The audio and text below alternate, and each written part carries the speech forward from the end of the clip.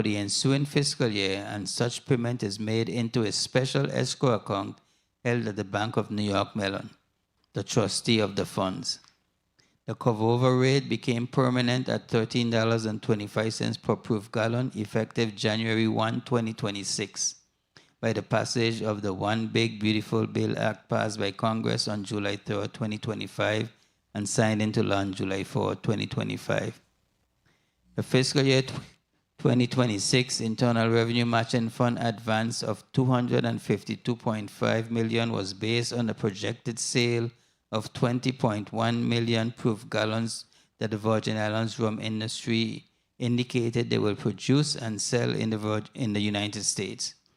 The advance was also calculated at $10.50 per proof gallon for the months of October to December and $13.25 per proof gallon for the months of January to September 2026.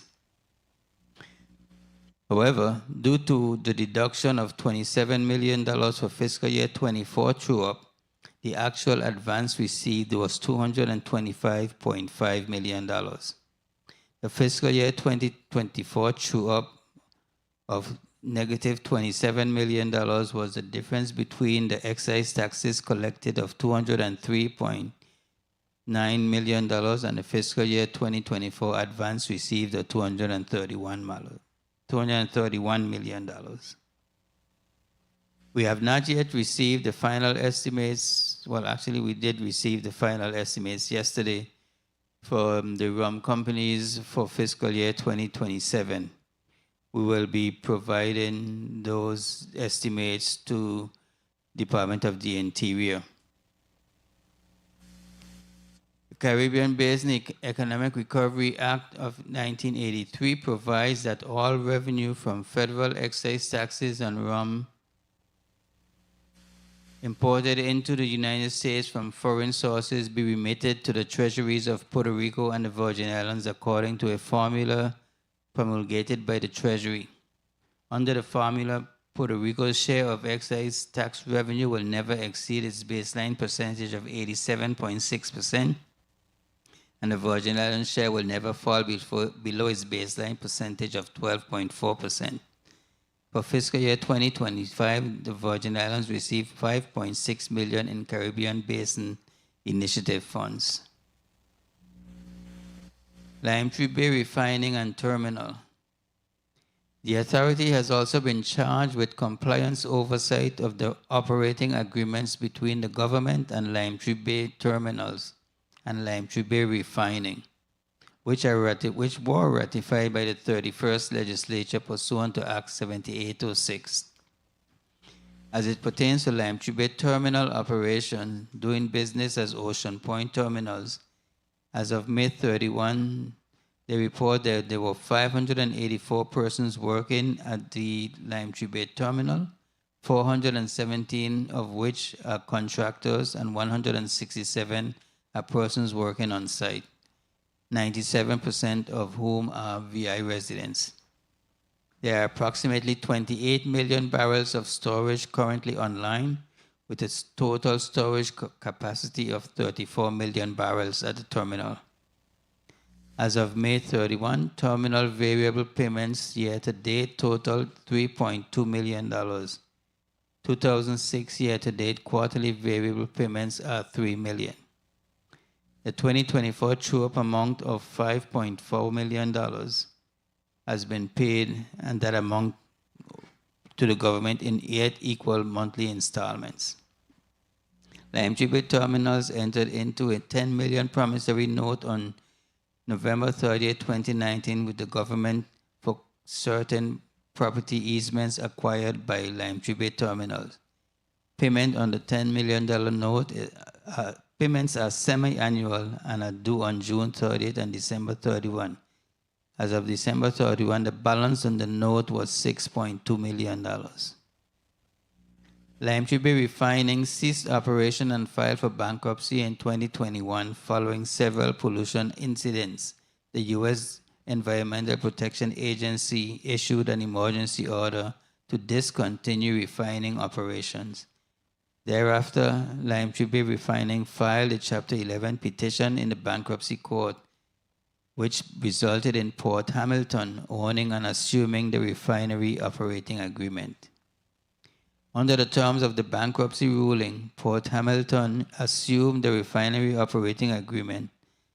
Port Hamilton files a suit against the U.S. Environmental Protection Agency over the permits required for refinery restart, and on July 25, 2023, the court ruled that the EPA exceeded its statutory authority under the agreements in requiring Port Hamilton to obtain a PSD permit.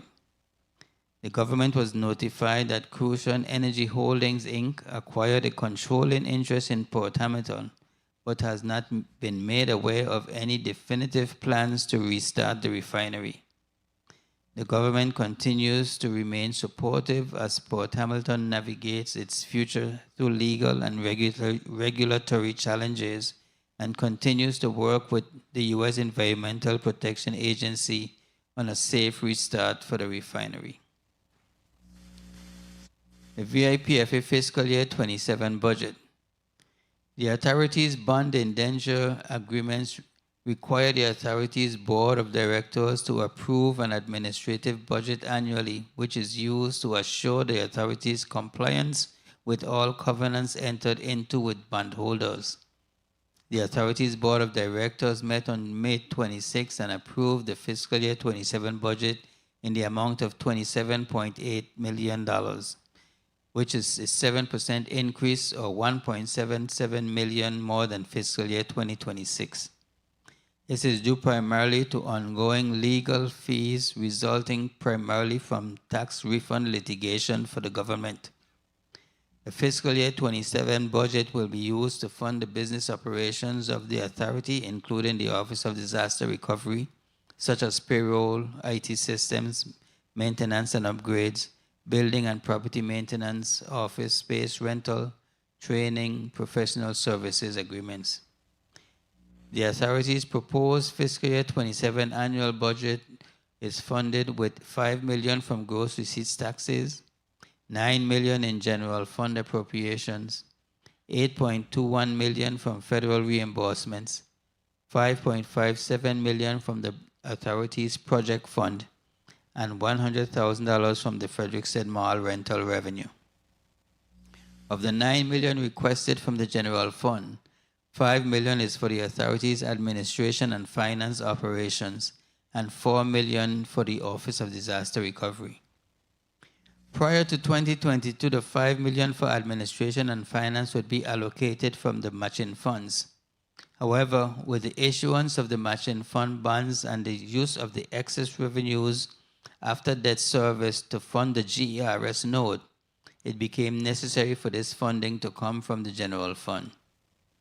In fiscal year 2026, the total budget for the administration category was $5.65 million.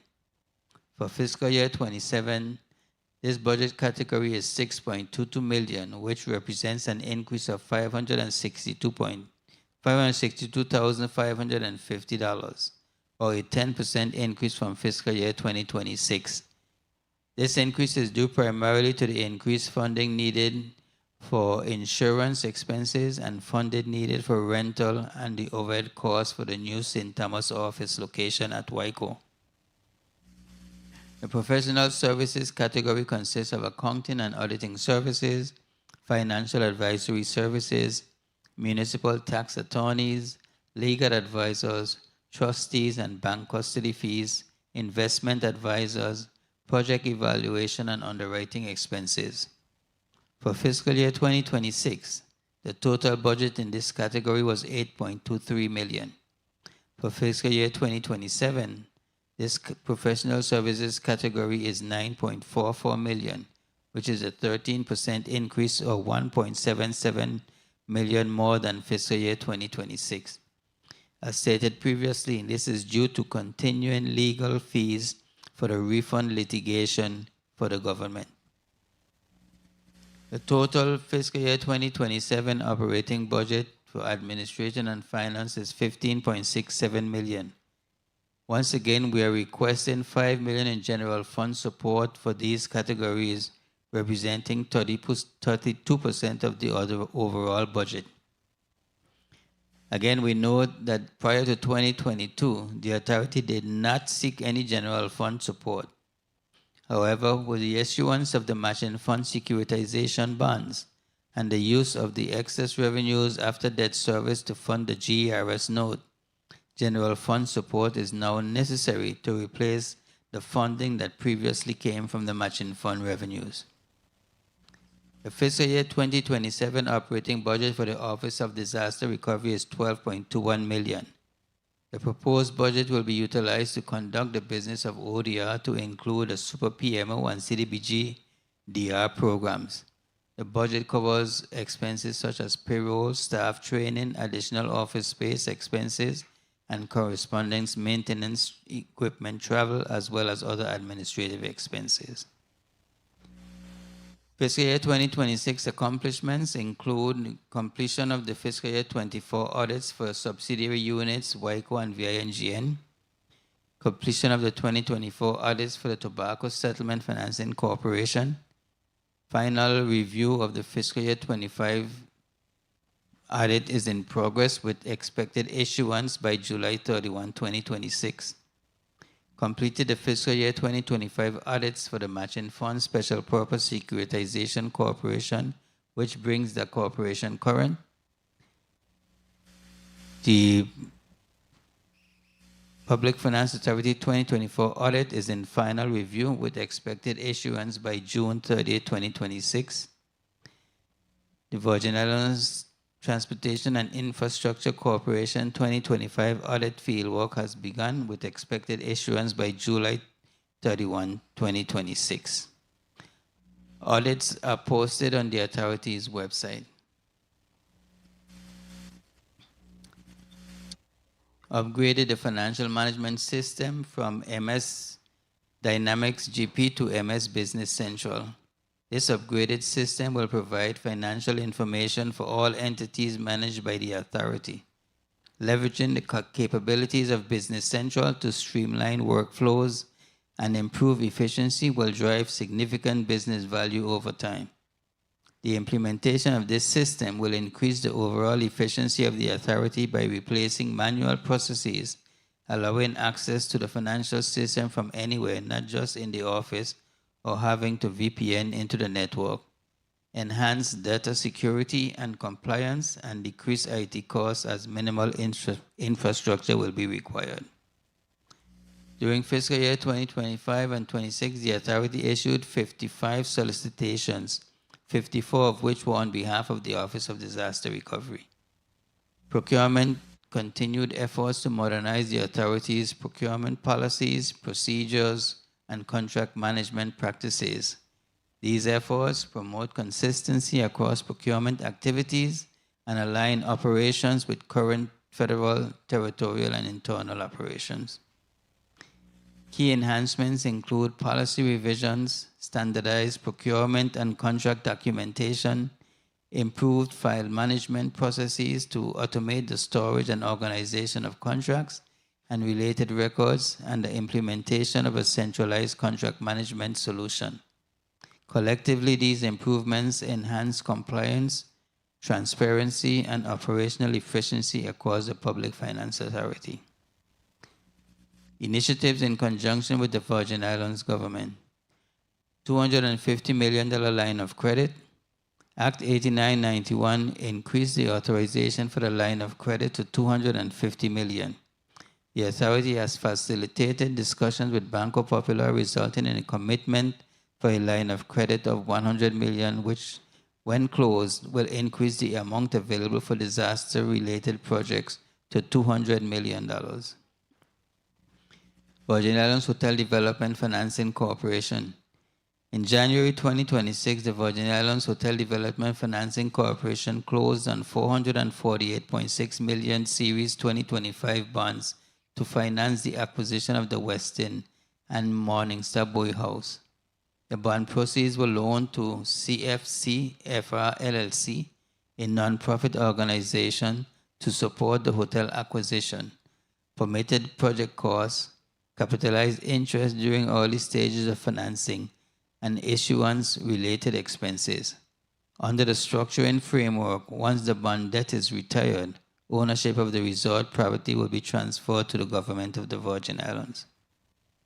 We continue to work with our Washington legal and government relations consultants on several initiatives on behalf of the government of the Virgin Islands, including the Rum Cover Over Program, the Global Intangible Low Tax Income Initiative, the EU blacklisting, the Economic Recovery Initiatives, tax litigation issues, healthcare reform, disaster recovery, environmental terminal and refinery issues.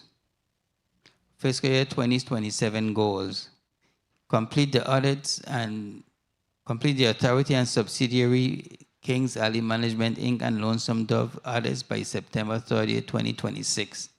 This will bring all the authorities and subsidiary audits current. Identify areas of concern that will have camera coverage for PFA locations and managed properties. Identify social media platforms that will be used for social media presence for the authority and its managed entities. Identify a solution that will bring use for access to our facilities. Human resources, continued support of the authority's mission to the recruitment, development, and retention of a highly qualified workforce. Prioritize employee engagement, retention, and professional development initiatives designed to foster a productive and supportive work environment. Coordinate employee recognition programs, wellness initiatives, and training opportunities while supporting leadership development and succession planning. Mr. Chair, before I conclude, I would like to express my thanks and appreciation to the authority's staff. We are small but mighty. It is through their continued dedication and hard work that we are able to fulfill our mandates. This concludes my presentation on the authority's fiscal year 2027 budget. Thank you for allowing us the opportunity to appear before the committee today. Following Director Williams-Octalien's testimony, we are available to answer any questions you or your colleagues may have. Thank you very much, Ms. Director Simmonds, for that comprehensive report. We certainly appreciate the information. At this time, we'll recognize Director Adrienne Williams-Octalien for her testimony on behalf of the Office of Disaster Recovery. Thank you, and good afternoon, Senator Novelli Francis, Chairperson of the 36th Legislature's Committee on Budget, Appropriations, and Finance, other members of the committee, fellow testifiers, and the listening and viewing audience. I am Adrienne L. Williams-Octalien, Director of the Virgin Islands Office of Disaster Recovery, a subsidiary division of the Virgin Islands Public Finance Authority. I am joined by Archer Watleton Francis, Deputy Director of Finance and Compliance. And thank you for the opportunity to provide testimony before this body to discuss ODR's funding, accomplishments, and goals for fiscal year 2027. Since its establishment in February 2019, the Office of Disaster Recovery has persistently endeavored to fulfill its mandate of administering federal disaster recovery funds through coordinated efforts amongst government departments, semi-autonomous agencies, and private nonprofit organizations. The ODR has remained resolute in implementing its strategic initiatives to get the money, and spend it correctly. The FY 2027 budget includes the essential resources and provisions needed to support the full range of the ODR's activities. Throughout this recovery, the ODR has overcome several major roadblocks and resolved impediments to recovery progress. In January 2019, there was very little funding for permanent projects. Total obligations stood at $517 million. ODR's primary assignment was to secure money for projects. One of the biggest challenges facing the USVI, given the reimbursement structure of the program, was identifying funding to pay upfront and then be reimbursed by FEMA. In 2019, the ODR convinced FEMA to allow the territory to pay on invoice, thereby negating the need to providing proof of payment before drawing reimbursement funds. This has alleviated the territory's burden of identifying funds for large cash outlays to begin projects. In 2019, FEMA informed the territory that during its required audits of work done in 2018, there was insufficient documentation to support the disbursements made, and some disbursements for work were made outside the project scope. As a result, FEMA implemented manual drawdown restrictions for the Virgin Islands, resulting in slower payment approvals. ODR worked to improve processes and procedures, and in February 2021, FEMA lifted the manual draw requirement, demonstrating its confidence in the territory's ability to manage federal recovery dollars. FEMA continues to recognize the quality of the work performed under this disaster by recently granting the territory the VAGO closeout benefit for a third year in a row for maintaining an error rate of less than 1.5%. The VAGO closeout benefit reduces the documentation requirements for projects submitted for closeout. In 2020, the STEP program came under fire locally and nationally for non-payment to contractors. FEMA expressed significant concerns about the cost of the program, alleging that substantial portion of the funds were ineligible. Following extensive efforts by ODR and its consultants, FEMA confirmed that the costs were indeed eligible for the over 6,000 homes that were repaired and released $741 million to the territory for payments to contractor. Capacity issues began to surface as funds were beginning to be obligated. ODR recognized the need for staff augmentation, particularly with our partner agencies. With this in mind, ODR successfully facilitated employment of staff across government agencies to include the Department of Finance, Department of Property and Procurement, Department of Human Services, Department of Sports, Park and Recreation, the Department of Planning and Natural Resources, and the Department of Public Works. To support departmental capacity to manage and expedite recovery projects, it was clear that more A&E contractors and project management firms were needed to augment the territory's resources. Therefore, ODR issued solicitations for professional services and contracted with several firms to provide services on a task order basis. ODR also provided local business owners with the knowledge and tools to do business with federal disaster recovery programs through trainings and informational sessions for contractors, the public, and its staff. Another impediment to move-in projects was the identification of the required 10% cost share. After years of lobbying, FEMA approved a cost share waiver that lowered the requirement from 10% to 2% for critical facilities like hospitals and schools, and 5% for all other projects. This provided the territory with an additional $1 billion in funding. However, this waiver came with caveats. FEMA required that the territory finalize all the fixed cost offer projects by September 30th, 2024. The territory met the deadline ahead of schedule. The finalization of these fixed cost offer projects safeguarded the territory's transition into the construction phase. Additionally, FEMA stipulated that all projects must be completed by 2035, or the cost share will revert to 5% for all projects. With money and a solution for the cost share queued up, the territory was ready for the next phase of the recovery and launched the Rebuild USVI initiative.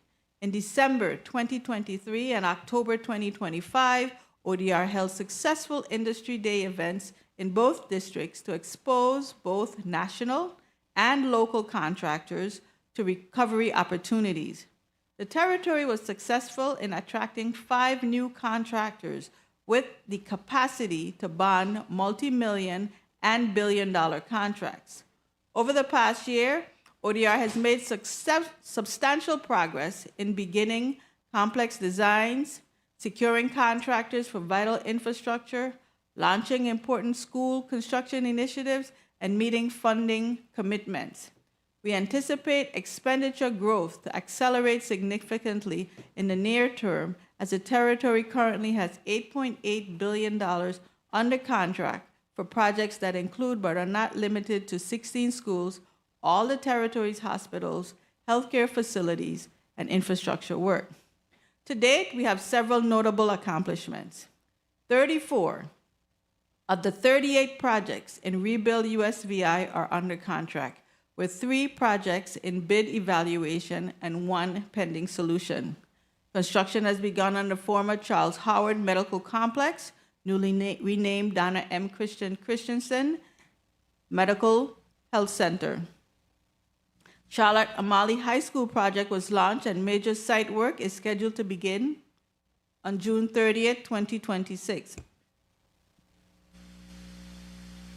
Work commenced on the Bertha C. Bushulta Middle School modernization projects on St. Thomas after a project launch on March 26, 2026, and construction is expected to be completed by November 2029. A groundbreaking ceremony was held for the reconstruction of the St. Croix Central High School on April 21, 2026. Soft demolition has commenced while the project team worked to remove the protected Jamaican fruit-eating bats and red-tailed hawks from the school's former gymnasium. The demolition of the gymnasium will commence on Monday, June 26, 2026. Executed a contract in May 2026 to replace power generation infrastructure at the Richmond Power Plant on St. Croix District and the Randolph Harley Power Plant on St. Thomas St. John District. The combined project team successfully procured 4 new standby generators with a total capacity of 10 megawatts to support emergency power needs the St. Thomas St. John District. In November 2023, the ODR was authorized as a subrecipient of the territory's CDBG DR funds, providing day-to-day management of the program, which is federally funded by the U.S. Department of Housing and Urban Development and administered through the VI Housing Finance Authority. The program has achieved the following. We accelerated the Envision Tomorrow program, which now has 118 homes in construction, and as of today, we have completed 100 homes. Rehabilitation of Loveland Phase 2 began with the expected completion date of June 2027. The 106-unit D. Hamilton Jackson Terrace revitalization project, which held its groundbreaking in March 2025, is expected to be substantially completed in October of this year, 2 months ahead of schedule. The Virgin Islands Housing Authority restarted construction at its Dunu redevelopment project in St. Thomas, with 3 buildings slated for completion this year and total project completion in 2027. The Own a Lot, Build a Home program has 3 homes that have entered the construction phase this fiscal year. The program was recently approved for an expansion by HUD in April 2026 to allow properties where work has started to be eligible for the program. And we have a contract kickoff for the Lutheran Social Services Sister Emma Cottage in St. Croix, Queen Louise Home, a facility to house children with special needs. As projects accelerate into the construction phase, ODR is tracking the following projects to be completed by the end of 2026. Athalie Peterson, Enid Ba, and Charles Turnbull Public Libraries, the Charlotte Kimmelman Cancer Institute, the new Head Start facilities in Lernberg Bay, Bolongo Bay, Minetta Mitchell, Anna's Hope, and Estate Concordia. And the Arthur Richards K-8 School on St. Croix is scheduled to be open for the 2026-2027 school year. Overall, the recovery obligation funds stand at $24.5 billion, representing a 207% increase over the $8 billion originally anticipated in 2019. All projects have been obligated, and $4.5 billion has been expended to date. A total of 1,120 of the 1,600 projects have been successfully completed. There are 42 projects that are shovel-ready, and 81 are actively under construction. For fiscal year 2027, over $734 million in expenditures is expected, which would result in $37 million in GRT. This fiscal year, ODR projected that $644 million will be spent. To date, $302 million in expenditures was achieved, which has contributed to $15.1 million in GRT to the revenue of the territory.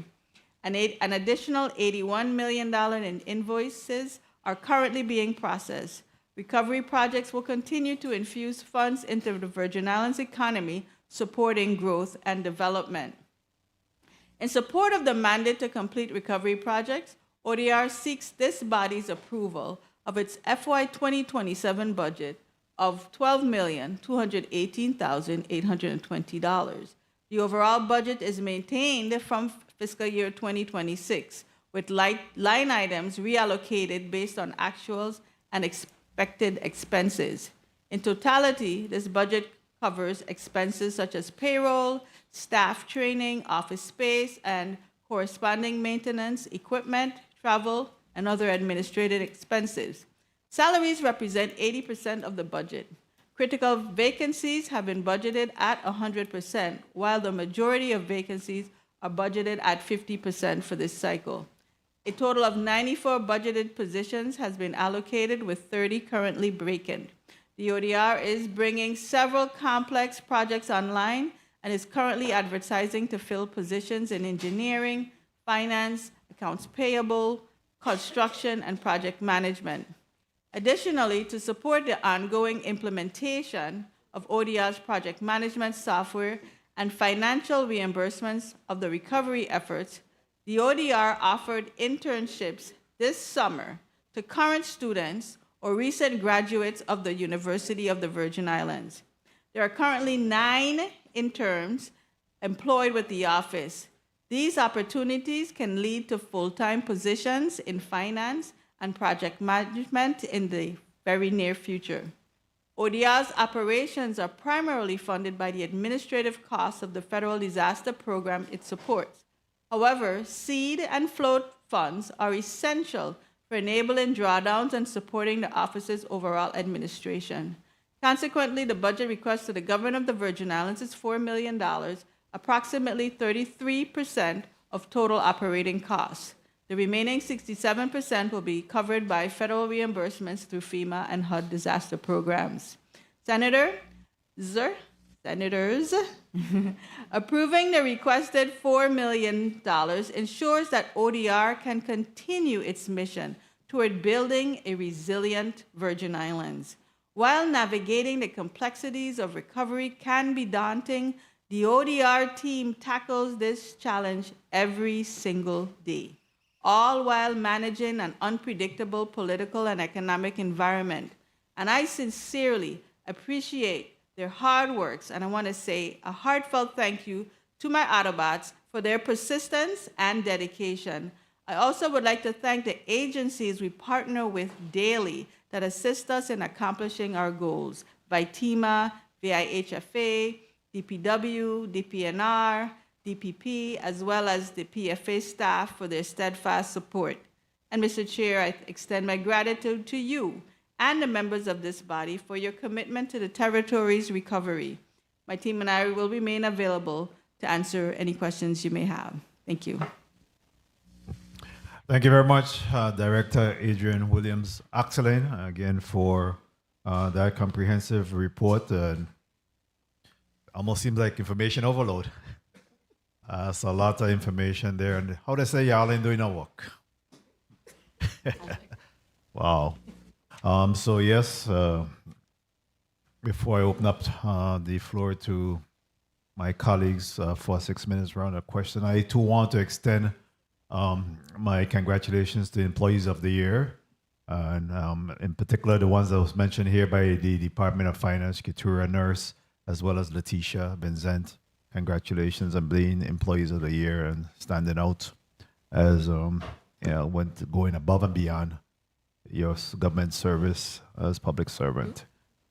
So real quickly, Department of Finance, in regards to, I know that you provided your budgeted personnel, fringe, supplies, other services and charges. Can you give us your actuals to date? And what date is that?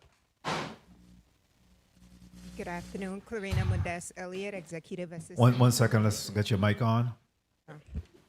Good afternoon, Clarina Modest Elliott, Executive Assistant Commissioner, Department of Finance.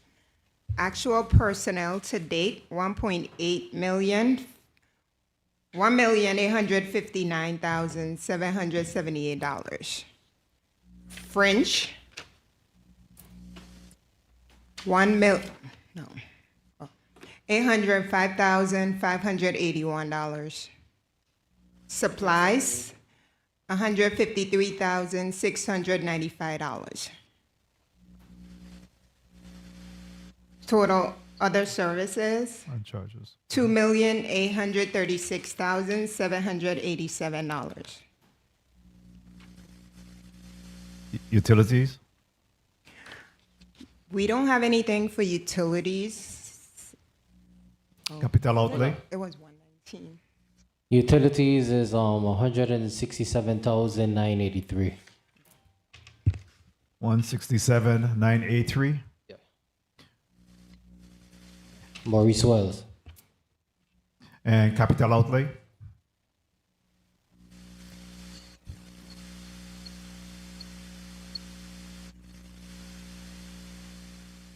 $12,457. 457.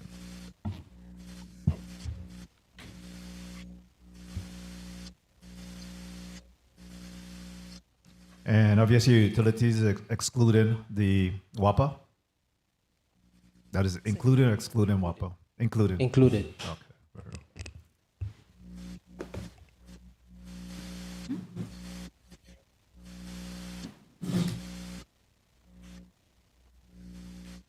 Mr. Simmonds, how much are we paying our Washington lobbyists? You have a number there that we have paid them in this fiscal year? I can get you that information, Senator. Okay, very well. And obviously, Director Octalien, I know that we have had a number of groundbreaking ceremonies. Can you speak to the ongoing effort to ensure that these projects after groundbreaking, in fact, is moving along? Sure, Senator. After our groundbreaking, there's usually several other steps that need to happen. There's cases where there was some environmental work that had to be done, but we make sure that we understand what the timeline is and prepare to get permits or any other requirements to ensure that actual work starts on the site. All right.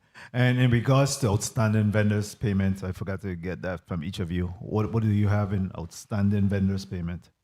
Department of Finance? Outstanding vendor payment is about $36 million That's overall GVI overall GVI. and Department of Finance specifically. I have that.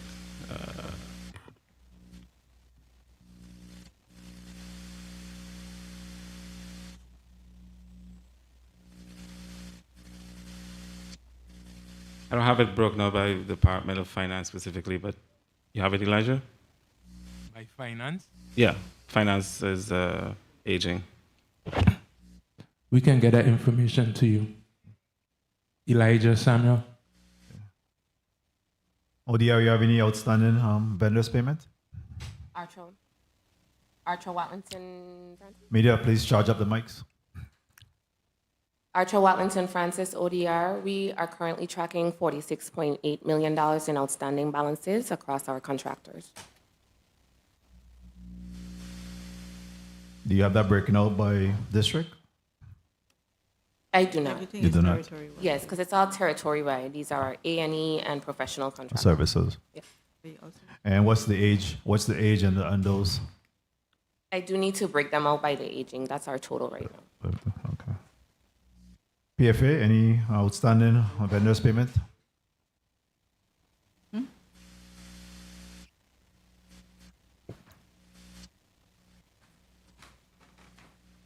Senator Joy Whitley, Comptroller. Senator, we currently pay our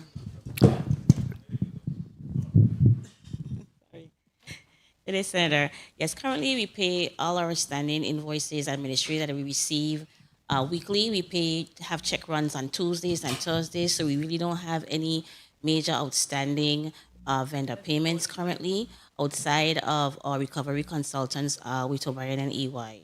Okay, very well. Thank you. Department of Finance, of the $36 million that you have in outstanding vendors payment, How much of that is outside of the 90 days? How much of that is outside of the 90 days. 90 days? Elijah?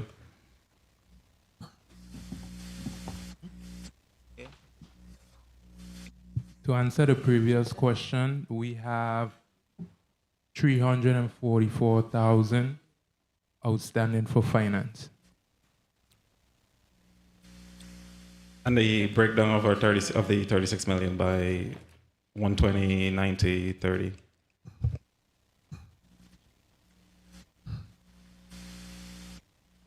We have one payment outstanding for 15,000. Is within the 30 days. Sorry, not hour. What did you want hours or? No, I want the overall of the 36 million. Let's get the 120, 90, 60, and 34, the 36 million.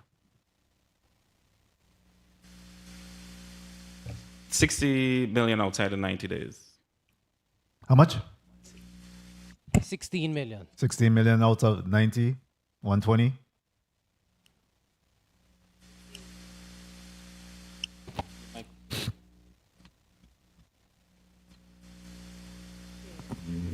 Good day, Ebony Serrano, Director of Accounting. Over 90 days you asked for, right? Yes. Yeah, 16.7 million of the total that Mr. Samuel gave. Okay. 60 days. Do you have the number? What's 60 days outstanding? 60 days, yes. So it's usually we do it in a range. So 61 to 90 days. We have 6.4 million. Okay. And then you got 0 to 30 is what? 0 to 30 days is yes, good day. 0 to 30 days is 6.5 million. 6.5 million.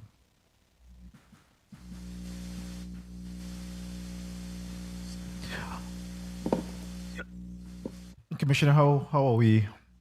Well, can you give the reason why we're so delayed or derelict in our outstanding payments, and how are we keeping our vendors informed of what's transpiring in that space? So part of what's driving that, it's, and I have to say, it's relative. This is one of the more lower period, because of that 36, I think 10 of it is federal, which is essentially a revolving door. It goes up and down based on how much payments we're processing. So it's like the real number is like 26 million, which is remarkable compared to where we were last year. Part of what's driving that is 49% of our invoices are submitted after 30 days. After 30 days, the invoices are late. 49% of that is submitted after that. So an invoice coming in, it may come in today, and it's already at 120 days old. So that's kind of what we're working through right now. There you go. Point of information, Senator Vielle. Thank you so much, Mr. Chair. How do you correct that? Because I've heard the same thing now for a couple of years. So how do you correct that within these departments that consistently send invoice in late? And what is the chain? I mean, do you bump it up to the next level? Are they speaking to these commissioners who are... So go ahead. Immediately, our discussions are happening with the CFOs when they come in. But I know Property and Procurement is rolling out a GVI by, what do you want to call it? A system that would allow vendors to see exactly where their payments are, if it's still at the department, if it's at finance. I know a lot of times, and you'll probably hear it a lot in this budget season, that things are at finance. That's not always the case, as you'll find out. But that's part of what's happening behind the scenes to get us to a better spot. Okay, and I know there are also things at finance, and I know the truth is a lot of time it's not at finance because I do call and it's in the department, but I'm really just trying to find out how you can make the department heads more accountable by doing what they're supposed to do, because you can implement whatever system. Yeah. If they don't put the information in, they don't put it in. How do you get them to understand the importance of submitting the documentation? So I want to be fair to the departments as well. There was a particular vendor, to use a real life example, where the vendor complained and I think it was in the news, about receiving payments. The department got it 49 days after. So to be fair to them, they didn't have the invoices to even process the payment, to put it in the system. So there is some effort that needs to be made on, the vendors need to submit their payments timely. So it was 49 days, between 49 and 54 days before the payment even got to the department, and then it took the department about 20 days to get it to finance. And at that point, the vendor is saying, hey, you had my invoices now, my invoice now for over 60 days, and I'm still waiting for the payment. It literally got to finance the day before. We paid it, I think it was within 10 days, we got it out. But they're still looking at, but I sent you my invoice, 70 plus days ago. But none of that, I did the work, 70 plus days ago. But what they're not including is when they submitted the invoice. My question to the commissioner is which departments are hindering him in this area, but I wanted to also chime in with the previous senator's statement, because the government should not be penalized by the receipt of an invoice that is backdated. We should be able to state when we received this invoice and have approximately net 30 days in order to process such said invoice and not be held in penalty. Do you agree, Commissioner? Absolutely. Okay, so with that said, I think that the vendors are the ones who are actually shouldn't be gaining from the government in such a situation. But again, to my previous question, and I don't want to abuse it, what are the top agencies that are actually, or departments that are actually hindering you in this area? At this point, we have, it would be the big ones, human services, education, health, the big ones. Okay, and it's not to put anybody under the bus. It's really for us to understand where the challenges are so that we can try to come up with solutions to assist. Fair. Because we're all one government at the end of the day. Thank you, Mr. Chair. Thank you, Senator Balkas Jr. Senator Fonseca, you recognize your point of information. Thank you, Mr. Chair. Through the chair, I have a request. So when my line of questioning come up, I'll have the information. 3 quick things. PFA, we have the matching fund, security corporation, the Garvey bonds, the grant anticipation, the hotel revenue, GRS matching funds. What's the total outstanding bonds, PFA? Also, what's the special escrow reserve amount in the Mellon Bank of New York? And third, the income tax refunds outstanding. I need those 3 numbers. Thank you, Mr. Chair. Thank you very much. If we could just prime the pump and get those response ready for Senator Balkas. Before I open up real quickly, Director Octalien, in regards to contractors, does ODR monitor contractors and subcontractors' compliance with the Davis-Bacon and Section 3 regulations? Yes, Senator, that is a requirement for the HUD funding, and also the match which is being provided by HUD, so that is a part of our compliance. What is the reporting mechanism? That they have to provide the reports on a monthly basis, and we also have to go out on the site to verify whatever reports they've provided. Okay. And one of the recent complaints that's coming in is that the disaster recovery fund is not moving. How have the line of credit supported and assisted ODR in being able to pay those vendors or contractors and then certainly get reimbursed? Where are we with that? So the line of credit has been very, very instrumental in helping us to move these large payments timely so we can meet our contractual obligations. The delays will happen if there are invoices that have been submitted in which we do not feel that the invoiced amount is warranted, and we need additional documentation to be able to draw the federal funds. But the line of credit is just completely invaluable to us being able to pay timely and keep projects moving. And we're keeping the vendors informed. There's a communication mechanism by which we're keeping them informed, giving them a status update, so that they don't amount to the complaints. Obviously, it starts here, it comes to the Senate, it goes to Washington, D.C., it come back around. How are we keeping them informed of what's transpiring there? So the first step for the large contract is that we have a pencil review. That means that all of the stakeholders come in and review the invoice together. So that if there's any issues, any concerns by any of the approvers, it's stated there in that meeting. And then after that, we're able to get the projects moved within that 30-day timeline to get them paid by drawing on the lock. So that has been allowed, and we communicate with them regularly. The large contractors, we have stakeholder meetings on a monthly basis that allows them to share any questions with us, as well as whoever that agency is that is a part of the owners for the project, so they can understand where things are, and they communicate with the leadership of ODR as well.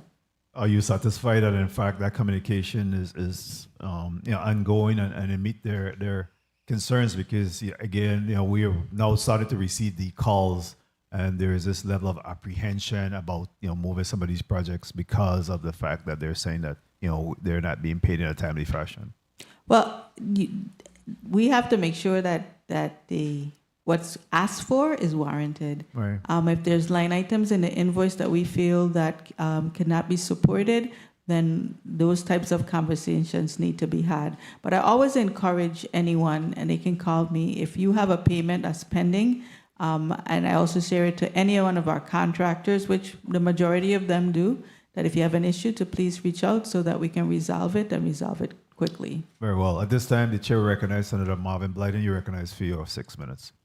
Thank you. Thank you so much, Mr. Chair, and good afternoon to all of the testifiers, and thank you so much for your testimonies. Some pretty comprehensive, with a lot of numbers, a lot of information. How much time I have? 6 minutes? 6 minutes. Very well. On the first round. Okay, very well.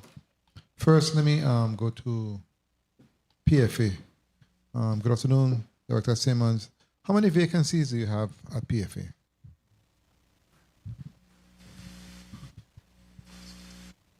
Sorry, Senator. Go ahead. Speaking to the mic. Vacancies. What was the question, sir? How many vacancies do you have at PFA? I'm going to ask the same question also to ODR and finance. So get ready for me, please, and there's a reason why. While we're waiting Joy Wheatley, Comptroller. We have 13 vacancies and 18 positions filled. 13 vacancies. Yes. And 18 filled. Yes. Any of those vacancies critical? I'm sorry, repeat the question. Any critical vacancies? Yes, we have critical vacancies in accounting and compliance that we're going to fill within the next 60 days. Very, very critical accounting and compliance, correct? Okay, Yes. ODR? We have 30 vacancies. We're currently advertising for engineers, financial folks, and project management. All critical, in my opinion. Yes, all critical. Finance? We have 9 vacancies from Treasury analysts, accounting analysts, MIS administrative staff. And in terms of the vacancies, is the challenge availability, experience? What the challenge? Finance quickly, and then ODR and PFA. I believe the salaries isn't quite attractive because our position vacancies averages like $40,000. And so I believe that's the issue. ODR? I think that the available individuals with the skill set that's required to operate at this level is non-existent. We also reach out to the states to see if we can find people we can bring back home. And congratulations on what you did with UVI partnering with them. That makes so much sense. It makes sense. We have gotten some real talent, I must say. Very well. PFA? Joy Wheatley, Comptroller. Speak up, please. I can't hear you. Joy Wheatley, Comptroller. I think our major issue is actually attracting qualified applicants for the positions. Qualified applicants? Okay, very well. Now let me go back to finance, and then I'm going to close out with ODR. Finance, you said the last time you did a reconciliation was in March. When last did you reconcile your books? You said the books? When last did you reconcile your operation? Did a reconciliation, basically. McCurdy, Department of Finance. Reconciliation is an ongoing process. We reconcile every month. We try to reconcile by the 15th of the following month. With that being said, fully reconciled, I do believe we're fully reconciled for the first quarter of FY26. Okay, because based on a post-audited report, you incurred $284,835 in obligations and expenditures, leaving you with basically $3 million of unobligated allocated funds. So it shows the importance of reconciling your books on a regular basis, and that's what throwed off your other services and charge by a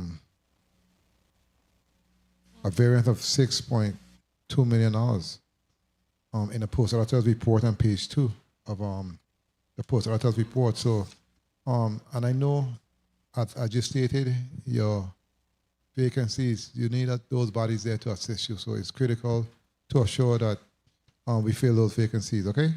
Let me go to ODR. And in respect to your department, right, and your vacancies and your operations, I appreciate everything you're doing in respect to the different programs, the different initiatives you have put forward with your programs. But based on the output of your work and the different initiatives that you have mandated, I'm looking for the information. The initiative you have mandated, right? Let me go to the flowchart analysis, right? When it comes to the $21.2 billion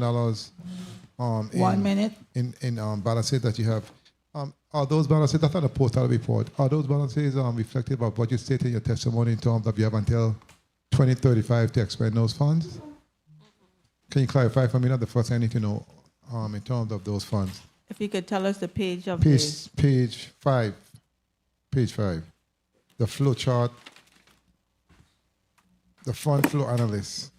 The total 30 seconds. balance is 21,152,808,000. Yes. Yes. It is as of that date, but it's very close. But that is the funding that is available till 2035.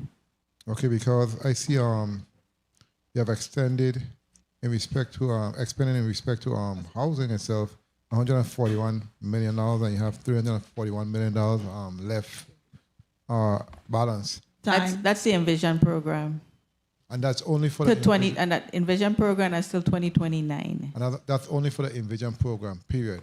And the other housing programs that are under us, like Dunu and Love and Land, the Hamilton Jackson, those are the ones that are under ODR. Okay, very well. And I know my time was called. Did you say you're going to have a second round? Okay. Okay, very well.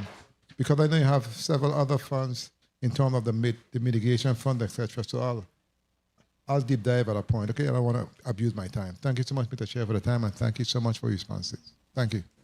Director Octalien, I know to be clear, you talk about the 2035 to be expended.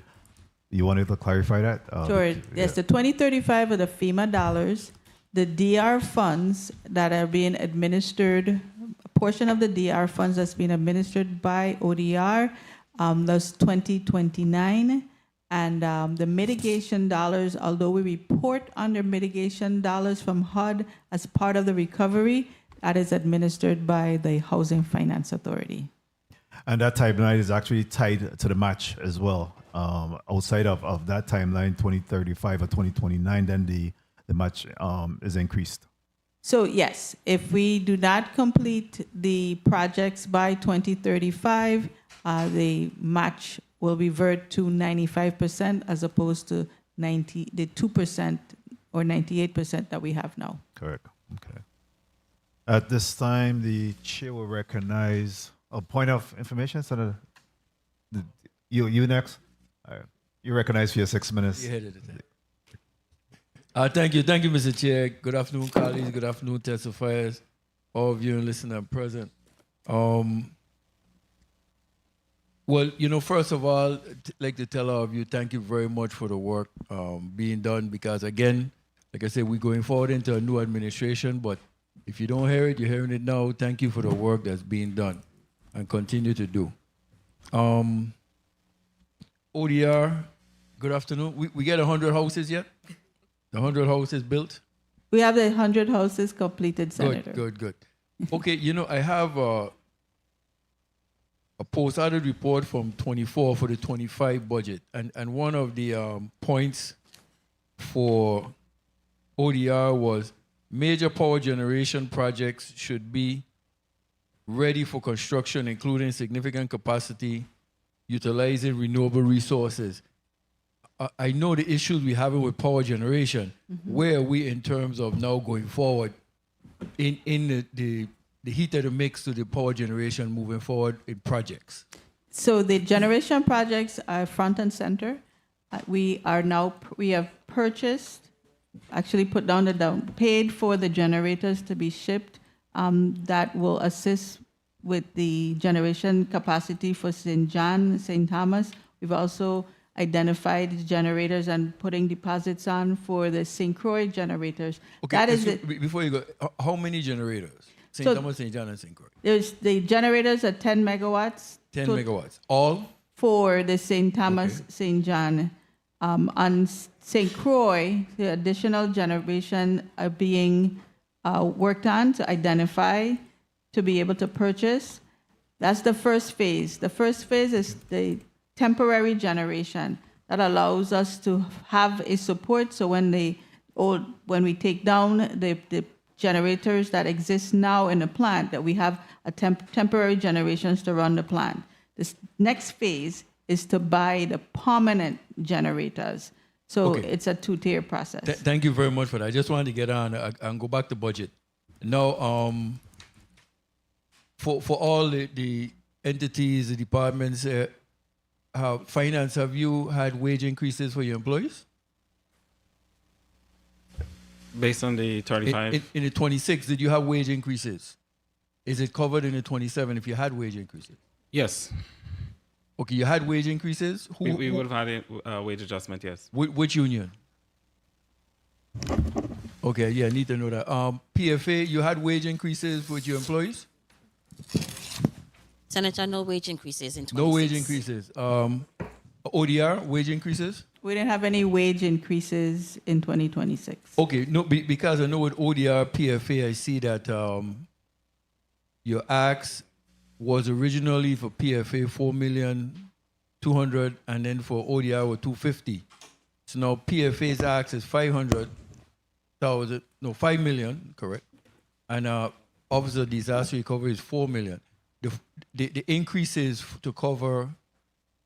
So we have always asked for 4 million. That has been our standard ask. We get 2.5, but we intend to provide increases throughout within the budget. Okay, so from the 4 million or from the federal? From the 4 million. Okay, good. So yeah, through the chair, if you could submit that, so I can make sure they're getting their money. PFA, your increase. I know you mentioned about getting money from the general fund. Yes, Senator, as well. We have always asked for 5 million, but received 4.2. Okay, so what would the additional 800 do for us, or do for you? It would do for us as far as our operations, salaries, also new rental space, as well as new positions that we have budgeted for 2027. You see when I get in trouble with my colleagues, the minute I mention salaries, they're going to say, oh God, the graph again. What I'm just saying is, if you didn't mention it before, that's why I say we shouldn't have to come to squeeze it out of you, man. And for finance, the same thing with you.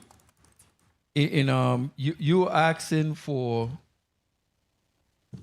less. What you ask for this year? 27 budget. Wait, first of all, how many employees do you have? 53 still, okay. Yes. And last fiscal year you had 50, so you lost 3 employees. No, we have Based on looking at the post-audit report, how much employees you had last fiscal year? We have 53 right now. 53 now. Yeah. So from the last year, your general fund was for 50, and then you had unclassified, classified. 1 minute. But for your personnel or for your general fund, what are you asking for? What are you looking at for personnel in your general fund for 27? Personnel and fringe. Personnel. Yeah. For the 27, 'cause we have your. Clarina Modest Elliott. Yeah. Okay. Personnel, $3,727,411. And 30 seconds. French, $1,712,355. Okay, and the actual that you gave before was as of what month? May? As of May. May? Okay. Yes. And then, okay, so rapid right now, how many retiree eligible personnel do you have? What in wage increases that were given? Any retro owed to anyone? I just want to make sure I get it out quick before, I know my time will be called out. See? Yeah, down to the point. Okay, so yeah, so then wage increases, any retro owed to any of your employees in 27? I mean, presently right now. We have about 2 people retiring. Okay. No retro. We would be making payments of lump sum payment based on the annual leave. Okay, for the retirees, Yeah. and no retro owed, the wage increases were given. Okay, good. So, and I had one final, but 2 employees, and everything at their zone is paid up for those 2 employees that are retiring. The GRS, everything is paid up for them to collect. Correct. Yes. Okay. All right. Thank you for the time, Mr. Chair. Thank you very much, Senator DeGraff. Senator Angel Borges Jr., you recognize for your 6 minutes. Thank you, Mr. Chair. Good afternoon, Mr. Chair, colleagues, listening and viewing audience, central staff, and testifying panel here before us today. Let's start off with the PFA. You're requesting about $9 million from the general fund, as you said in your testimony. You mentioned that prior to 2022, the authority required no general fund support. So I'm curious to know, is this now a permanent obligation? And what is the plan to reduce the reliance on the general fund by the PFA?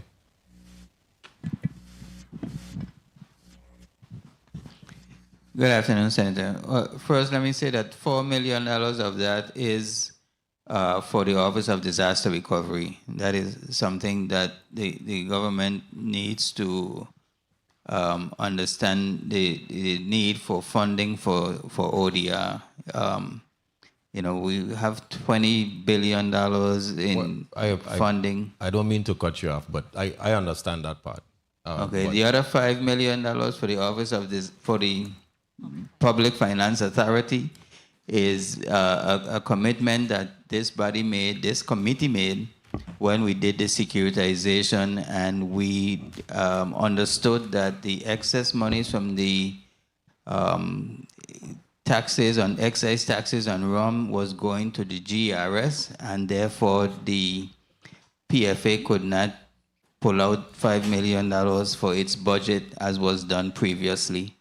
Are there any plans for the PFA to the plan is push back on the reliance on the general fund? The plan is to try and increase the matching fund revenues so that we can generate more monies and have excess monies after the GRS payment. But until we're able to satisfy the GRS note, then there won't be any excess to come to the PFA for its budget. Okay, very well.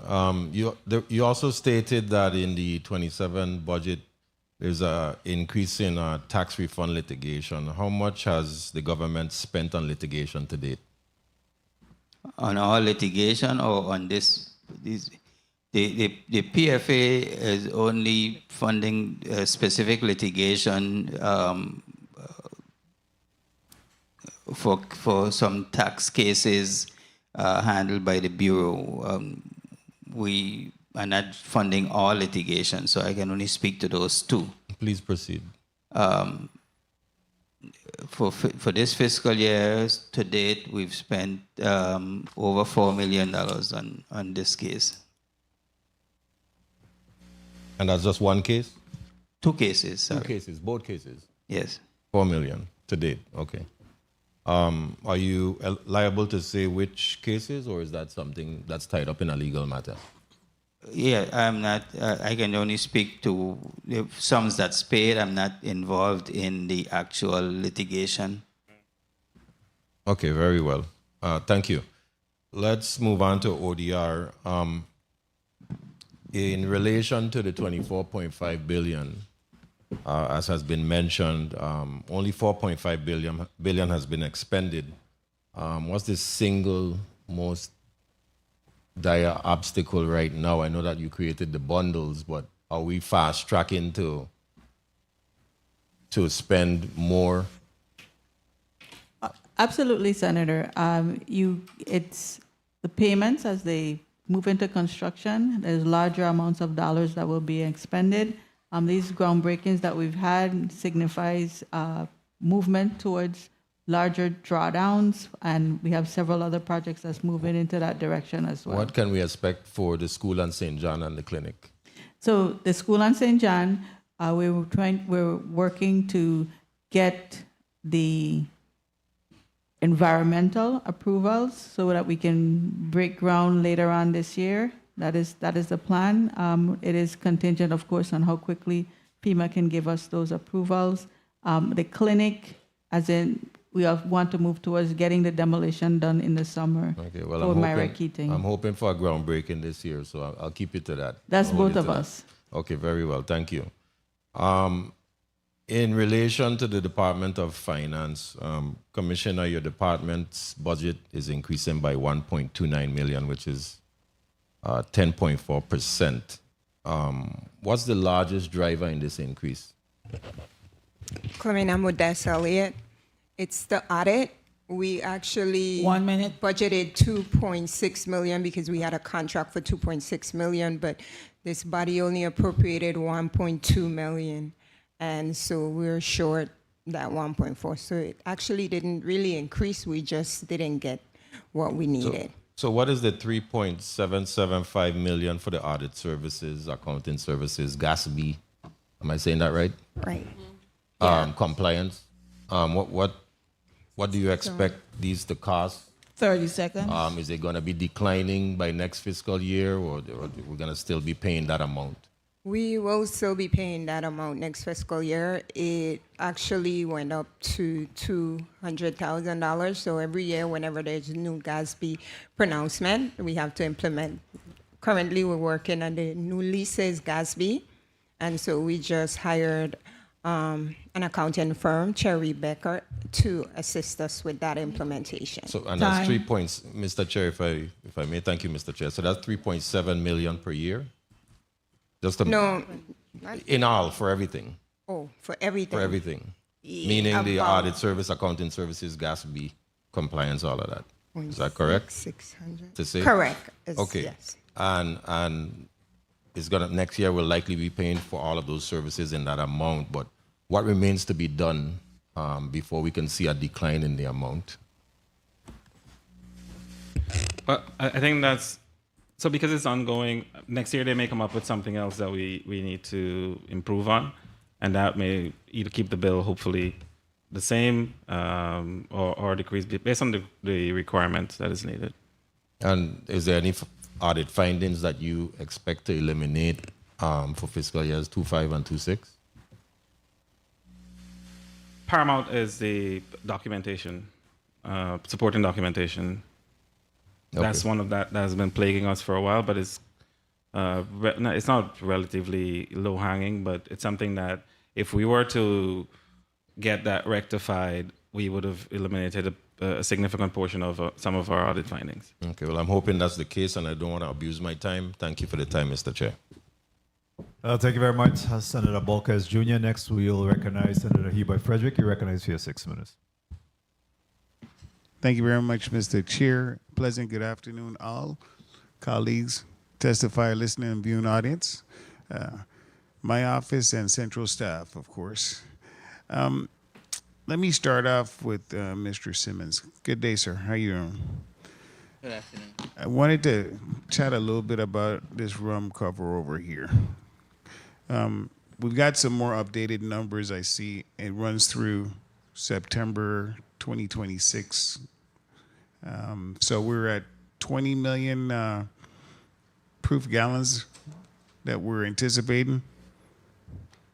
That was what the advance was based on for fiscal year 2026, yes. And so after we true up, it looks like we're going to be below projection 27 million. The true up had a negative $27 million that was deducted from the advance and resulting in a net advance of the 225 million. So GRS was anticipating around what? Around 150 million. It's looked like it might be 112 million now, based on this. That was what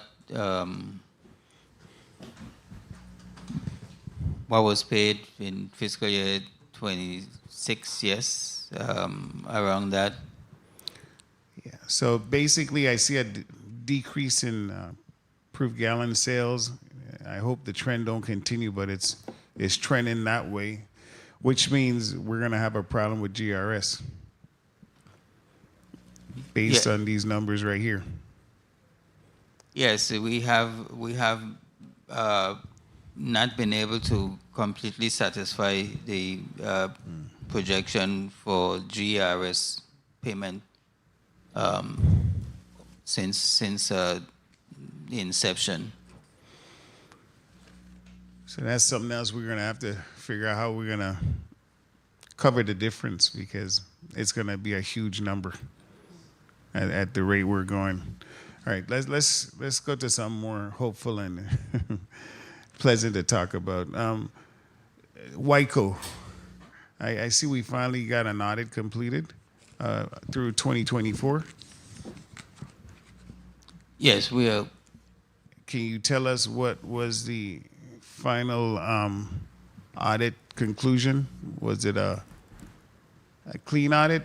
It was a clean audit, yes. I mean, Okay.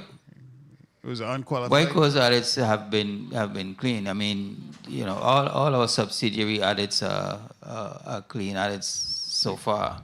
We haven't had any qualified audits.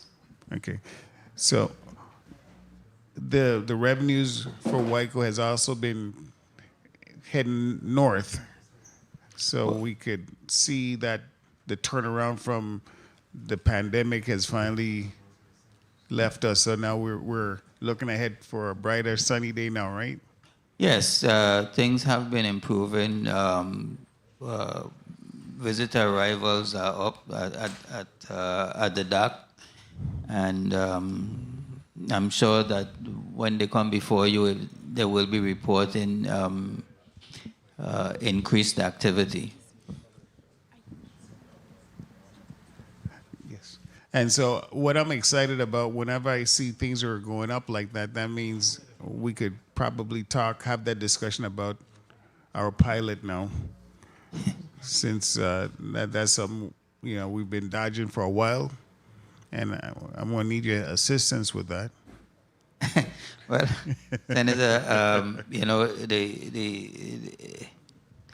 the pilot is something that we've got to sit down and come to a decision as to how we're going to go forward with that. We said pay something. That was what we came up with. Pay something. Nothing was not an option, right? I don't know that that's the decision that WICO came up with. If there's a decision that this body came up with, then you will put that forth as you determine. But, yes, we're telling the owner, right, the PFA, that the legislative body, which is us, we're looking for something from our return on our investment, something. I think that's very reasonable. You know, before we had a big number out there, you know, they were a little nervous about it. So now we're saying something that shows good faith. You see these numbers that we're looking at today? All these numbers are going in one direction. You need more, you need more, you need more.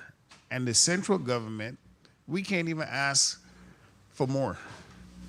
But yet everyone is coming to us asking us for more money, like we're a money tree. 30 seconds. So that's my little 2 cents that, you know, we need to start getting serious about collecting revenues that are due us. I appreciate your comments, Senator. I just think that we need to look at this in the totality of where we are and where WICO is. I mean, when things were good, WICO was paying. You know, things went south with WICO, and now, you know, we need to look at how we can help WICO to stay in the black and move forward. And, you know, that is a substantial debt that has accrued, and, you know, is it something that they can take care of and still be able to survive? And that's what we got to look at. No, we don't want them to fail. Mr. Chair, if I could just wrap up. We're not encouraging anyone to fail, but we're saying if we're helping you go through your difficulties, financial difficulties, and you've been subsidized. They've been subsidized with millions of dollars. I just saw it in the ARPA money here. You know, WICO did very good during the COVID time. I don't think people understand how much money this government's been generous with. And now we're asking to just pay something, and all of a sudden, we got to talk about it. We got to see how things go. Look, $4 million, we gave them $4 million. 11/25/21 through 11/25/23, $4 million. So we work with them, you know, we gave them money. I'm just saying something. I didn't say you could give us the $750,000 that we want, but you could give us something. So since you do own them, it'd be nice if you could have that discussion with them. I mean, I understand that they've put forth a plan to this body, so, or will put forth a plan if they haven't already. We got a letter, but no numbers was on it. I was looking for a number. Yeah, I have to show my colleagues that we're making progress with money. Okay. Thank you, sir. Appreciate your response, though. Thank you. Nice conversation. Thank you, Mr. Chair. Thank you very much, Senator Frederick. Before we go to the next senator, which will be Senator VLA, I wanted to ask Jamal McLean if you would give us a little bit of an update in terms of our Garvey funds and where we at with the phase 2 of the Veterans Drive project, as well as the ferry and the road projects earmarked from the Garvey funds. Don't mash up the mic.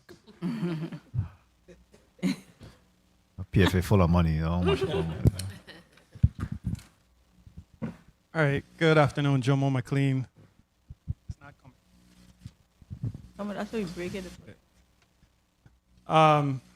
Phase 2 of Veterans Drive, we're working with Eastern Federal Lands currently on issuance of the solicitation.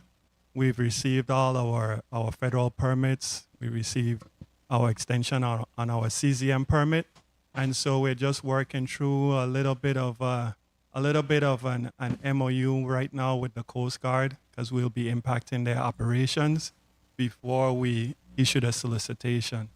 In respect to the ferry boat project, we have already sent the draft solicitation to Federal Highway. We received their comments. We've incorporated their comments, and we're right now working with the ferry boat designer to incorporate some additional specifications into that solicitation before we issue that solicitation. The 3 other Garvey projects, we have a draft RFP that's been prepared, and we expect to have that to Federal Highway this month for their review and approval before we issue the solicitation for those 3. That's inclusive of the $28 million for road projects on St. Croix? Yes, sir. Yeah, very well. Thank you. Mr. VLA, you recognize for your 6 minutes. Thank you, Mr. Chair. Before I go to finance, the Clifton Hill Road route, was that a Garvey project from 2015? No. Okay. So those monies came from ARPA? No, that's Federal Highway. Okay. Where did those monies come from? Federal Highway, our regular allocation. Because I'm seeing in the ARPA fund in Clifton Hill Road route reconstruction, $5.4 million. That's a portion of it, but the bulk of it was Federal Highway allocation. So what was that? What was the cost of the road?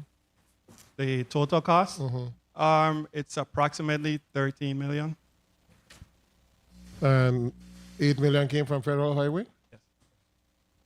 Okay, thank you so much. Finance in reference to your actuals, are you going to expend all of your allotment by October 1st? Are you like 55% there? You have quite a bit of money left.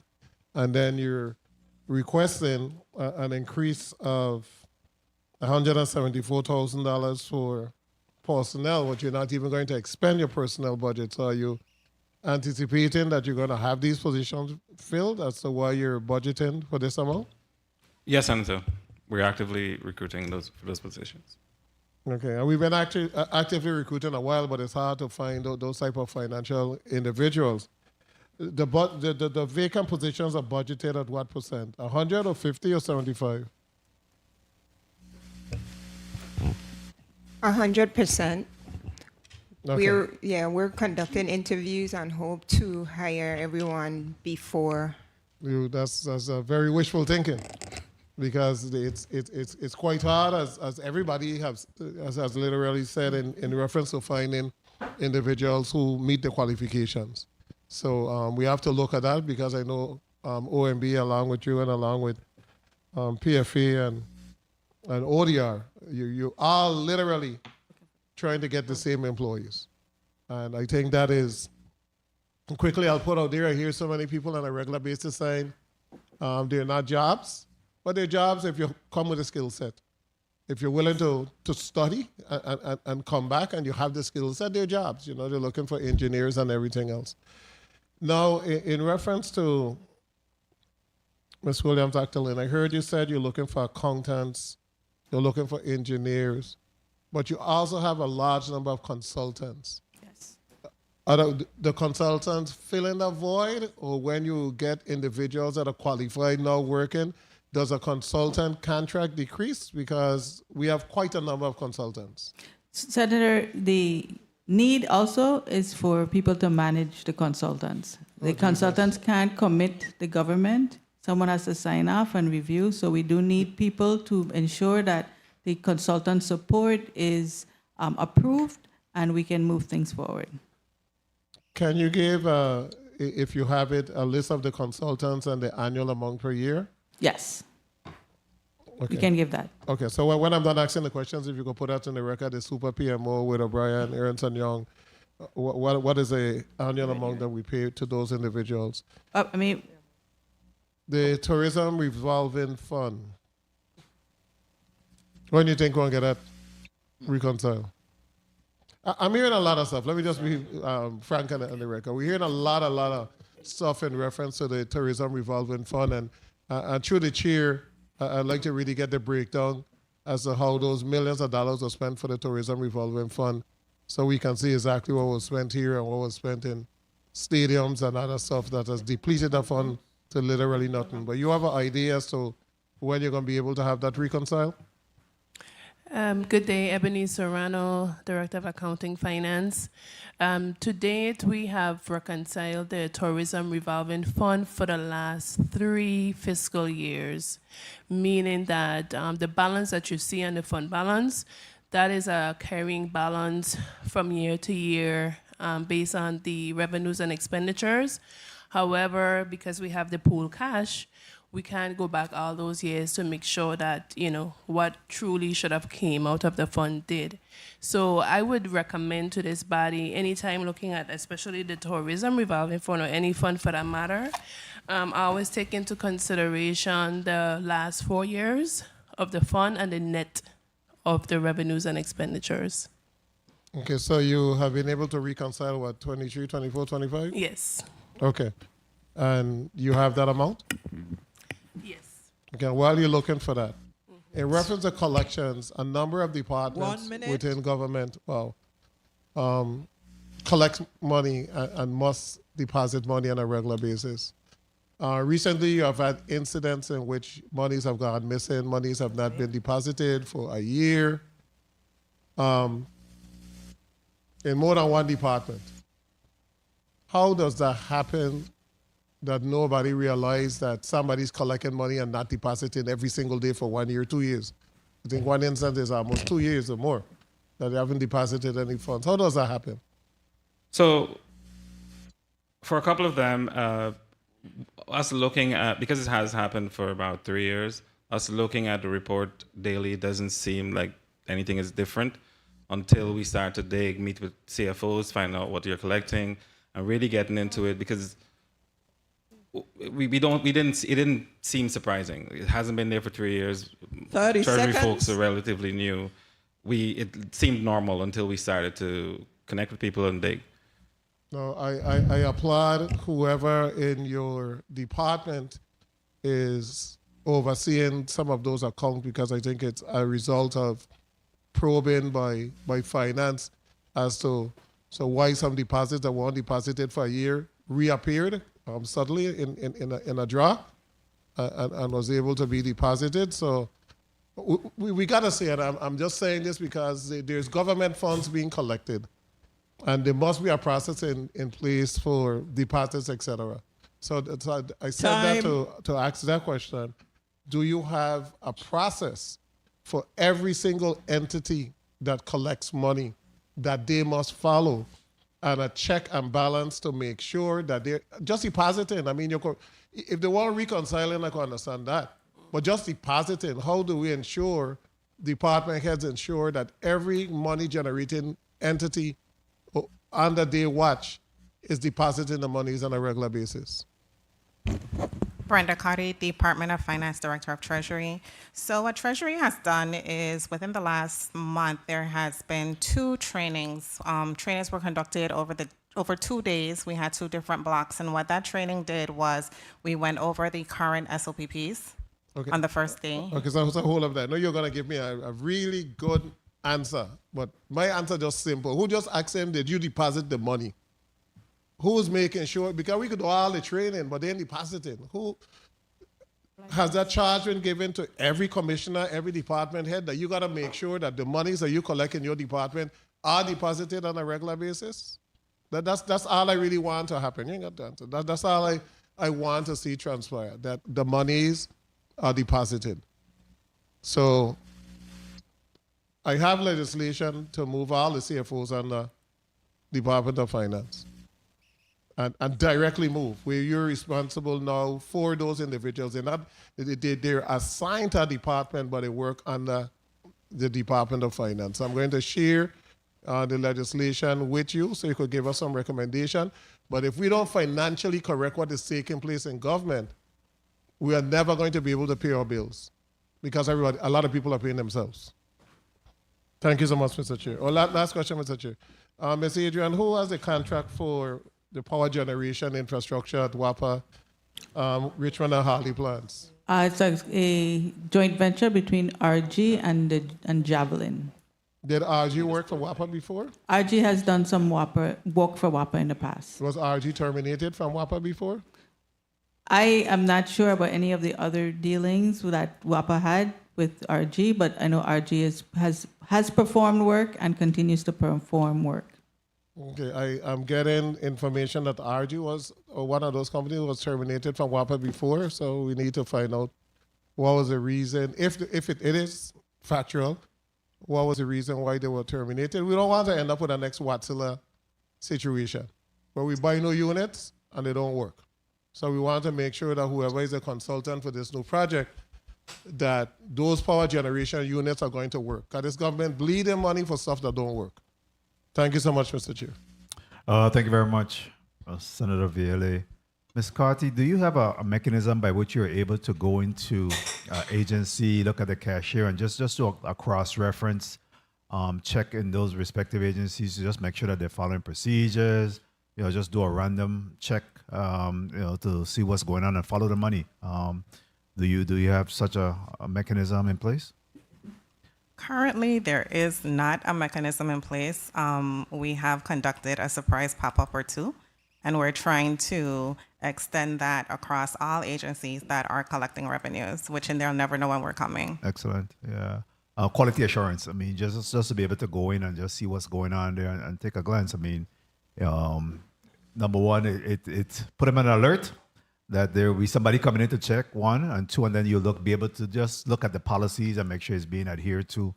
You always have to have that check and balance, so that we can make sure that we have good outcomes from those agencies. So, good job and starting to do that, and I will implore that it's done a little bit more frequently. Senator Ray Fonseca, you recognize for your 6 minutes. Yes, thank you, Mr. Chair, and good afternoon to everybody. Good afternoon to the viewing and listening audience, colleagues. Okay, Commissioner McCurdy, you gave testimony that the accounts payable balance was going down. What was it last fiscal year and what is it now? Yeah, Last fiscal year? yeah, compared to this, yeah. Right now it's $36 million. And what was it last fiscal year? Do you remember? Well, in terms of payables, we wouldn't look back at last year. We would probably look at what was paid today, because the payables so you would don't just know. be current as of I don't this want year. you to go on. You don't have the number for last year, but it's gone down or it's gone up. It's gone down. It's going down. It's gone down. And we got testimony from OMB, the director, that the revenues goes from $813,913 $813,915 to $958. So revenues is projected to be $109 million more, and accounts payable going down. All of those are good signs. Let me ask you, what is the total amount that's retroactive, that's owed for the payments? The payments going back to as late as the 90s, as early as the 90s. Do you have an idea what that is? The total retroactive payments? Yeah. Going back, remember we did a $25 million payment. Yeah, I believe it's over 100 million, but I can... Over 100 million? I believe so. Okay, how about the income tax refunds? I know that Joe Lee is right here, so I hope you had time to ask him the number, because I know you cut the checks. What's the total income tax outstanding, income tax refunds? Total income tax refunds, I'll leave that because I don't want to misquote Director Lee. I'll leave that for him. What we've paid to date is $35.6 million for 2026. Okay, so is that you've paid more this year than last fiscal year? That's a good question. Yeah. No, because we would continue. We would have paid more last year, but I can confirm that and give you that number. Okay, I'm just trying to establish a trend. And also the total reserve requirement for the debt service bonds, that's at Mellon Bank of New York. You got that number, Director Simmonds? Could you clarify? The reserve requirement for the debt service amount that you have deposited in Mellon Bank of New York, do you have that amount? So the amount of the debt service reserve fund at Mellon Bank is $70 million. And that's in an interest-bearing account? Yes, those accounts, those funds are invested. What percent are they invested, do you know? The investment varies by the type of investment. We have an investment advisory firm that we utilize that invests all of our bond proceeds, and they invested in various instruments. Okay, so you don't. I got you. I want to conserve my time. You could answer that on the chair's time if the chair will permit. So, Ms. Octalien, I want to get to you real quick. So, we have total remaining of 24.5 billion in recovery projects, and we've spent 4.5 billion so far. Is that correct? More or less. Senator, we have obligated 24 billion and we spent 4.5 billion, so we have about 20 billion left. 20 billion. So, and we have till 2035 to spend it, or the requirement goes up to The 10%, cost share 5%. increases to 5%. 5%. Okay, so we want to get it spent in 9 years. So 20 million divided by 9 years. So that means we have to be spending about $2.2 billion a year. And I see the progress. I see where you're ramping up.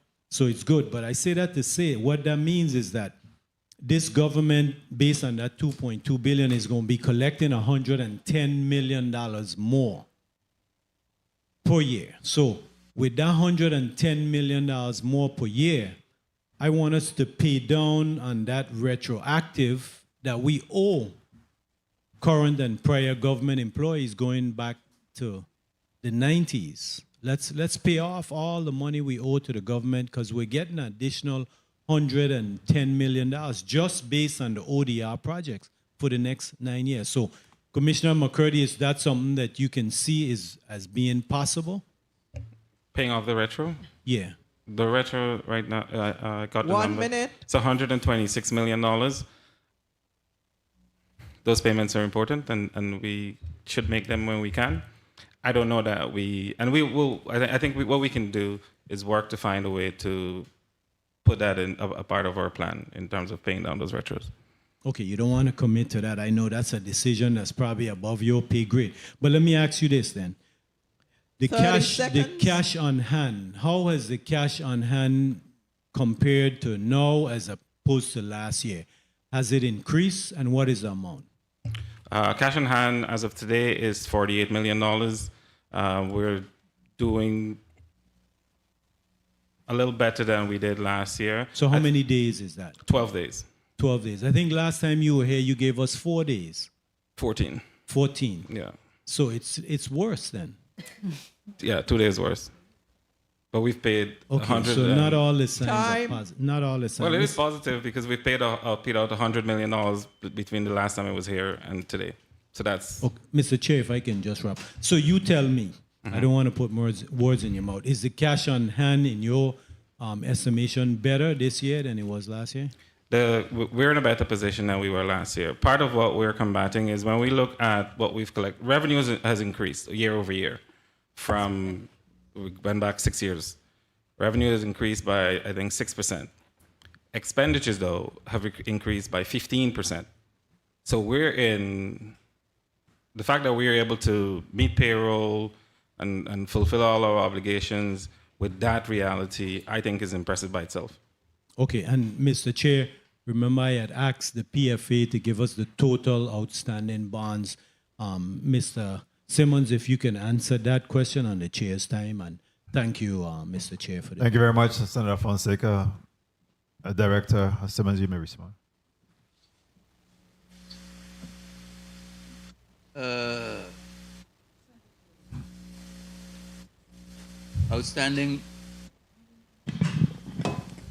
Outstanding bonds, the gross receipts tax bonds are $413,600,000. The Gavi bonds are $141,350,000. The Internal Revenue Matching Fund bonds, the securitization bonds, are $912,840,000, for a total of $1,467,880,000.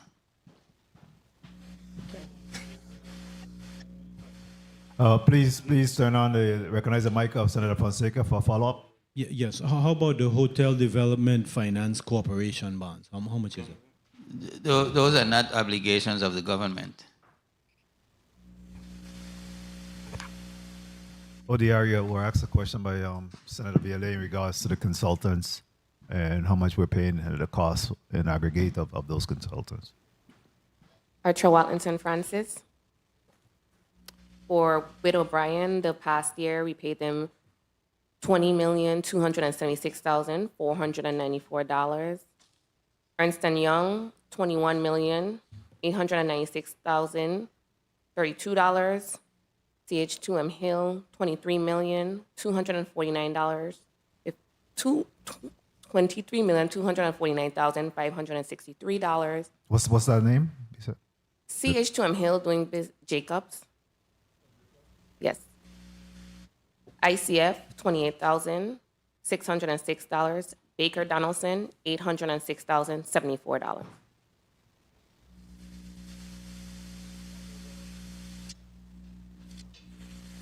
Let me add those by year. Please recognize the mic of Senator Viale. Say the last one again, Donaldson. Baker Donaldson, $806,074. All right, total net.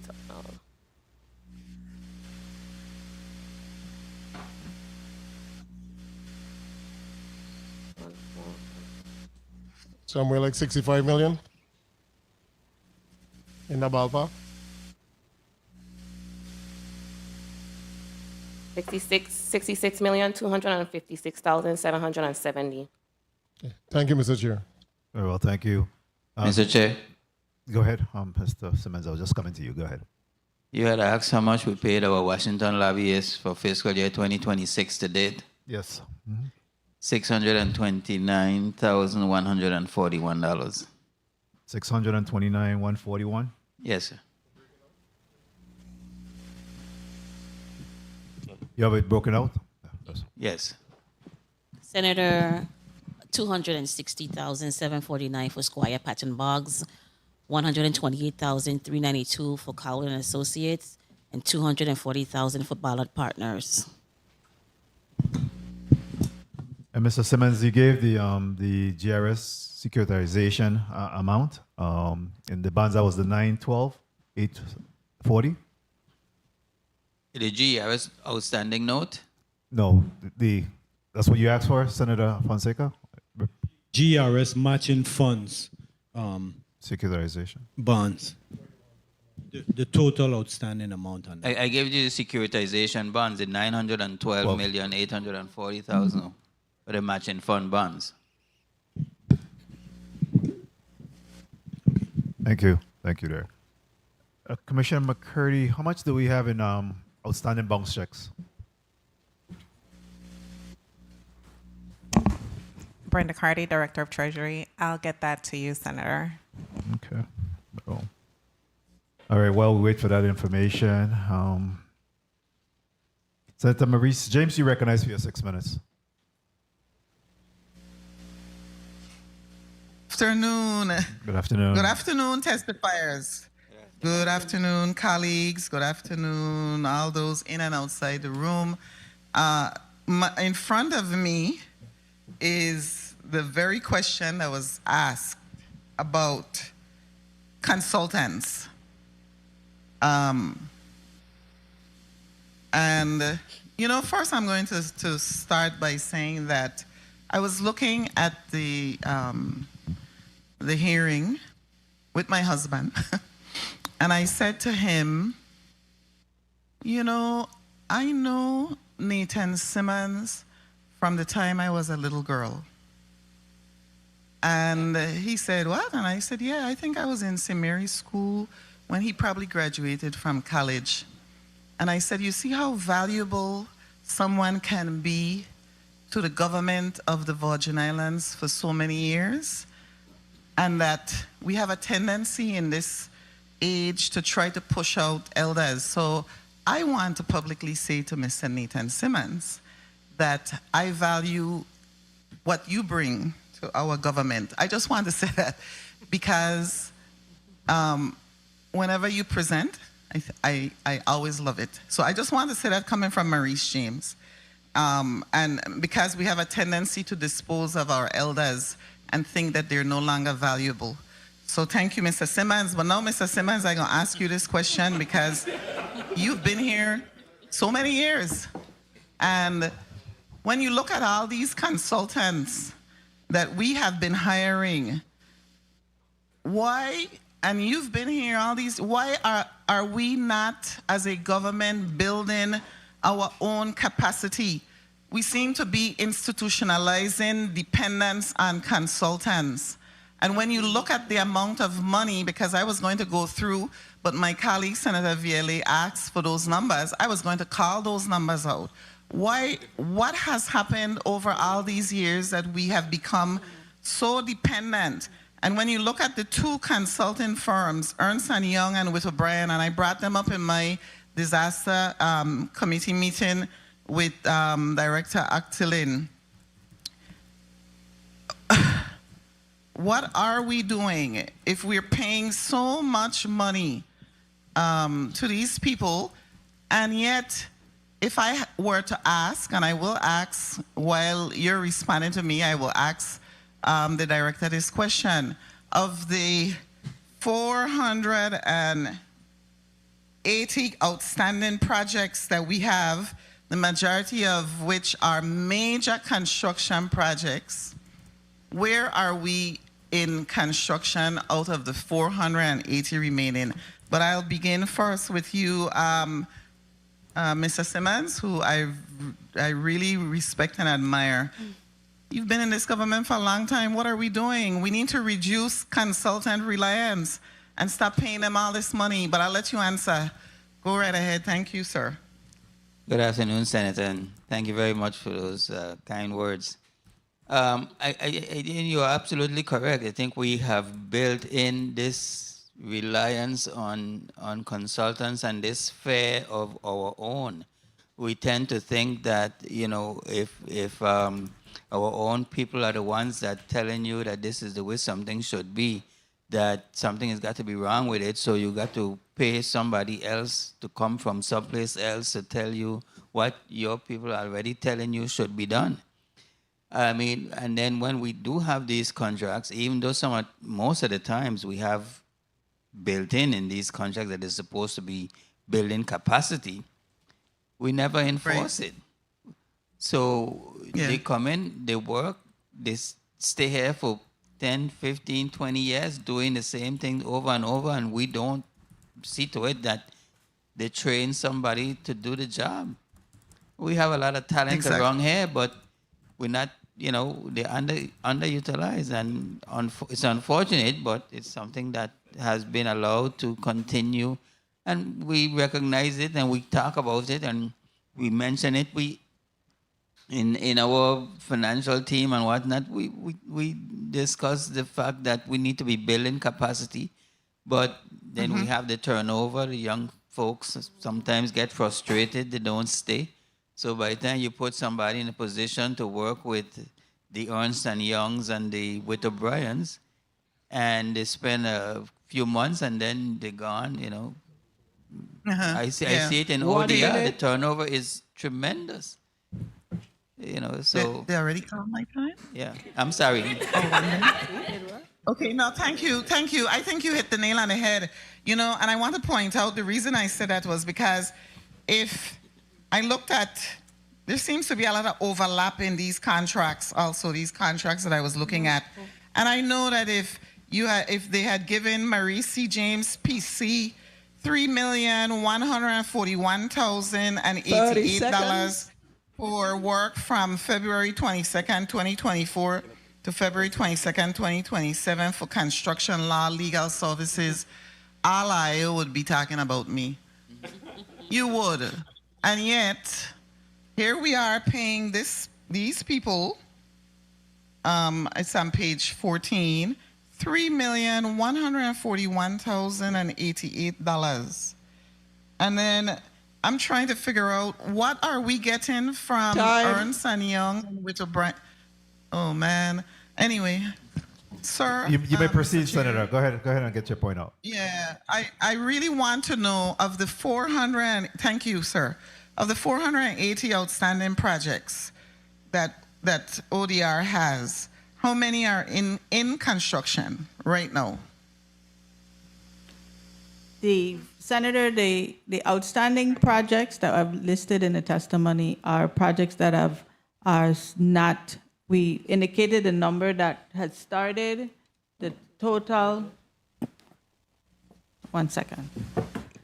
The 42 projects are shovel-ready, 81 are actively under construction. The remaining projects, some of those projects are like contents for the schools that we can't purchase until, we're closer to the completion of the schools.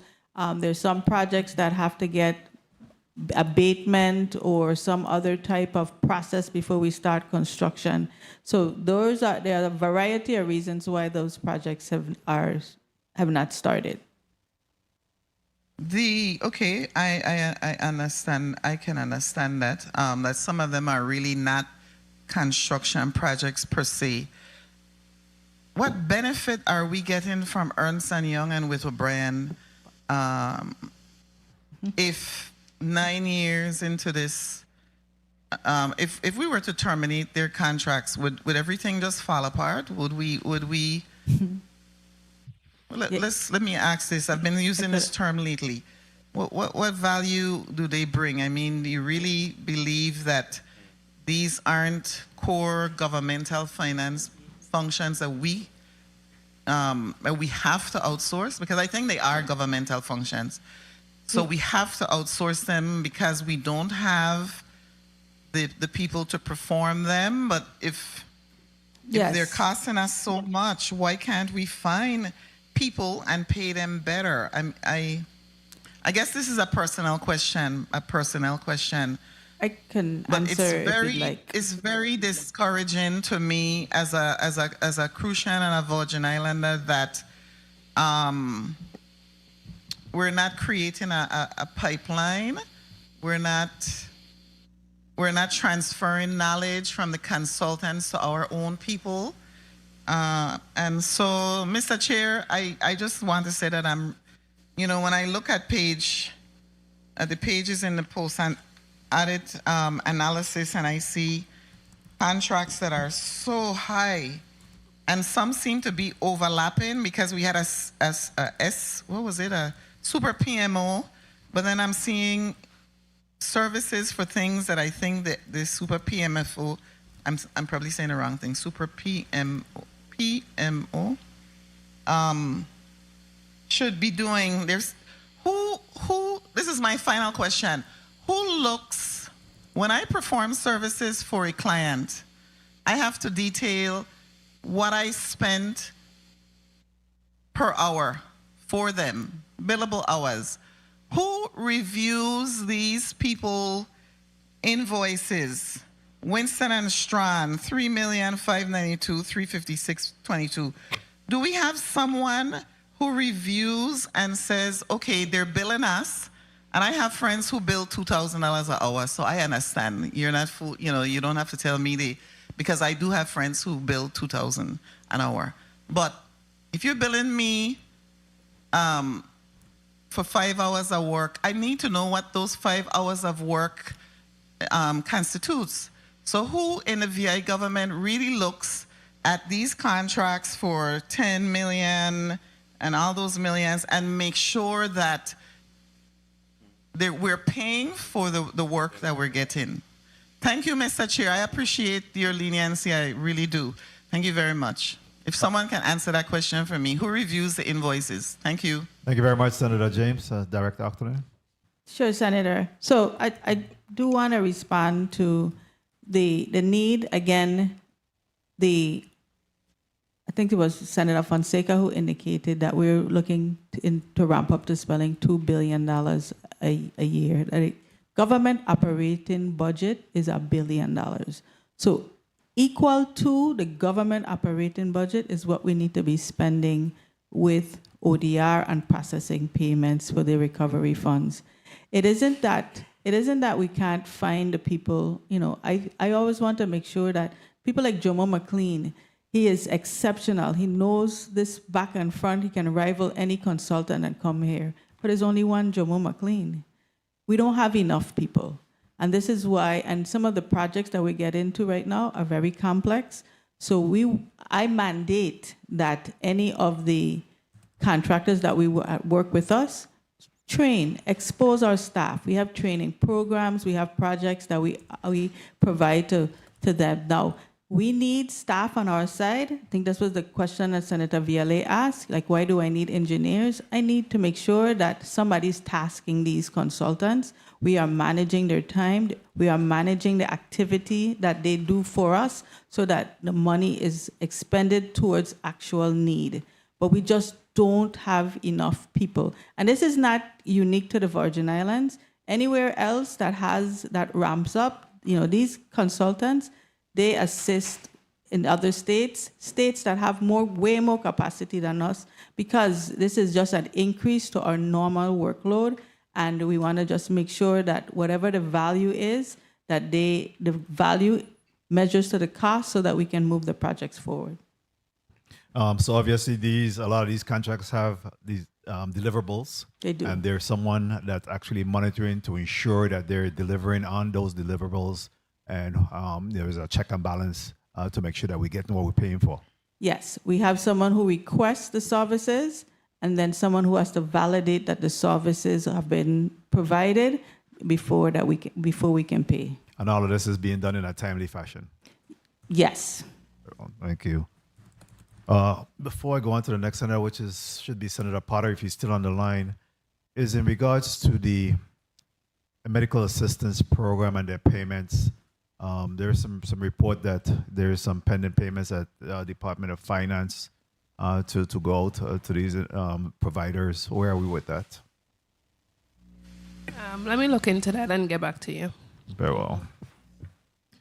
Senator Potter, if you're on, you're recognized for your 6 minutes at this time. Thank you very much. Good afternoon, colleagues. A special good afternoon to the testifiers. I wanted to start my line of questioning with Commissioner McCurdy. Commissioner, you deserve credit for bringing the audits current. When the audits are not current, you get the blame. Now that they are current, you deserve credit for that. How many repeat findings remain from prior years?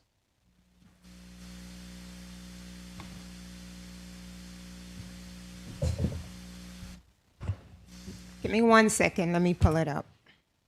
So one of our prevailing finding is supporting documentation, lack of supporting documentation.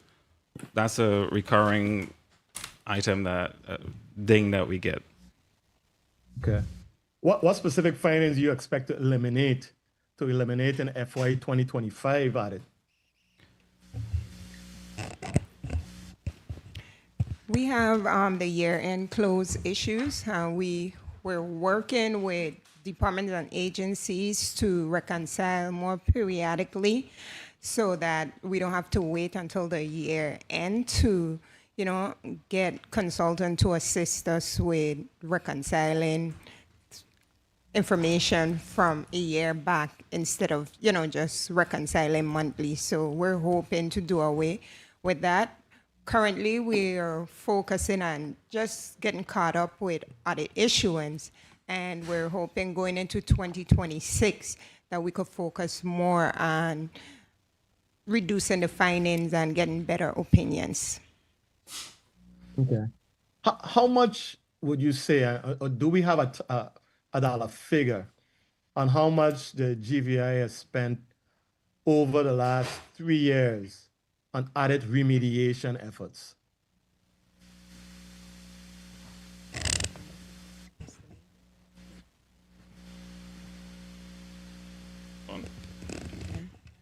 Maybe a little over 10 million. You said over the last 3 years, right? Yeah, over the last 3 years. Yeah. A little over 10 million. $10 million. Okay. I wanted to go to Mrs. Simmonds. Thank you for your response. Mr. Simmonds, I echo the sentiments of my Crucian colleagues about your tenure and your contributions to this government of the Virgin Islands. I want to ask you, and I know we had some discussion regarding GRS. Is the GRS funding note still performing according to original projections?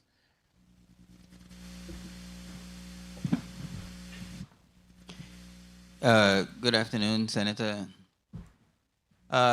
We've been short in the amounts that we've been paying the GRS over the last few years.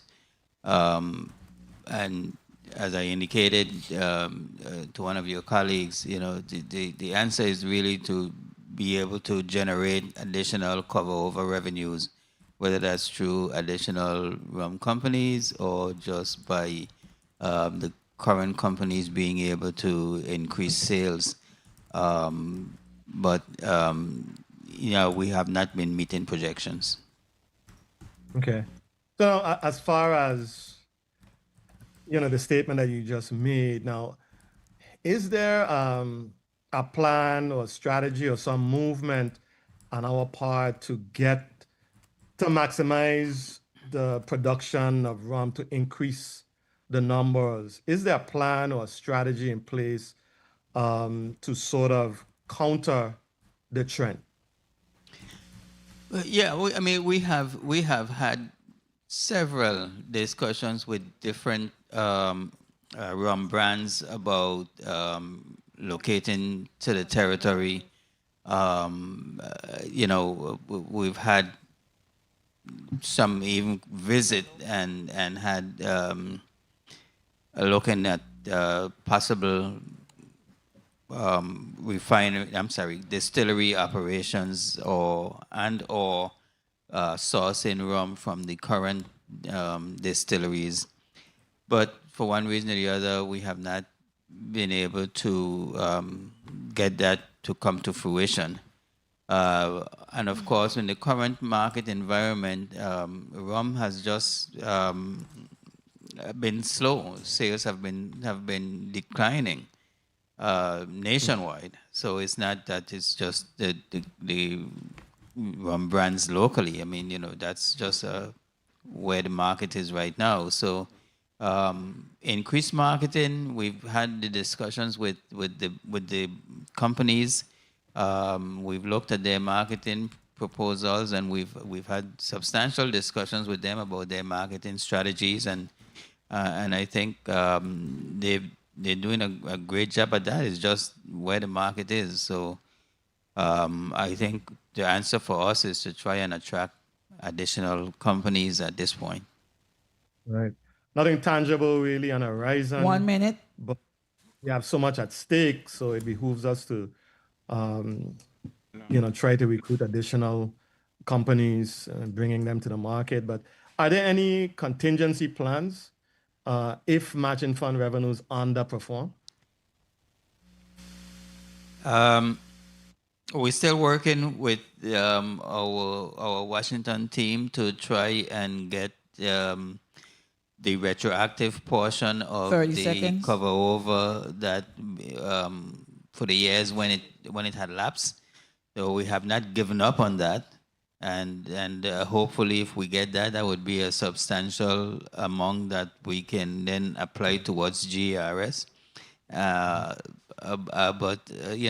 other than increasing revenues, there's really not much else that we can look to do. Long term, we believe that eventually GRS will be made whole, but it may become tight at some times. Okay.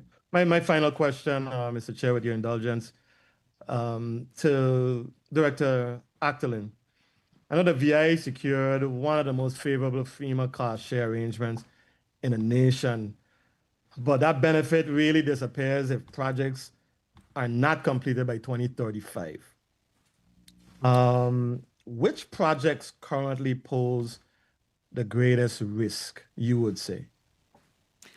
Senator, the schedule that has been projected has the projects out through 2032, and with a 3-year buffer for things that can go wrong.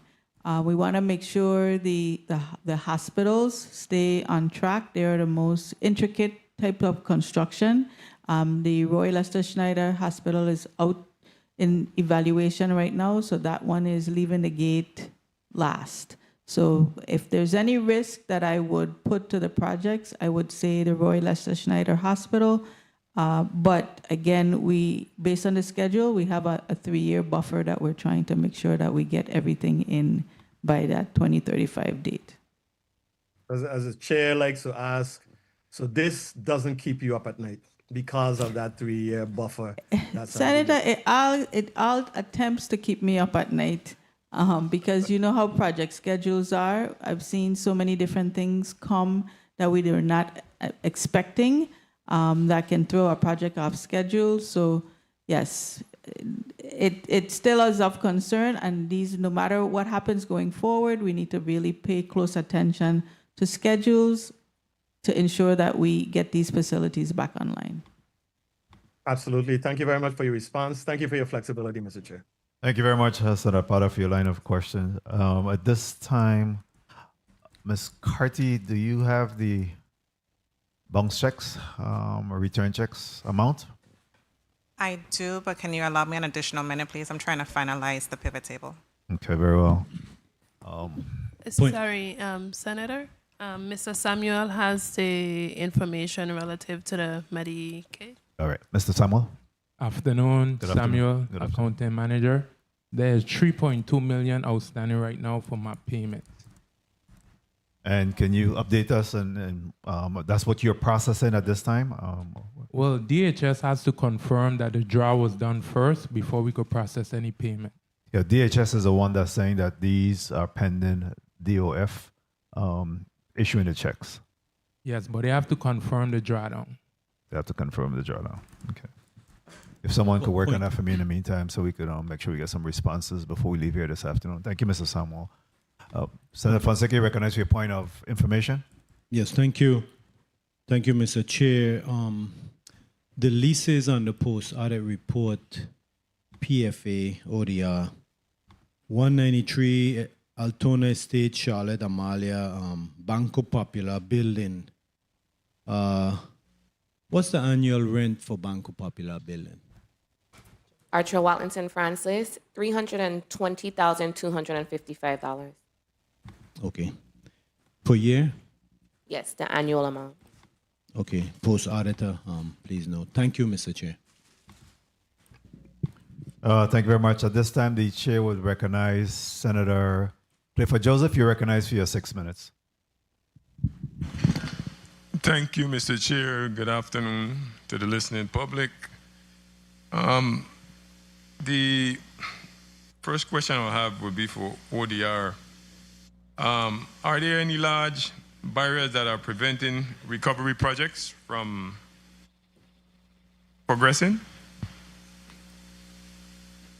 Senator, the process, of course, the environmental approvals are always one that takes time and impacts schedules, as well as those are local approvals and approvals from the federal government. We're also ensuring that the cost escalation is impacting budgets as well. So those are the two main challenges that we are experiencing.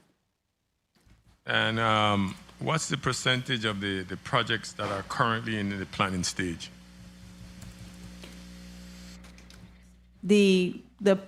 I will have to give you that percentage, but all of the projects that we are in the bundle are the critical projects. So all of the schools, all of the hospitals, all of the fire stations, they're all either in the finalization for design or getting ready to move into construction. Okay. Any in the closeout stage? Oh, we have the closeouts would be Arthur Richards, that the Head Start, several of the other projects, and the libraries. They're the ones who are projected for completion this year. And are you familiar with Act number 8991? No, not on his face. Okay, where the Senate closed out the gross receipt tax loophole. Oh. Because the reason why I'm questioning this is because I need to verify from you that the contract that you are entering into contains a provision that the gross receipts are taken out before payments, and that there is no language in the contract that allows these businesses to include gross receipt taxes as a line item? So, Senator, I mean, prior to this act, that has been our mode of operation. We take the GRT out before. That was the issue that we had with the step payments, that line item was not in the contract, but that has since been corrected. So all of our contracts have language indicating that the gross receipts taxes must be paid. It's a requirement, and we take it out and then remit the remaining amount of what our invoices. Well, I'm just making sure that there's none, any of these any contracts coming to you guys and they're ready. They themselves putting in the gross receipt in their estimate. That's what I'm looking for. So they cannot line item the GRT. It has to be included as your cost of business when you give whatever your contract amount is. We do not accept contracts or line items that have, or invoices that have a line item for GRT. Okay, just want to make sure it's here local and when it comes out of the States. I'm just making sure. So your word is they cannot? They cannot. Or you're checking for it? Correct. Okay, good. Thank you. Thank you for your response. This is for Commissioner McCurdy. On page 3, you mentioned of the testimony on May 29th, expenditures from the department accounted for less than 50%. For what you're using for your budget for FY26 operating appropriation, is this amount going to be fulfilled, or you think you're going to run short? Good afternoon, Senator. No, I think we'll there are some big expenditures that we incur at the end of the year, so I think we'll be able to, we'll eat into our budget some. Okay, but you don't think you're going to go over, that's what you're saying? No, I don't intend to go over. Okay. Thank you, Mr. Chair. Thank you, and thanks everyone for their responses. Thank you very much, Senator Joseph. Before we go to Senator Viera for his point of information, Director Octalien, in respect to the tracking of that 8991 gross receipt for off-island vendors, are we tracking that separately so that we could be able to identify exactly what that amount looked like? So we don't, I guess we can compile the information because we cut a specific check to IRB. So we can compile that information. IRB also, they keep track of, the gross receipts for all of the companies that do business here in the territory. Yeah, I think that we'd like to see where, number one, the effectiveness of the law, 8991, but more importantly, that the off-island aspect of it. I guess you also are tracking separate disaster recovery gross receipt. You track that separately from all the other gross receipt. I'm sure is particularly noted another line item. And you know that from the top, based on your expenditures, because you're already taking that off of the top. So I'd like to see a specific carve out to address those off island. I think it would be critical for us to be able to track that and just look at the effectiveness of the law and really just to see some of that money that may be going off island and how we're able to benefit from it. Correct. I will. So that's all the eligible, all projects or all transactions that are eligible for GRT. Correct. Okay. Correct. Senator Viera, you recognize for your point.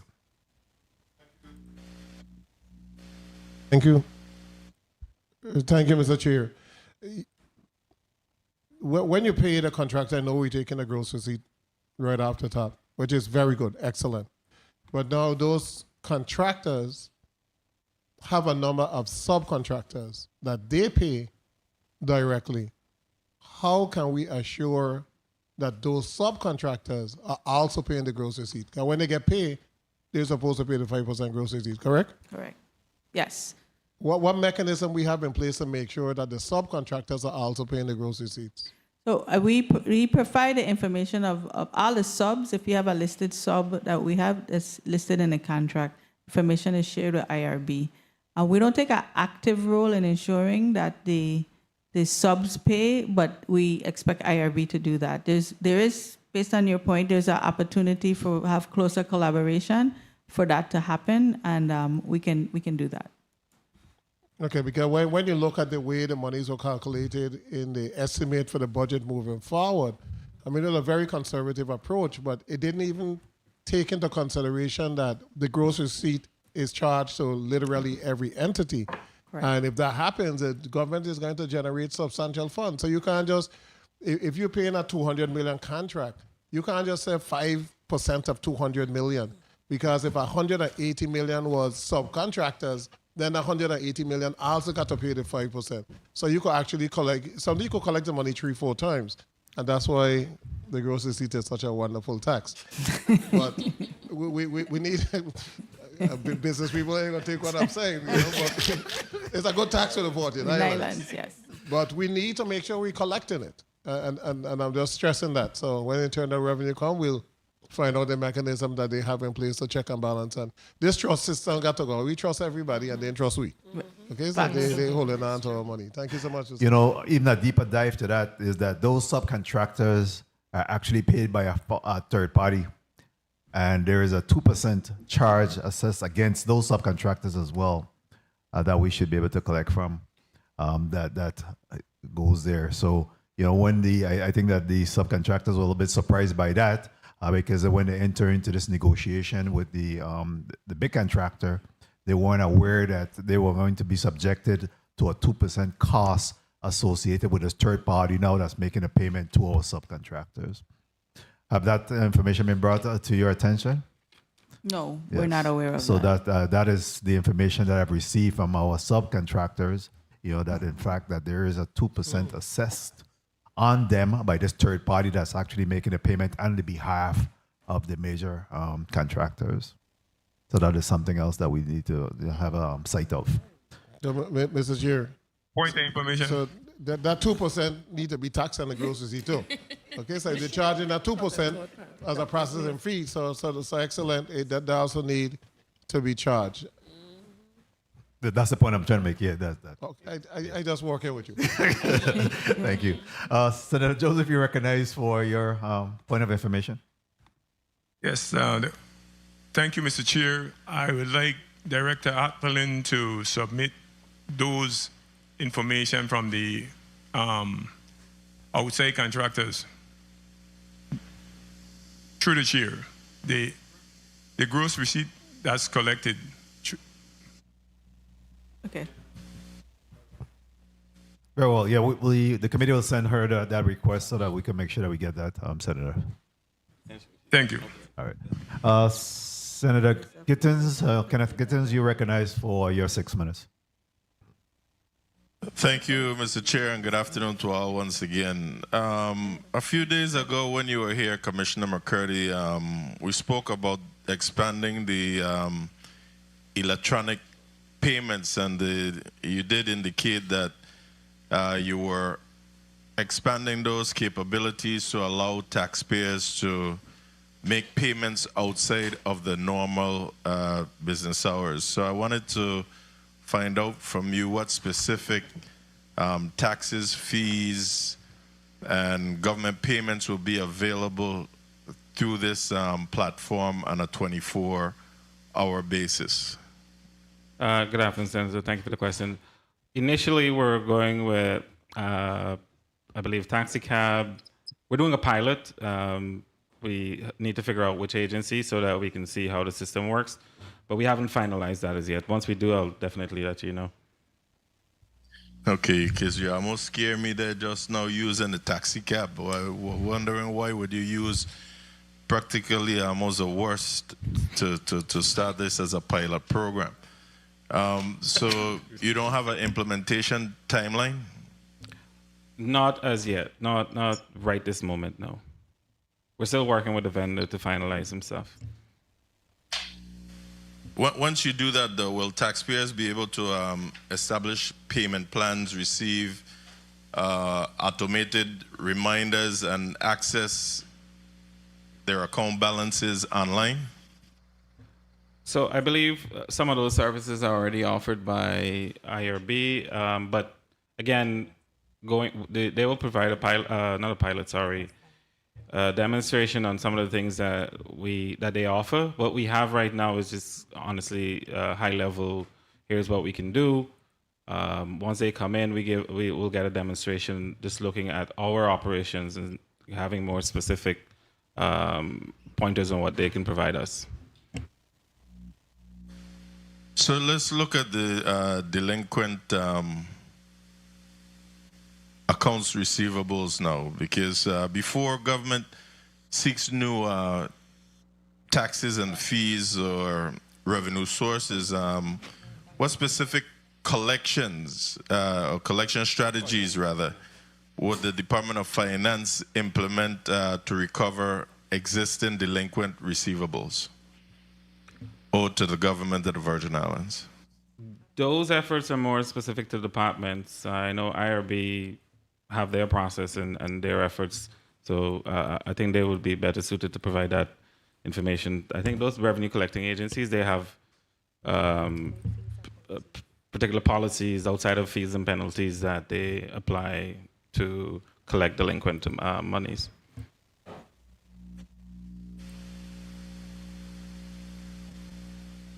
Now, let's look at your audit progress and accountability, because the testimony highlights significant progress in bringing the government's audit current. Once the fiscal year 2025 audit is completed, what specific recurring findings does the Department of Finance expect to eliminate first?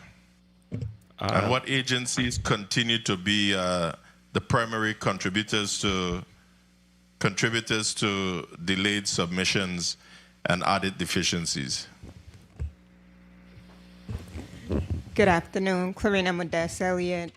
We're hoping to be able to eliminate the reconciliation findings, lack of documentation, supporting documentation. We have actually been working with departments and agencies to upload their supporting information in like a shared drive.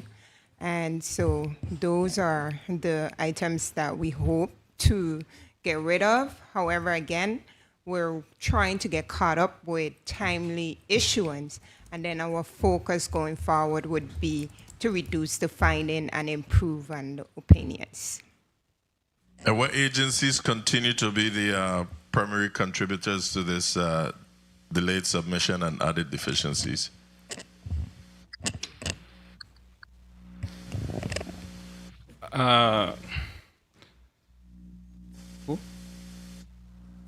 DPNR, That's the thing, OTAG. y'all don't want to say these things. Immediately, what comes to mind is DPNR, OTAG. DPNR and OTAG? Correct. Meaning the National Guard? Correct. Okay. Let me move quickly to PFA before the time is called. How are you doing today, Mr. Simmonds? Good afternoon, Senator. Fine, thank you. How are you doing? I am 1 blessed. minute. And let me join my colleague in thanking you for your continued service as well to the people of the Virgin Islands.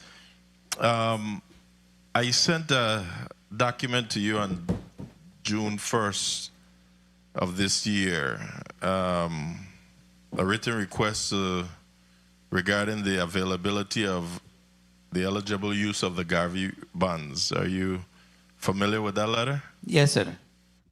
Absolutely.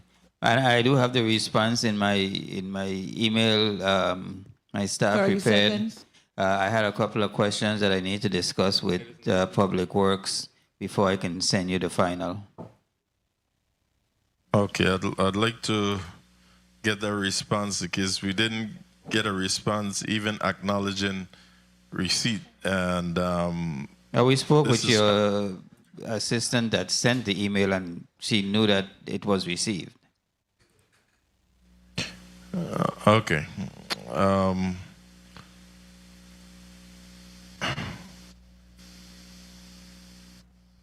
So can you tell me, so based on the letter sent to you, it's regarding the on-street parking initiative with regards to parking meters and the Christian said downtown parking garage. Would the Garvey bond be the appropriate approach to look at this initiative? First of all, Senator, let me say that we issue the bonds, but the eligibility and the projects, that's a matter for Public Works. And the reason that I hadn't sent the response as yet is because I wanted to clarify the answers that we received from Public Works. I wanted to make sure that I had a clear understanding of what it is, but Mr. McLean is here and he can speak more to it than I can. Good afternoon, Senator Jomo McLean. Yes, generally, parking, on-street parking is not an eligible expense for Garvey issuance.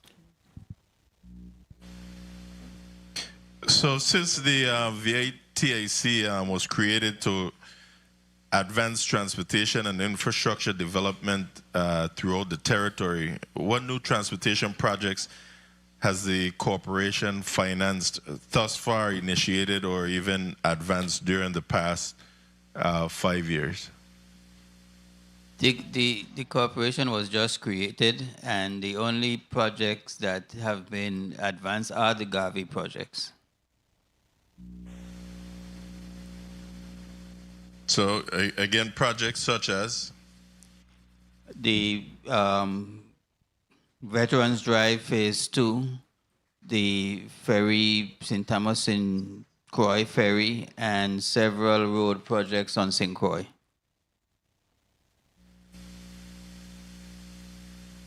All right, thank you. I'll await your response, and hopefully it wouldn't be much longer so we could move forward with this plan. Thank you.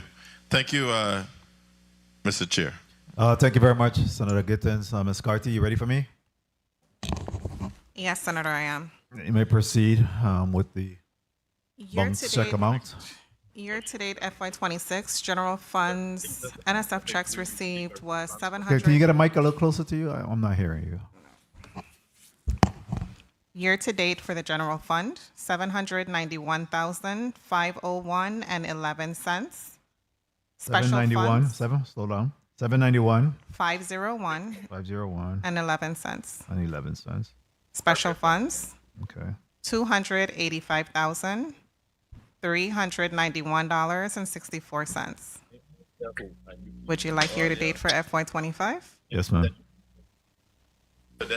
General fund last year-to-date was $4,196,432.70. Special funds was $199,554.04. How much of the FY25 have been recovered? I'll have to get back to you on that one. For real? And of the FY 2026, that's a little bit, I guess, over $1 million.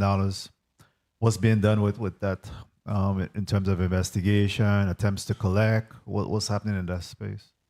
So what Treasury does is when we receive NSF checks, we do reach out to the departments and agencies, and they are responsible for recouping the funds. One of the challenges that we are receiving is that they are not communicative in whether the funds They're not, I'm sorry, they're not communicating timely if the funds have been recouped or not. So it requires further analysis and communicating with the departments and agencies. Do you think we could do it $1 million or $4 million? That was a rhetorical question. You don't have to answer that. I will answer for you. We could do a lot.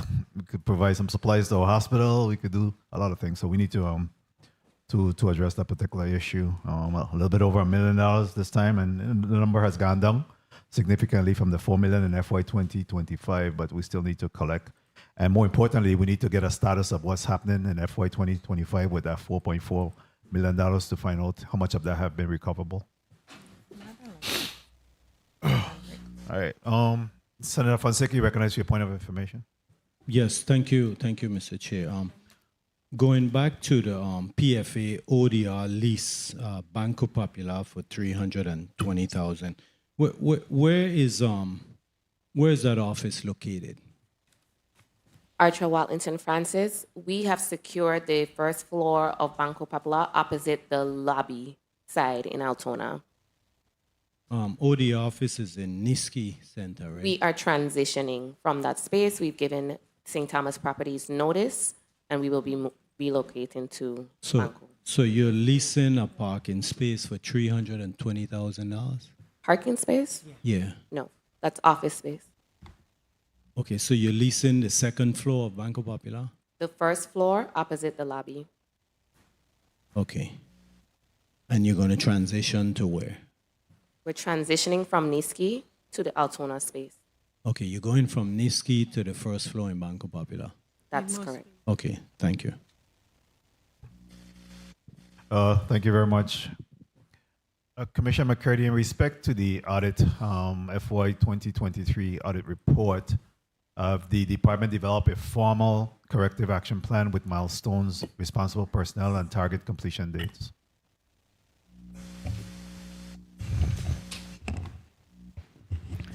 So we have implemented corrective actions, and we're hoping. The question is formal corrective actions. That's formal. You have something in writing? Yes, so all of our corrective action is in writing. Go ahead. Yeah. So we have implemented formal corrective action. We're hoping to see improvements in 2025. And we definitely will see improvement in our audit opinions and in our finding. In 2026, we have put measures in place. We have been working with departments and agencies to do monthly reconciliations. And so we definitely plan to see improvements in the 2026 audit. How many of your findings have been fully resolved, and how many remains outstanding? Majority of the findings are still outstanding. Outstanding. Yeah. Very well, but you said it's being carefully monitored by someone who's ultimately responsible for ensuring that these findings are corrective action is taken. That falls under your purview?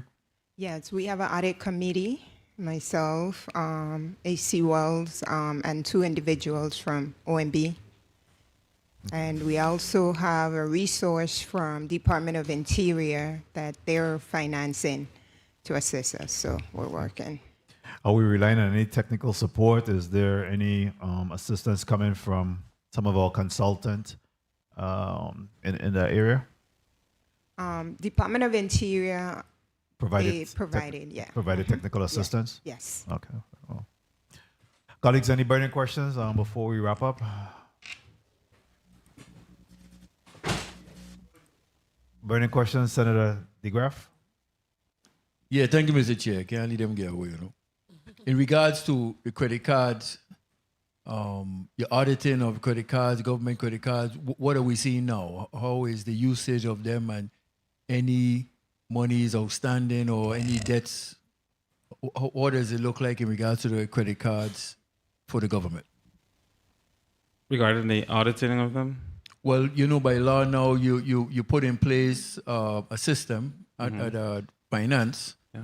And so I'd like you to just tell me about that system, going forward now. Who's in charge and different things like that. Good day, Ebony Serrano, Director of Accounting, Department of Finance. We currently have one person at the Department of Finance that manages have the oversight over the credit cards. Right now, for the most part, most agencies are in compliance. Daily review of those credit card expenditures and the timeliness of those payments are monitored by that individual. Okay, and when you say for the most part, yes, then I mean everybody is in compliance. So, well, we have 1 or 2 individuals we have to pull up But usually after our reach out to the agencies or making contact with the individuals who may have, let's say, probably circumvent the process for procurement for something that we didn't deem as an emergency for the use of the credit card, we will reach out to the agency and notify them, as well as the commissioner and their commissioner. So any abuse issues we're looking at? Yes. We're looking at abuse issues?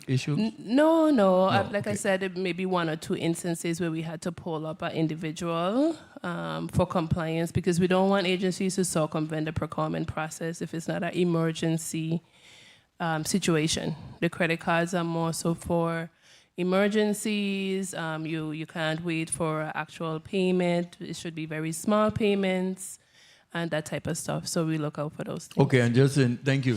And in closing, Commissioner, in regards to if you need any further legislation that may address any issue that you're finding that the law probably needs to tighten up on, you could, through the chair, forward it to us. Thank you for the time, Mr. Chair. Thank you very much, Senator DeGraff. Senator Blyden, burning question.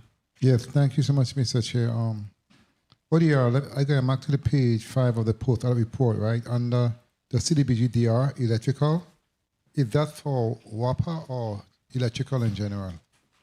Of $66 million.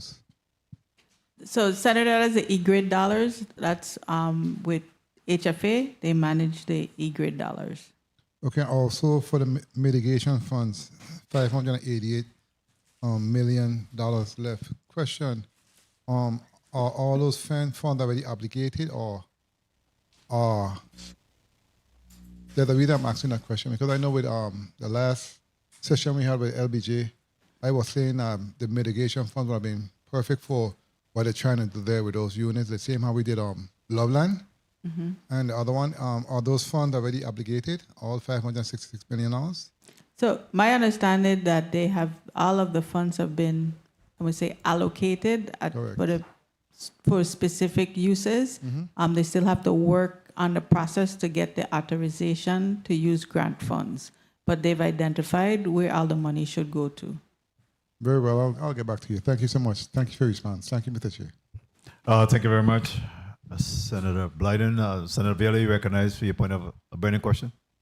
Thank you, Mr. Chair. 2 questions quick. The first one, Mr. Simmonds. In reference to our lobbyists, do we have any lobbyists that's a MAGA, from the MAGA base? Any lobbyists? Any Republican? No, but I didn't even want Republican. I want a pure MAGA lobbyist. Do we have any? Senator, I don't know if they're MAGA or not, but we do have. Not MAGA, no, MAGA. We do have lobbyists that reportedly was very close to the president's campaign. Okay, because it's important for us to have individuals who are from the same exact persuasion. And sometimes we keep one person and the person say, oh, I have Democrats in the House in my firm, and I also have Republicans in my firm. That don't work with number 47. You need a pure MAGA-based lobbyist to lobby on behalf of the Virgin Islands. Next question, Ms. Octalien. There's some concerns about with these federal contracts, you really want the money to be spread out. You know, you want them, the major contractors, I mean, they definitely qualify for the job, but then the subcontractors are the important part, because the subcontractors are where the local individuals are able to get work. I'm getting some complaints that there are a number of the major contractors that are now bringing in heavy equipment and circumventing the local truckers, the local trucker drivers.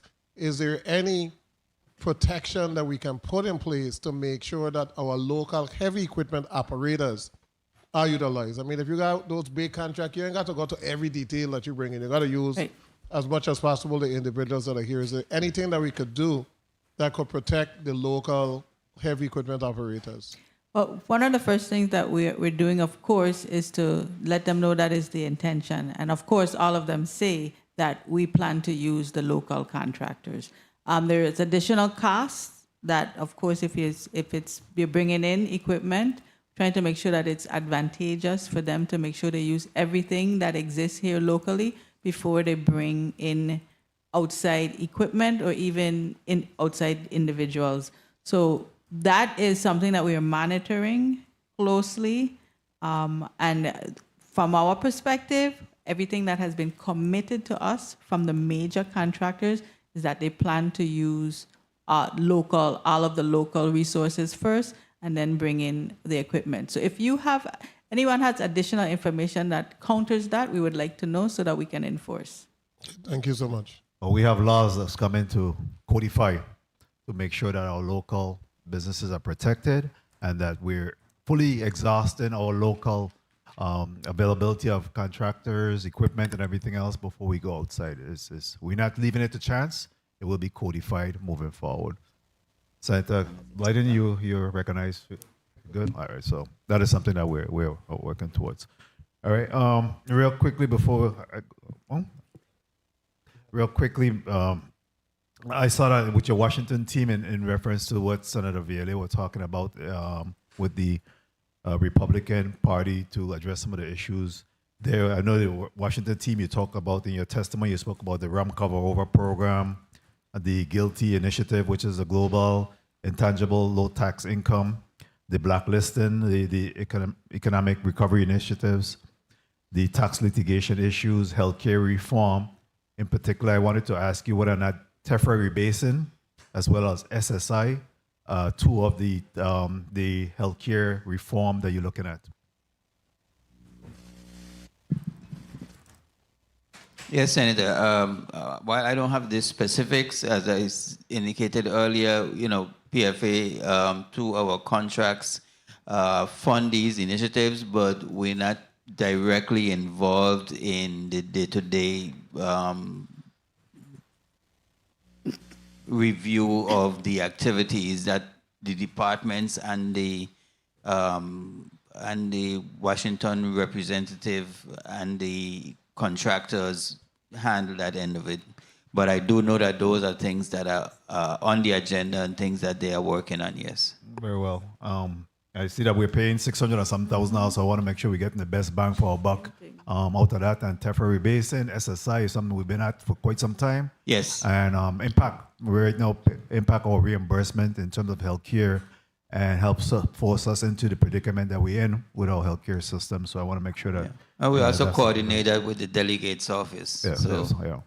Well, it's been coordinated with the delegate's office forever, and we still have not seen any movement in that area. So hence, we want to make sure that that happens. Yeah. All right, Senator Balkes Jr., you recognize. Thank you, Mr. Chair. I wanted to ask the Commissioner of Finance, Commissioner McCurdy, you're responsible for administering many funds under the purview of the Department of Finance, one of them being the motorcycle fund, for instance.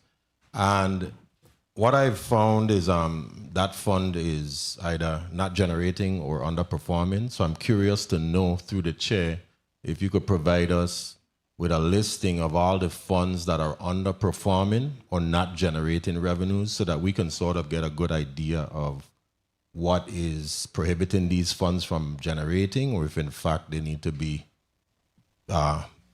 dissolved. Thank you for the time, Mr. Chair. Very well, thank you. Thank you.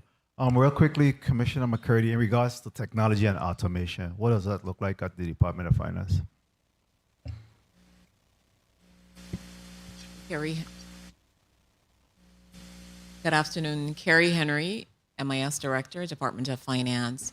We, of course, have the ERP system. We also have the time and attendance system that is, the time and attendance system is actually being upgraded.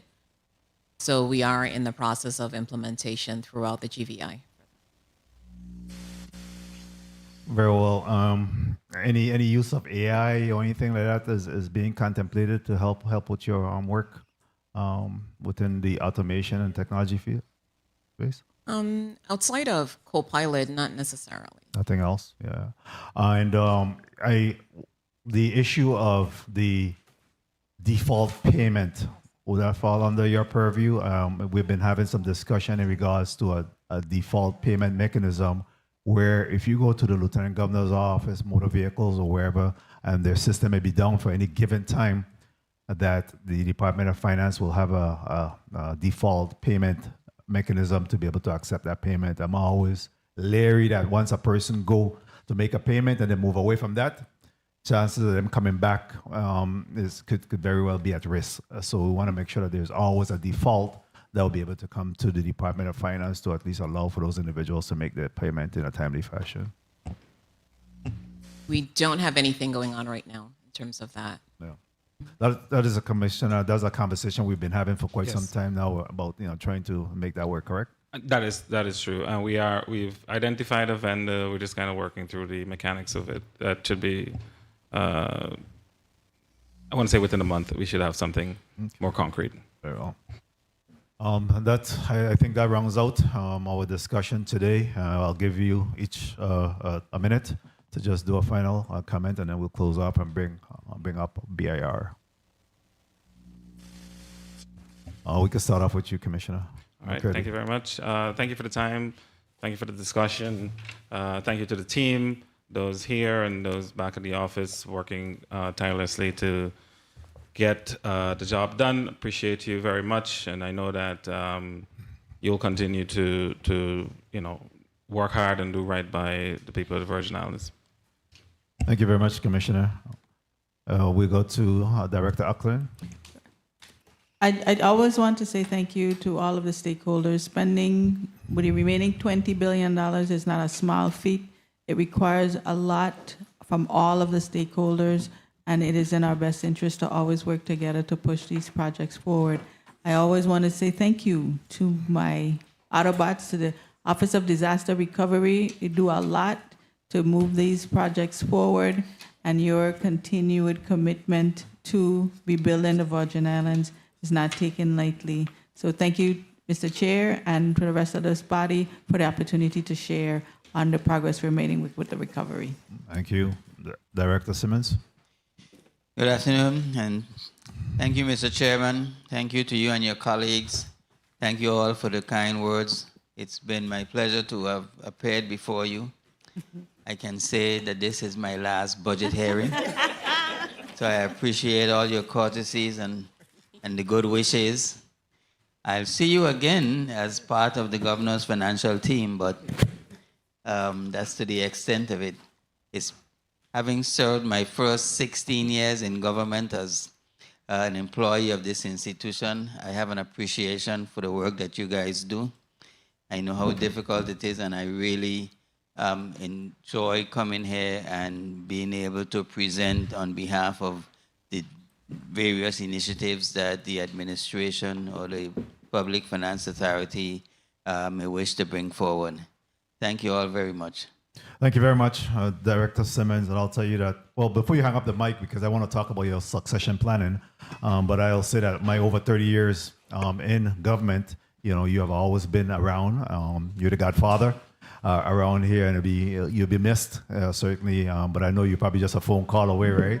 But we appreciate your government service. We appreciate your frankness a lot of times. We don't always like your answer, but it's going to be honest and it's going to be forthright, and we certainly appreciate the work that you have done here on behalf of the people of the Virgin Islands. So thank you very much on behalf of my colleagues and I. What's the succession plan, and who are you training up now to take on this Herculean task that you have had for quite some time? There they are, right there. All of those folks there. All of them right there. Yeah, all right, good show. Before we leave, I really wanted to ask you, Commissioner McCurdy, what keeps you up at night in regards to this budget? I would love to pick your brain, be a fly on the wall in regards to, I know OMB blame you for keeping him up, so I don't want you blaming him for keeping you up. But what keeps you up about this budget? You have a situation where we have, vendors not being paid. You have the responsibility to make sure our revenues continue to grow, and also to take charge of all of the CFOs of government. And, that's the reason why in terms of succession, when the governor and lieutenant governor is out of the territory, you become the acting governor because of the responsibility that rests on your shoulders. So what keeps you up at night? Honestly, I have a great team. I have folks that I can rely on. I hope that we were able to demonstrate that today. I have folks that I can turn to who, I probably keep up at night asking them random questions. It's funny, Senator Bullock has asked about the motorcycle fund, and part of the discussion that we had just yesterday was what are some of the funds that are inactive that we need to discuss with the legislature about, probably either consolidating or getting rid of. So I have a team that I can depend on, so sometimes I get some rest. So. Oh, very well. Thank you. Thank you, your team. I know that sometimes I text the assistant commissioner to ask certain questions on behalf of my constituency. With Chris, again there, and they've always been responsive. Certainly, Mr. Assistant Commissioner Wells as well. They've always been responsive. I'm getting to know Ms. Carty a little better, and we fight sometimes, but I appreciate the work that she do as well. All right, so thank you all, and the Committee of Budget, Appropriations, and Finance stands in recess for 3 minutes.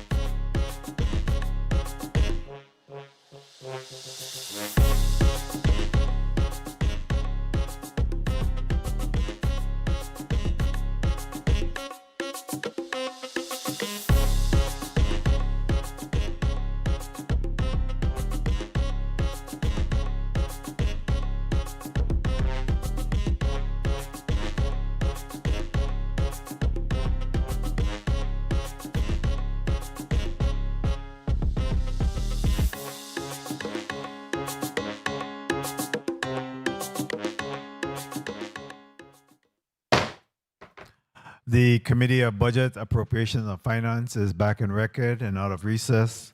At this time, Madam Clerk, please call up the fourth and final items on today's agenda, Block 3.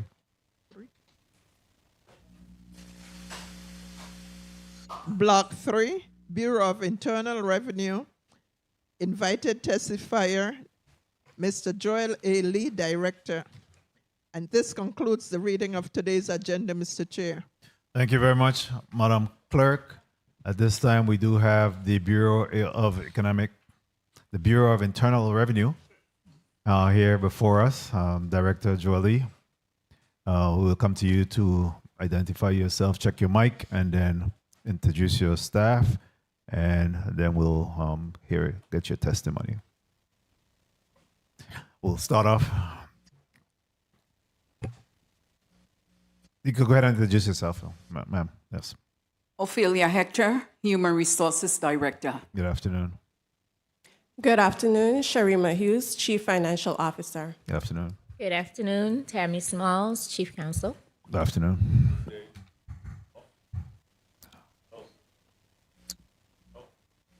You turn it on? Hello, Director from BIR, Bureau of Internal Revenue, Joel Lee. Good afternoon, Letitia Smith, Deputy Director. Good afternoon. Good afternoon. Tavis DeWint, Chief of Computer Operations. Good afternoon. You may proceed with your testimony at this time, Director Lee. Greetings, Honorable Novell E. Francis Jr., Chairman of the Committee of Budget, Appropriation, and Finance, and other honorable committee members. Greetings to the honorable members of the 36th Legislature present, as well as the listening and viewing audience. My name is Joel A. Lee, and I am the Director of the Virgin Islands Bureau of Internal Revenue. Here with me today are the following members of my management team. Ms. Letitia Smith, CPA, Deputy Director of Operations, Ms. Sharima Hughes, Chief Financial Officer, Attorney Tamara Smalls, Chief Counsel, Ms. Ophelia Hector, Director of Human Resources, and Mr. Tavis DeWint, Chief of Information Technology. The Bureau's proposed fiscal year 2027 budget is $14,410,950, which is fully funded from the general fund. The fiscal year 2027 budget shows no significant change from the fiscal year 2026 of $14,410,535. The fiscal year 2027 budget request is comprised almost entirely of personnel costs totaling $11,682,529. These personnel costs consist of $7,484,955 for personnel and $4,197,574 for related fringe benefits, which is 81% of the Bureau's total budget. Allocated supplies are budgeted at $309,000, other services and charges at $2,025,809, and utilities at $393,601. Personnel services. Our fiscal 2027 budget funds a total of 133 positions. 89 of those positions are on St. Thomas, 43 on St. Croix, and 1 on St. John. Included in the total funded positions were 26 vacancies. 21 of those vacancies were on St. Thomas and 5 on St. Croix. Supplies. The supplies amount of $309,000 covers day-to-day office and operating supplies, repair and maintenance supplies, small tools and minor equipment, and data processing software. Other services and charges. Operational costs for fiscal year 2027 are budgeted at $2,025,809. The major expenses in this category include repairs and maintenance of $140,467, which will fund IT maintenance. Rental of land and buildings. Also included within the other services are the rental obligations for 4 rentals on the island of St. Thomas and 2 rentals on the island of St. Croix. The fiscal year 2027 office rental budget line item is $982,388. This amount covers rental costs for the main office in St. Thomas, which is located at East End Plaza in Red Hook. This office space of 21,800 square feet will cost the Bureau $759,053.70. Our annual NISKI center rent is $53,762.43, which covers 2,300 square feet of space. $152,720 covers the cost of the prime storage location, which is 9,200 square feet of off-site storage, and $4,852 is allocated for 250 square feet of off-site storage at Sun Self-Storage on St. Croix. $12,000 covers the cost of the excise tax office located at the Crown Bay Sandfield, which covers 418 square feet of space. We are relocating to the satellite excise office at the St. Croix Container Port location once the renovations are complete. The cost for the rent of this space is also $12,000 annually. It's important to note that while we have been enjoying living at 4008 Estate Diamond rent-free, we now must leave the premises in order for it to be refurbished with FEMA funds.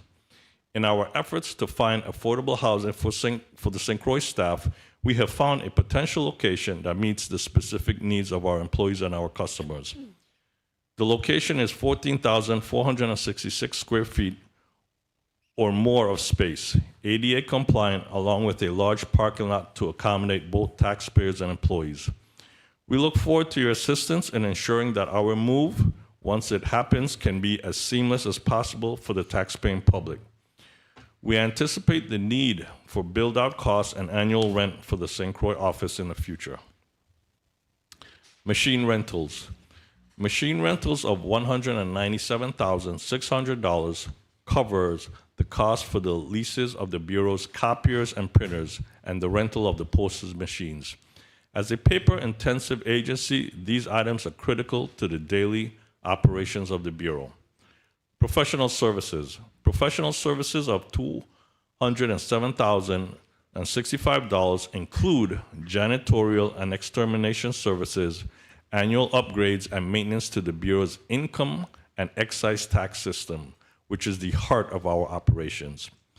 It also includes the cost to cover the necessary upgrades for our newest editions of online tax filing platforms for gross receipts and income tax. Security services. The security services expenditures of $150,000 covers armored transportation services and on-site security for the Bureau's properties. As we add the additional locations for excise tax, we will have a need for an increase in the security services for these two locations. Communications. Our communications expense of $220,000 includes postage for mailing tax bills and other correspondence to taxpayers, as well as payments for our dedicated computer and telephone lines to include our internet services. Training, advertising, printing, and travel. The expenses for training of the staff, travel and cash advances, advertising, and printing of envelopes are as follows. Travel and cash advances are budgeted at $37,000, and advertising is budgeted at $15,300. To date, unfortunately, we have not been successful in obtaining training for our staff due to IRS's personal constraints. Other services not otherwise categorized, which is $15,000, will cover various contingency costs associated with the new excise locations on St. Thomas and to retrofit the Niski Center office. Utilities. The allocation to the Bureau for Utilities is $393,601. This amount reflects last year's expenditures under the single-payer utility fund. Our fiscal 2026 highlights. Collections for fiscal 2025 total $836 million, which represents $767 million for the general fund and $69 million for special funds. The comparison of the fiscal year 2025 and 2026 collections for the period of October and May is as follows. This time last year, fiscal year 2025, we collected $595 million. And this fiscal year, we've collected $610 million. The comparison shows an overall increase in revenues from fiscal year 2025. We expect to see this increase continue for the remainder of fiscal year 2026. As we continue the path forward to reaching our goal of being current with income tax refunds, we paid $32.3 million in refunds so far this fiscal year. Currently, the Bureau has $84.2 million in refunds processed and ready to be paid. Our current online platform, which includes both income and gross receipt tax returns, has proven successful as taxpayers utilize this option to file and pay at their own convenience in the comfort of their homes. As a Mirror Code territory, we remind this body of the Herculean task of copying a tax system and agency as vast as the IRS.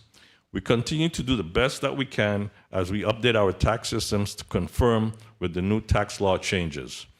We successfully updated the system this year to capture the 2026 tax changes, including the highly publicized ones from the Working Families Tax Cuts to include no tax on overtime, no tax on tips, and an additional deduction for seniors. These tax changes will result in larger refunds owed to taxpayers for tax year 2025 to the tune of 11%. The Trump account, which gives $1,000 for each child born in the U.S. and territories, applies to children born in the Virgin Islands. We wish to remind parents and guardians of those children to take advantage of this benefit by completing Form 4547, which is available online at IRS's website, www.irs.gov, and sending it to the IRS for processing. They will be funding the account for the children residing in the Virgin Islands. In the collection sections of the Bureau, we have initiated a collection effort that will target all of the super PMOs, contracts, and subcontractors for full compliance within the Virgin Islands tax laws. We do recognize that there will be an influx of new taxpayers to the territory, and we will ensure that they become familiar with the tax laws, rules, and requirements in the Virgin Islands. Designated personnel have been and will continue to canvass construction sites on all three islands regularly to ensure that returns are filed and that all of the workers are educated about the tax filing laws in the Virgin Islands. I want to point out some of our challenges. Internal Revenue Service training. Due to the obstacles outside of the Bureau's control, we have not been able to secure any training for the revenue agents and revenue officers for the last 8 years. We will continue our efforts to seek any other non-traditional training to assist them in their professional development. This is important because we do not want to be subject to litigation if we break protocol and collect illegally. Recruitment of staff. We continue to rectify our vacancies with the Division of Personnel, recertify our vacancies with the Division of Personnel, and keep them on a continuous listing due to the difficulty in filling these positions. As you know, while some of the positions at the Bureau require accounting credits, our salaries are not competitive with that of the private section for the same skill set. And if we are successful in recruitment, the delay in and lack of training results in resignation from those who are seeking upward mobility in their careers. Another challenge, digital upgrades. The IRS is fast-tracking the use of digital technology in all aspects of its workforce. They are poised to terminate paper refunds and pay only by direct deposit for refunds. They are increasing the online customer service options and developing strategic metrics to measure the efficiency of the use of AI tools in examining and processing returns. The Bureau must be able to participate in these upgrades in technology for more efficient tax processing and examination. Strengthen the IT platform. In this age of cyber threats, identity theft, and increased scams and phishing schemes, the Bureau must ensure that the IT safeguards are strong to secure. We are charged with safeguarding taxpayer information as well as safeguarding the federal information that we receive. This mandate is the foundation of the Bureau's ability to receive federal tax information as well as federal reimbursement of tax credits paid to bona fide residents of the Virgin Islands. There is a physical security mandate as well, which results in certain requirements and specifications that must be implemented and maintained at the physical facilities that the Bureau offices are housed in. And I also want to note that the IRS does audit us and these protocols and these security measures yearly. In conclusion, as I close, I would like to offer special appreciation to our St. Croix Employee of the Year, Crystal Carr, and St. Thomas St. John Employee of the Year, Andy Britton, for the recognition they received this year. These two employees have been recognized by their colleagues as team players, hard workers, and very pleasant persons. After 8 years of service to the Bureau of Internal Revenue, it gives me great pleasure to personally thank the employees of the Bureau for their dedication and professionalism in their daily duties, as well as the support that they have provided to me during my tenure. I have been fortunate to have met some of the most dedicated employees in the government at this agency. Chairman Francis, this concludes my testimony. My staff and I are available to respond to any questions that you and any other member of this body may have. Thank you very much, Director Lee, for your testimony and presentation of your budget for the Bureau of Internal Revenue. I too join you in commending Ms. Crystal Carr and Andy Britton for being designated or identified as the Employee of the Year for the Bureau of Internal Revenue. Congratulations to both of them. So can we get the actuals for your personnel costs, fringe, supplies, other services, utilities, and capital outlay? Yes, sir.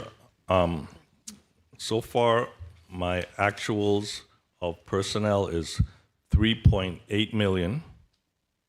Fringe benefits. Yeah, we'd like to get that complete number. A complete number. I'll let you. Good afternoon, Sherry Mahus, Chief Financial Officer. To date, for personnel services, a total of $4,034,241.47. And that is up to June? This is up to May 31st. May 31st. Yes. Let's get that number again, please. $4,034,241.47. Okay, in fringe? $2,051,251.80. Supplies, a total of $167,327. Other services and charges, $1,454,435. Utility services, this includes WAPA, $235,933.91, for a total of $7,597,796.19. Okay. Do you have any capital outlay? Oh, yes, $29,447. $29,420. 47. 47.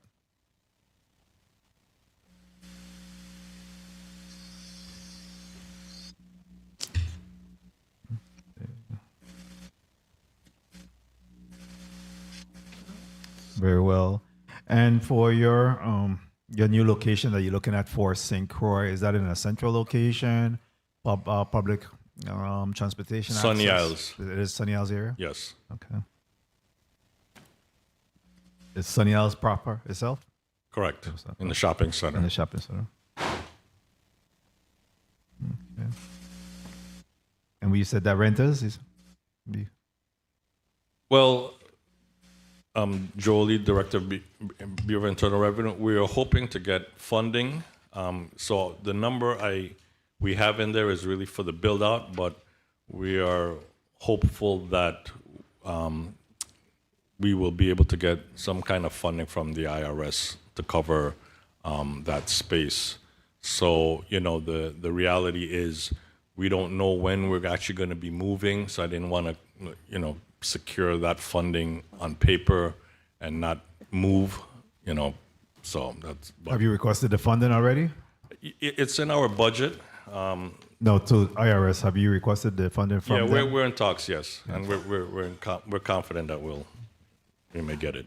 Outstanding vendors payment. 170. 17. Go ahead.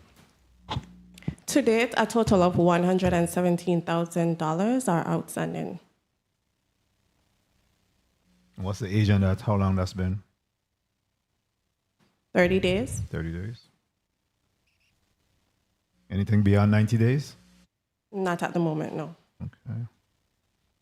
Bounce check. So we received fiscal year 2026 about 4 million in bounce checks, but we've recovered 3 million. The nature of our bounce checks is, we get a check, for example, one check was written in the amount of $2 million that the bank rejected because the signature was off, but we were able to recover that within a short amount of time. But currently our outstanding bounce checks to be recovered is under $1 million. And once again, we get checks for like 200, 500 that the bank rejects for signature.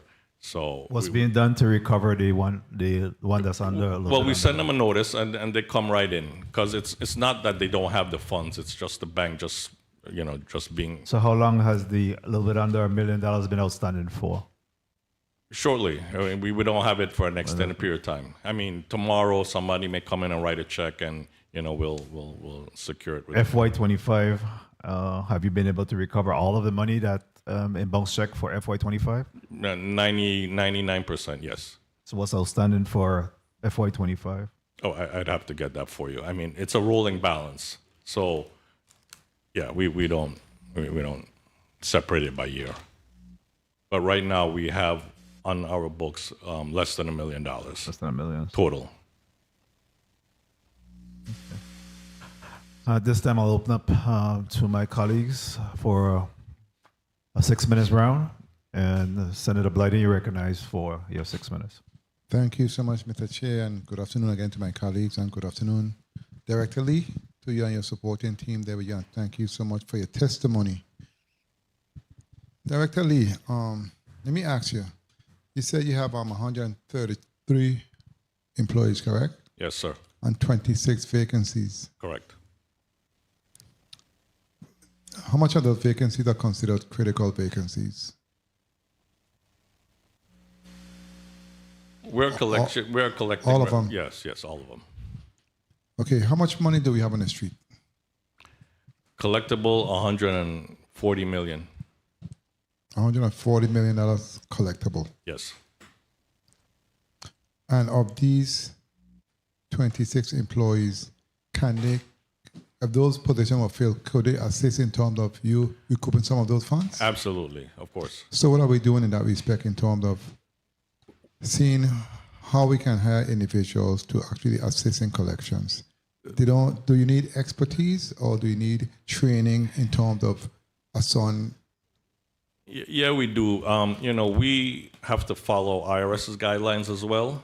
And that's, like all the agencies that come before you, it is a challenge to get financial professionals because we lose them to the private sector. With that being said, aren't we training them in-house and promoting others, being creative in terms of actually getting some type of movement forward? Because I've been hearing it for some time and I've not seen any movement. So what are we doing in that respect, though? Yeah, once again, because we are overseen by the IRS, they have certain protocols of training that needs to happen before someone moves up. Unfortunately, as I mentioned in my testimony, IRS has not been able to provide that training so folks move up. So what ends up happening, folks end up leaving. So the training have to come from the IRS. It can't come from nowhere else. Yeah, because in order to receive the benefits that we receive the IRS, we have to follow their protocol. That's messed up, to be honest with you, because at the same time, we are the ones suffering. I understand.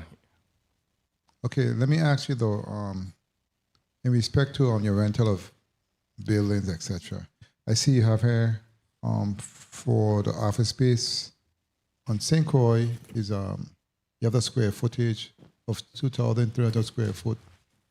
For Niski Center, I'm sorry, and you have the square footage for the one on St. Croix, but you don't. What the square foot for the one in St. Thomas in Red Hook?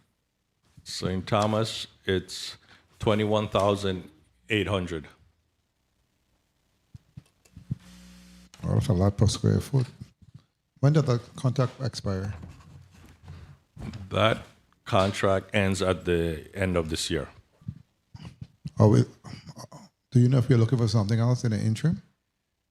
We're always looking, but the build-out cost is what's going to be painful. So while we may be able to get something maybe reduced, we're going to have to upfront a lot of money just to build it out to satisfy, once again, the IRS requirements of The safeguard. price tag is painful, though, to be honest with you. I understand. So we need to we really need to look for something in the interim before we get to that deadline. I would also assist in looking for a place because I think that's way too much we are paying. That's just my opinion. Well, it balances out because we don't pay currently on St. Croix, but I understand your concern. Okay, very well. Let me ask you in respect to your security services. I know you stated that the security service expenditure is $150,000, which covers a variety of areas. And I know on the other page you spoke about the cyber security. What the price tag? What are we doing to assure that we are well protected from attacks and other infiltration? Well, I'll let our IT guru, Mr. Tavis DeWint, go into that. Be mindful. I have told him not to go into too much detail simply because Understood. we're in a public forum. Understood. All right. General. Good afternoon. Tavis DeWint, Chief of Computer Operations.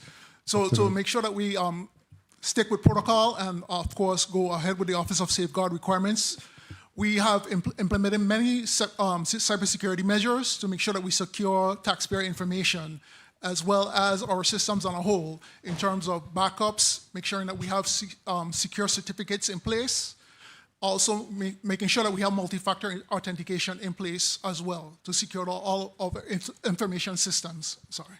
We are a big target. We get attacked constantly simply because of the information we have. I appreciate what you do in terms of assuring that we are protected. I have two more quick questions. The Trump account that you spoke to, at first I thought it was fake, but nonetheless, what the age? What the age range? The age? I did. I thought it was fake for real. What the age range? So we can let our Tammy folks know. Smalls, Chief Counsel, children born between 1 minute. 2025 to 2028. It is not fake.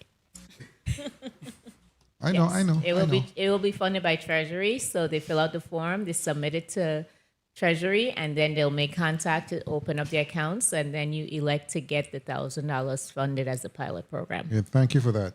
Yes. And finally, in respect to page 8 of your testimony at the bottom, you spoke to having designated personnel that will be canvassing construction sites on all 3 islands regularly to ensure that returns are filed and that all of the workers are educated about the tax filing laws of the Virgin Islands.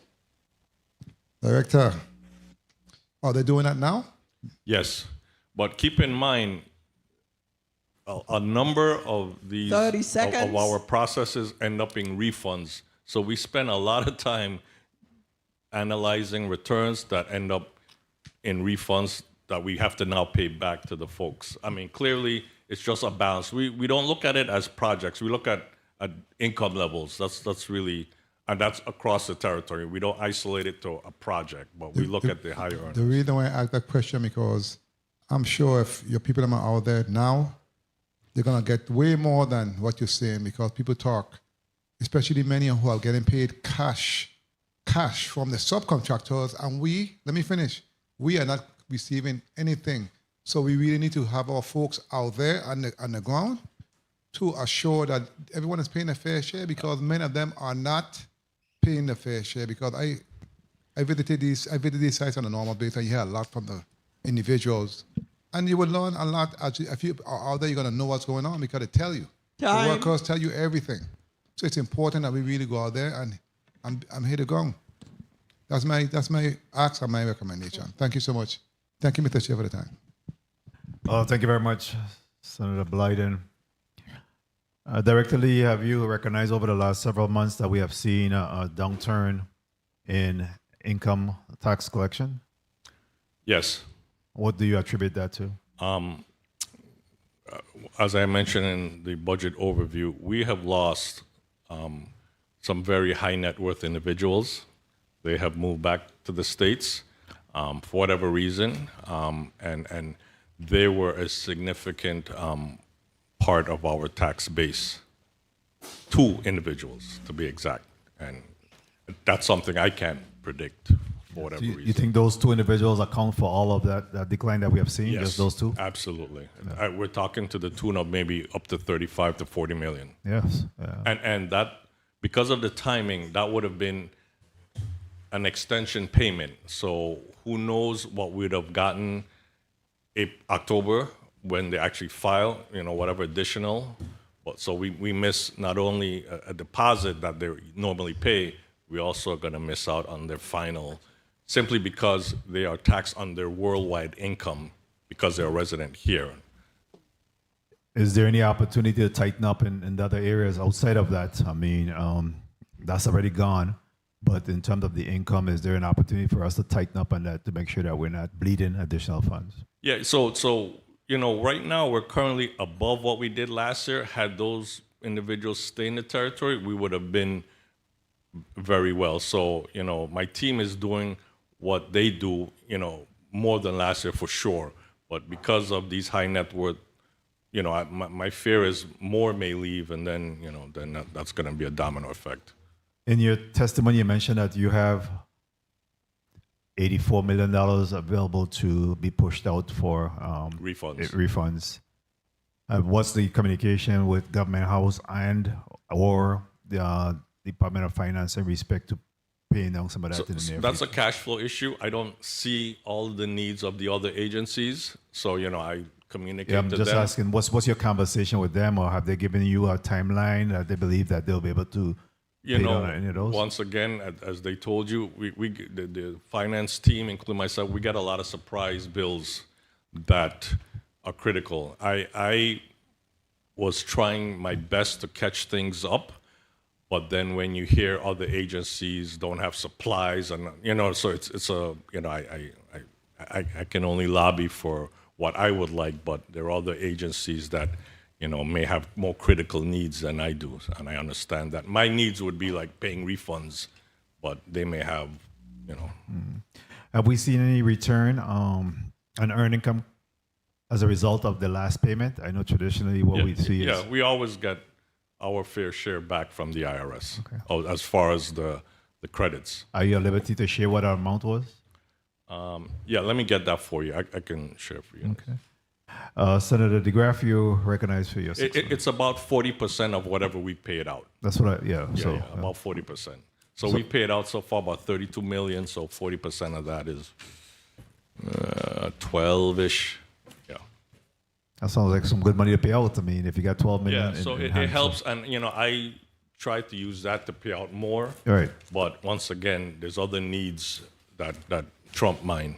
I mean, Senator DeGraff, you recognize for your 6 minutes.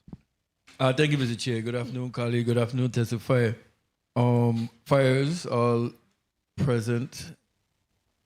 Okay, Director, again to you and your team for all the work that you guys do on a yearly basis. Thank you. Job well done.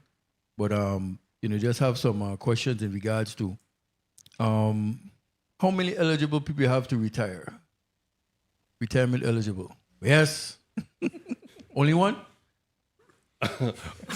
Yeah, we don't like to talk about that. But to give you a specific number, do we have a specific number of eligible retirees? Ophelia Hector, let me just say that we have approximately about 15 employees eligible to retire. Okay, have your department received any wage increases? Anyone receive wage increases? Yes, our employees who were paid under $35,000.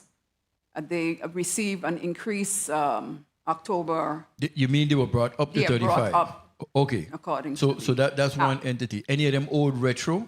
No. All of them are taken All of care our of? unionized employees have received their. Okay, so in addition to that, increases. were there any wage increases by union negotiations? No, No, just that up to 35. Okay, no retro owed. no. Okay, now when you mentioned about the child care program, it says $1,000 per child from the year 25 to 28, and they file by Treasury. Directly with the IRS. Okay, we so- don't manage that fund. It's nothing comes out of. Does that No. pose a conflict? Because we're not supposed to file our taxes. This directly isn't to- taxes. So This I know. is just a form. But okay, so it isn't taxes, No. separate filing? Yes, a separate piece of paper that you That you give could your go and child's request information. anytime? Yeah, Yes. one at a Okay, time, please. yes, I apologize. Let the senator complete his thought. Yeah, and then, that they could go and file for any time? Or is it available during a certain time? Tammy Smalls, Chief Counsel. It is for children born from 2025 to 2028. The instructions say to attach it to the return, but because we are a mirror territory, we're not going to attach it to the return. We have to send it directly to Treasury because Treasury is going to fund the $1,000 that starts No, the.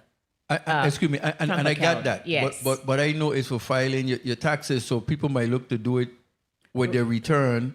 So is there something in addition that you'll be putting out Yes, not we to did. do that? Yes. It's basically what I'm getting at. Okay. So we did do a press release prior to the tax season to inform the taxpayers who have eligible children to file it. We provided the address.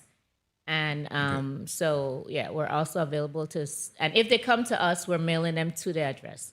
So Okay. we're also No, doing that. we just passed a bill in regards to EDC companies receiving income taxes that was requested. Refunds. Now, is there any litigation by any of those companies presently right now that we have to pay? Yes, there is litigation. Okay, so we haven't lost anything yet that we have to pay. So is there an amount of money that we may have to pay as yet? Upwards of 20 million. Okay, so that would be in the income taxes that you have collected, or is something that we may have to find money to pay out? It's included in the 84. In the 84? What do you mean by the 84? So I was asked earlier how much refunds that we're owed currently, that we owe to the public. Okay. So it's 84. So that Okay. money is included in the 84. Okay, so that's a part of 84, so that would be covered, and then going forward, they won't be allowed to file. Okay, I just want to make sure we have that straight. Covered under the 84, file local. Now, I believe we'll do another insurance increase. Do you have money in the 27 budget estimated for insurance increases? That's factored into our personnel costs. How much money you have set for estimation of insurance increases? It's included in our fringe benefits. We increased about, I think, maybe 10, 11% from last year because of. Okay, because now I'm seeing in your fringe benefits for 27, your personnel and fringe, page 6 of the post-audit report, your fringe is 56% base estimated. One What are you minute. looking at? So that's why the fringe is so high? You say you included it in the fringe? Yes, the increase of the fringe, which includes insurance, is included in the fringe. Oh, so, okay. yeah. Okay, so that's why it's so high. So then, with your actuals for personnel at 4,034,234, was your number?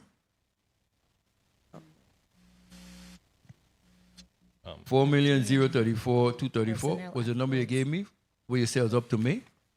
Your actuals 30 for personnel. seconds. Can you repeat the question, please? Your actuals for personnel Yes. as of May Yes. is 4,034,000. $4,034,241. 241. Yes, and 47 cents. Okay, so based on the appropriations Time. for, if I may wrap up, Mr. Chair, even at your 25 expenditure at $6,881,000 for personnel, and our fringe benefits are $3,385,000. $4 million. We are in this is the third quarter now. So $4 million. You should be getting your overall at least the lowest $6 million. So you have one more quarter to make up the difference. We're still in the second quarter. Just You say, okay, that's what you're in May? yeah. Well, fiscal year. So the last quarter would be July, August, and September. So Right. We're still So, at the, so now we happen to be in June. Correct. So you haven't received anything in June. The May was your third quarter. Because your fourth is Yes. July. Yeah. Right. So we dividing the 4 million by four, and then you get the difference would be the fourth quarter. It will still take you under 6 million in terms of what you actually get in. So then the rest is, how much vacancies you have? 26. 26 vacancies. And what are they funded at? 100%. 100%. Wow, that's probably why. Okay,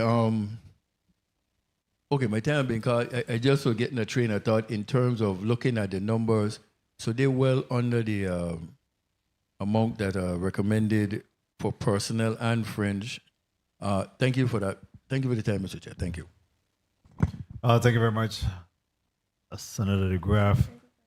Director Lee, who monitors your KPIs, your key performance indicators? Our Deputy Director, Ms. Letitia Smith. Ms. Smith, can you speak to how you're doing with your KPIs? Our KPIs were determined based on our mission and vision. So with the KPIs, what we do is I monitor the metrics quarterly. And if I have any issues, then the activity center leads receive an email from me.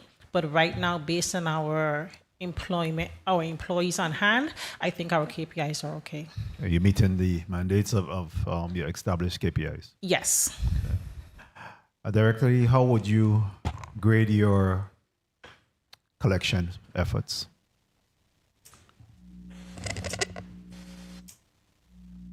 B+, simply because, it's if we had more staffing, that would always help. But I will acknowledge that it is very difficult to get the folks that we need certified to work with us.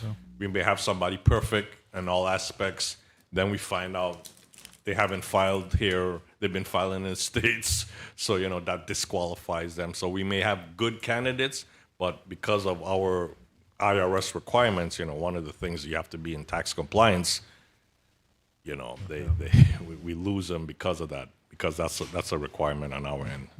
Okay. So Balkes, Junior, you recognize for your 6 minutes. Thank you, Mr. Chair. Good afternoon, Mr. Chair, colleagues, listening and viewing audience, central staff, my staff, and the testifying panel before us today. Director Lee, your testimony stated, and of course the previous senator from Savannah mentioned that you have 133 positions, 26 vacancies, and 15 of them are primed for retirement. And for whatever reason, if they decided to leave tomorrow, that would be about 30% of your workforce, almost 1/3 of your workforce out the door. So what are the efforts to bring in new staff in addition to the vacancies that you have now? How many of them are involved in audits or collections? Well, once again, our mandate is collections. That's so there are different pieces to the collection process, but all our employees fold up into that. Whatever the pieces are is to achieve more collections for the territory. Okay. As far as recruiting, once again, like all of the finance team that you've heard, it's just been a challenge to get finance professionals simply because they have gone, they go to private. So we can't compete with them. It's just it is what it is. I'm a CP. I'm very active in the accounting community. And what I found is folks come to us, the government, get their training, and then it's time to, then private Understood. industry tries to sell them, and we just can't compete. Understood. But I guess let's move on then to using technology to our benefit, right? Yep. And you mentioned or discussed in your testimony digital upgrades, Yes. Online services, IRS modernization. So these technology projects that you have, which of them has the highest priority at this given point in time? Being able to file and pay online. Now, we have been successful with our online ability to file, our online ability to file income taxes and gross receipts. Now, we're trying to roll out the many other taxes, hotel tax, road tax, so there's a number of different taxes that folks file with us. That you want to put? Yes, so we're just rolling them out. So okay. For me, the funding, whatever extra funding you can give us is going to that aspect, simply because we do have a problem with getting and I'm happy to hear that it's going well and it's successful. Are you able to let us know what percentage of taxpayers are currently filed electronically this go round? Is that information available? Yes, we can give you a count. I will refer that to our IT professional, Mr. Tavis DeWint. And while he's looking for that, I'm assuming that it reduced a lot of the processing time. Yes. Manual processing time. Yeah, and once again, folks, the more convenient you make it, so they don't have to leave work to come before, to get a file. They could do it on the weekend. They could do it at night. So what I found, the more easier you make it, the more easier it is for the folks to be in compliance. Yeah, well, I'm looking forward to getting those other taxes that you mentioned all digitized and available for payment on an online portal. While he continues to look for that, you testified that approximately $84.2 million in refunds have already been processed and are ready to be paid. Ready to be paid, yes. What's preventing those refunds from being paid? Funding. Once again, I just prepare the file, and once finance tells me, hey, we have some funding to pay whatever, then I send them the names down up to the dollar amount that they give me to pay out. So That's how that works. You prepared, or should I just? Yeah. Yep. Okay. Sorry. Good afternoon, Senator. Tavis DeWint, Chief of Computer Operations. Today, we have, for gross receipts, we have 13,092 filers online, and for individual income tax, we have 568 filers. That's for the 2025 tax season. Only 568? 68.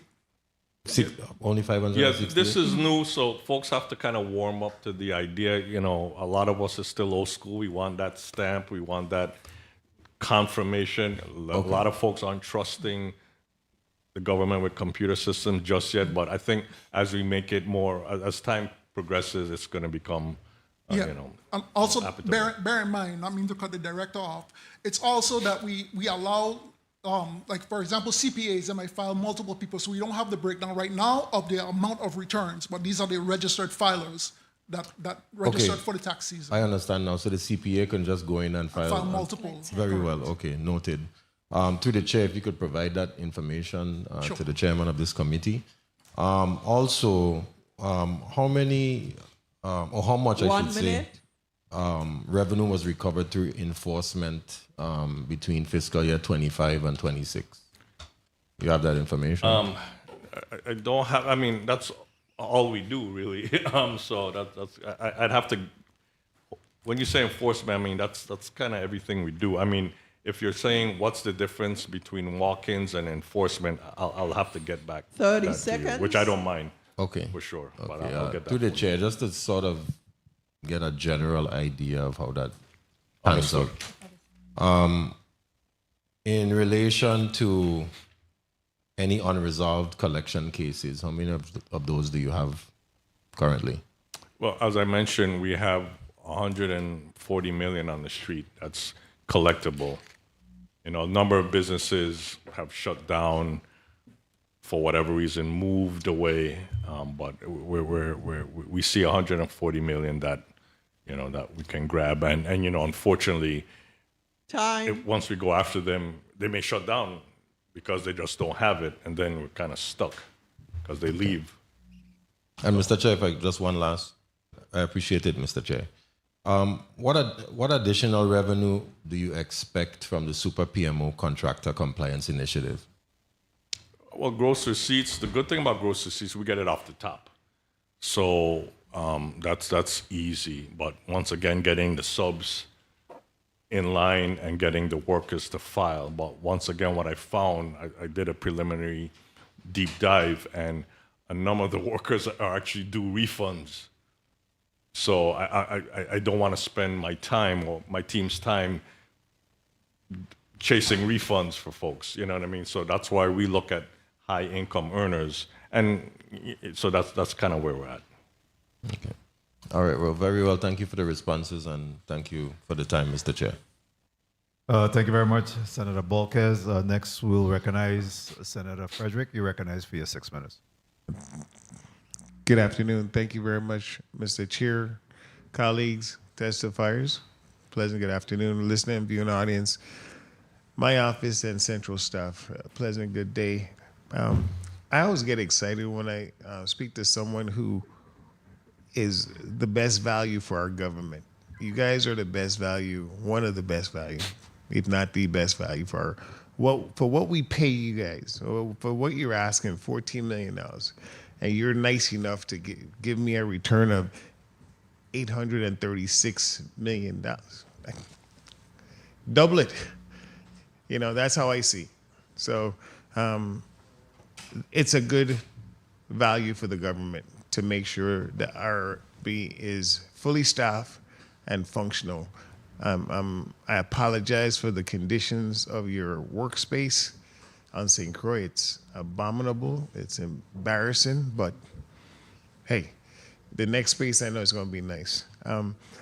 In terms of the bad debt that you have out there on the streets, what collection efforts are being made, even with a third-party vendor to try to collect it, so at least you could discount it and get something?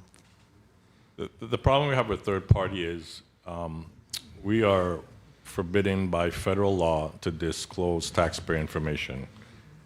And whereas the IRS does have some third parties, we have not been able to get the right third party here, because once again, we have to not violate federal law, because all of us who work for IRB, we have a separate standard of law that we have to follow. So, you know, you guys will hear me say I can't disclose that.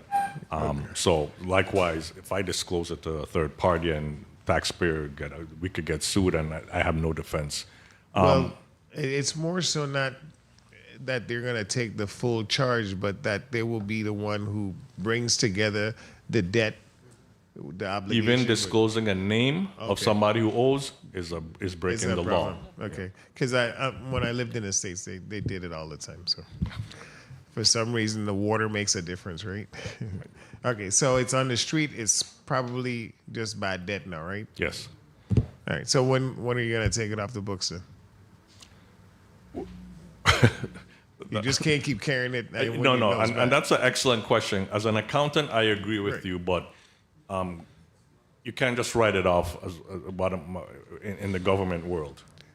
I hear you, but in IRS, we have to keep stuff on the books, which we have to mirror. What you're doing, when you carry debt like we're that, inflating our receivables. Exactly. I get it. I get it. So it's really, you know. That's above my pay grade. You know, okay. I really wish we had a clean set of books as a government, because even when we dig into the property taxes, we have the same issue. I don't understand why we keep this debt on there as if it's going to be collectible. It will probably never. No amnesty is going to help us. It's just bad accounting. I'll say this. Perhaps whoever's out there in the universe still sees it as a value. Well, maybe it's us. Maybe we need to be the ones who. Okay, maybe, fine. Yeah. Because this doesn't make any sense. You know, we're just doing it just to talk about it every year, and nothing happens. In reference to the training that the revenue agents go through, I started off out of college. I'm an accounting major. I started off as a revenue trainer, and I was just wondering what your program is like. So. Is it a standard training program or? Just Yeah, one-on-one. I'll let our deputy discuss because she has actually been through that process. Okay. Oh, a trainee. Well, I started at the Bureau as a revenue agent trainee. Nice, nice. But it is not a standard training. It is a training by IRS professionals, and you go through the income tax, corporate, partnership, and any other credits and deductions. So it's specific to IRS and IRS employees. And how long does it take to complete? Individual is about 6 to 8 weeks. Partnership was, I think, about 2 months, and corporation was the same 2 months. That's not bad. I mean, that's. But it is a vigorous training. Is there any way you guys could pay a bonus at least to entice? Well, it's an IRS design program. It's not, we can't just go out and find somebody. They have to approve it. Thank you. I'm not getting any of the goodies I want to hear, but I'll settle for 1 minute. the restrictions that you guys have to work with. I get it, but if we could help, I mean, I'm pretty sure my colleagues would not have a problem trying to help, so that because last year when you testify, you mentioned those 2 high net worth individuals that left. So are these the same 2 guys or 2 persons? Yeah, I mean, I mentioned them, you know, at See, my bad last. debt. So you're carrying budget forward again bad debt now, right? See, because you mentioned it last year. I remember. No, you no, said- they're good. We're not receiving anything from them anymore. 30 seconds. Next year you can't mention that again, although. Yeah, no. Okay. They're So we gone. got that story. 2 people left, high net worth, and so it's gonna hurt us in terms of the revenue collection. So the next thing was, I'm proud of you guys for never having a breach. Thank God. Thank you, because your neighbor to the north of you had a big breach last year. So the fact that you guys, under the conditions you guys have over there, I'm so happy that that never happened, and I hope you're taking the additional steps now that we know, you know, there's a malicious person or thing out there. Well, we appreciate the extra funding that this body gave us last year for that, because that helped. Okay. Time. So, Mr. Chair, if I just wrap. Okay, last but not least, so you spent 250,000 last year. Is 150 we gave you? 250. 250. 250, right? And then this year you're asking for what? 150? Is it on top of you're expanding the platform, or you're just? It's included. It's I don't know what modules, one of those where you keep, you know, they keep ripping you off and you pay more for the modules. No. What did you guys purchase? Well, it's more expanding the security and the online platform. You know, that there's a contractor who helped us develop, and that's a part of their fee. And now we're trying to grow to add more returns, so that's going to be a part of it. But the initial base was covered, and now, you know, it's not as significant going forward. Okay, and last, through the chair, if you would, can you submit your payables that you currently have? Okay. I need the age payables. 30 days, 117,000. Okay. We'll get that. Thank you very much, Mr. Chair. Appreciate the time. Thank you. Thank you very much, Senator Frederick. What do you believe your cost savings going to be at the end of the fiscal year? Any projection? Any Cost forecasting? savings? Really, our vacancies, I mean, you know, we're probably not going to be able to fill them. Like I said. It's close to $1 million, a little bit over $1 million in cost savings, vacancy savings. No vacancy. About 560,000. 560,000. Half a million. Approximately. What would you say is your accomplishment so far in FY 2026? The online. That's Yeah, huge. that's the greatest. I mean, in the IRS and the federal, 95% of people file electronically. We're like so opposite. Yeah. So. All right. Mr. Viola, you recognize for your 6 minutes. Thank you, Mr. Chair. So if you're using one of those tax apps, whether it's Tax Act or one of those, you could directly. Nah, the problem is we reached out to a number of those guys, but we're not big enough for them to include us in their package. That's the problem. Okay. We're just too small.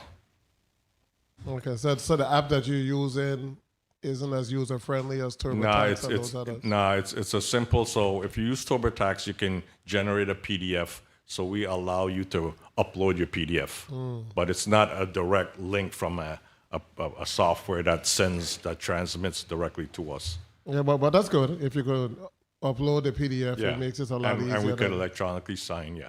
And you can electronically pay. Yes. Okay. I was looking at your numbers for fiscal year 25 and then the estimate for the appropriation for Act 9035 for 26. And in fiscal year 25, you spent almost $6.9 million on personnel. This year, you're presently to that $4,034,000 level. And if you estimate that, if you divide that by 8 to get your monthly and then multiply times 4, you're coming out to like $6,051,000. So you actually have less employees now in 26 Yes. than you had in 25. Correct. You have lost a number of employees. Yes. And have not been able to fill those positions. We recently, as of within the last 3 weeks, were able to gain like 4 more. Okay. Okay, so that 4 more would be at about 30% of what was budgeted for that position because you only have the rest of the fiscal year. Correct. So you're going to have over $1 million in savings. But we also lost like 1 or 2. And then I'm back to where I was. So yes. You're going to have close to $1.4 million in savings. You believe that you're going to be able to get employees for fiscal year 27? I'm trying. I mean, and your like I said, we get them qualified, and then they come in, and then there's something that pops up that disqualifies them. And your positions for 27 is funded at 100%? Yes. Okay, well, this body, I know that, and the chair, the last time we did it in the last couple of years, we have been funding positions at a percentage. Okay, it doesn't make sense to fund it at 100% because you can't get everybody on October 1st. Understood. So we've been funding some positions at 75, some at 50%, and I think we're going to do that again. And then you estimated the increase in the last health insurance package, so that's included now. That's included, yes. Okay, now in reference to repair and maintenance, in fiscal year 25, you spent $513,336. Your budget for this year is $461,476, but your projection for 27 is $140,000.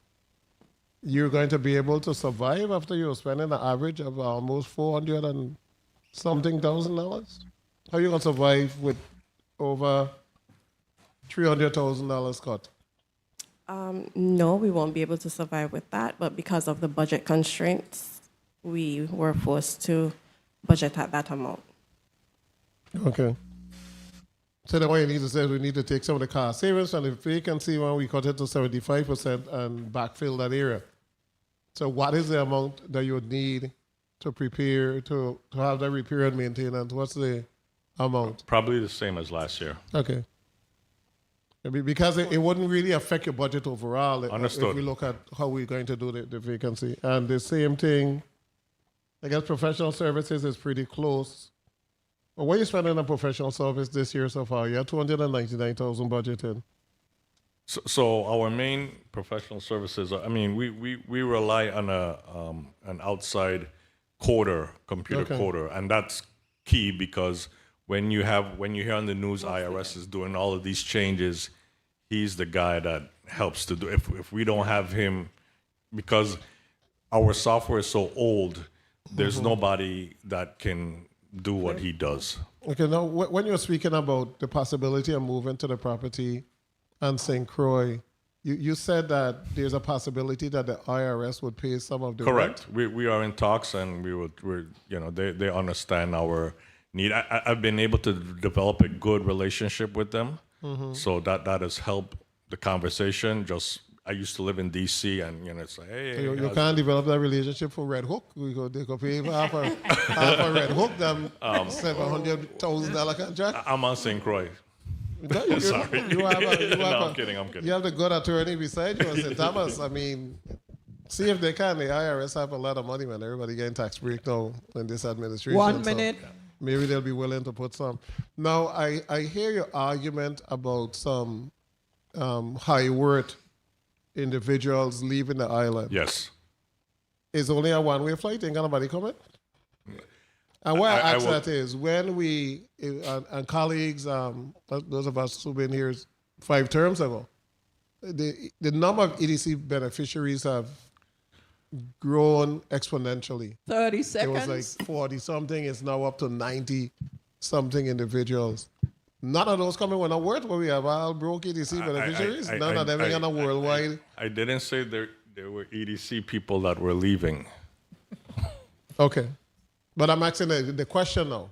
Of those EDC individuals coming. So I'm an accountant. There are expenses at our disposal that we may be able to take advantage of, especially if we're using EDC. A lot of EDC folks, I presume, have opportunities to minimize their taxes because a lot of their income is in the stock market. Time.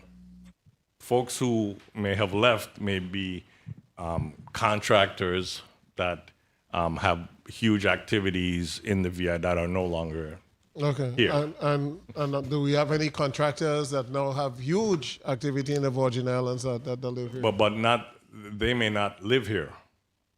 The ones that left came down and lived here.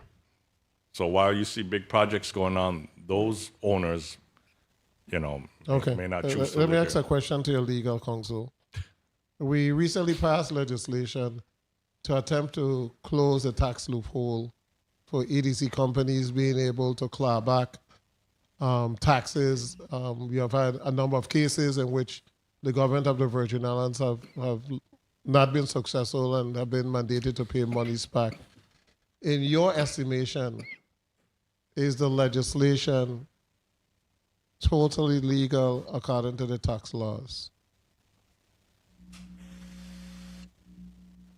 Or you don't want to? Let me jump on that. It satisfies what we need. Does it legally satisfy what Yes. you need? Okay. That's what I wanted to have on the It record. may need some tweaking, but we never got into the tweaking discussion.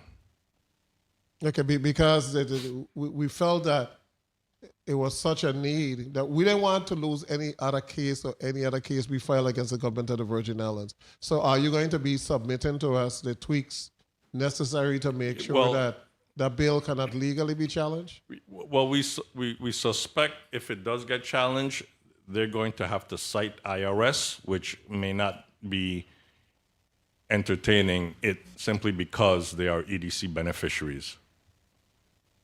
Okay. But you're going to provide us with any additional changes? We can. Okay. Thank you, Mr. Chair.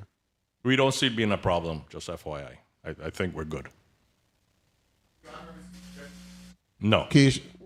We got complaints, but we don't expect them to go anywhere. Okay. Just verbal complaints, not written. Yeah, as expected. Okay. Thank you so much. Yeah, my question is whether or not we're just talking about the EDC companies, but what about the other individuals out of state? I think that's the. Please recognize the mic of Senator Vielle. When the legislation was passed, that was the next. I got that concern, and the sponsor, the secretary, is not here right now. It showed the language for that particular bill that was passed include the RT Park and the possible South Shore. Should it include all entities that receive tax benefits not being able to come back and claw back those benefits that they received before? It should, because they're all in the same beneficiary pool. Okay, so with that, I think we need to reach out to the same tax attorneys as under the PFE and get them to submit some additional language. Yeah, we're supposed to be neutral. Is why I'm answering. Okay, well, be neutral for the Virgin Islands so we could capture more money. But I understand. So we'll have that discussion. Thank you so much, Mr. Chair. Thank you, Senator Vieira. Point of information, Senator DeGraff. To be neutral, the tax we're talking about is, what kind of taxes we talking about? Well, we're talking about, in Senator Viola's question, that the ability for an EDC beneficiary to get a refund after they have gotten a 90% benefit for not paying. That's what we're talking. They should not be able to get that and get a refund on monies that they are claiming but they do. It's what kind of taxes? Property taxes? Income tax. Income taxes. Yes. Right. So I think the direction we're going is what we need to look at versus the individuals we're talking about. Well, we're talking about individual and corporate. Right. I mean, it's all Income the same. taxes. Yeah, income taxes. That's the issue. Thank you. Thank you for the time, Mr. Chair. Thank you very much, Senator DeGraff. The chair will now recognize Senator Ray Fonseca. You recognize for your 6 minutes. Yes, thank you, Mr. Chair, and welcome, IRB staff, Director Lee. Okay, so October through May, the collections was 610,339. What are you projecting for the whole fiscal year? We are projecting, let's see.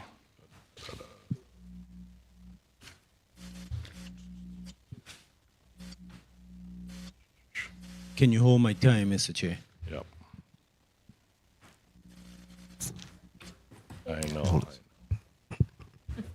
Pedro.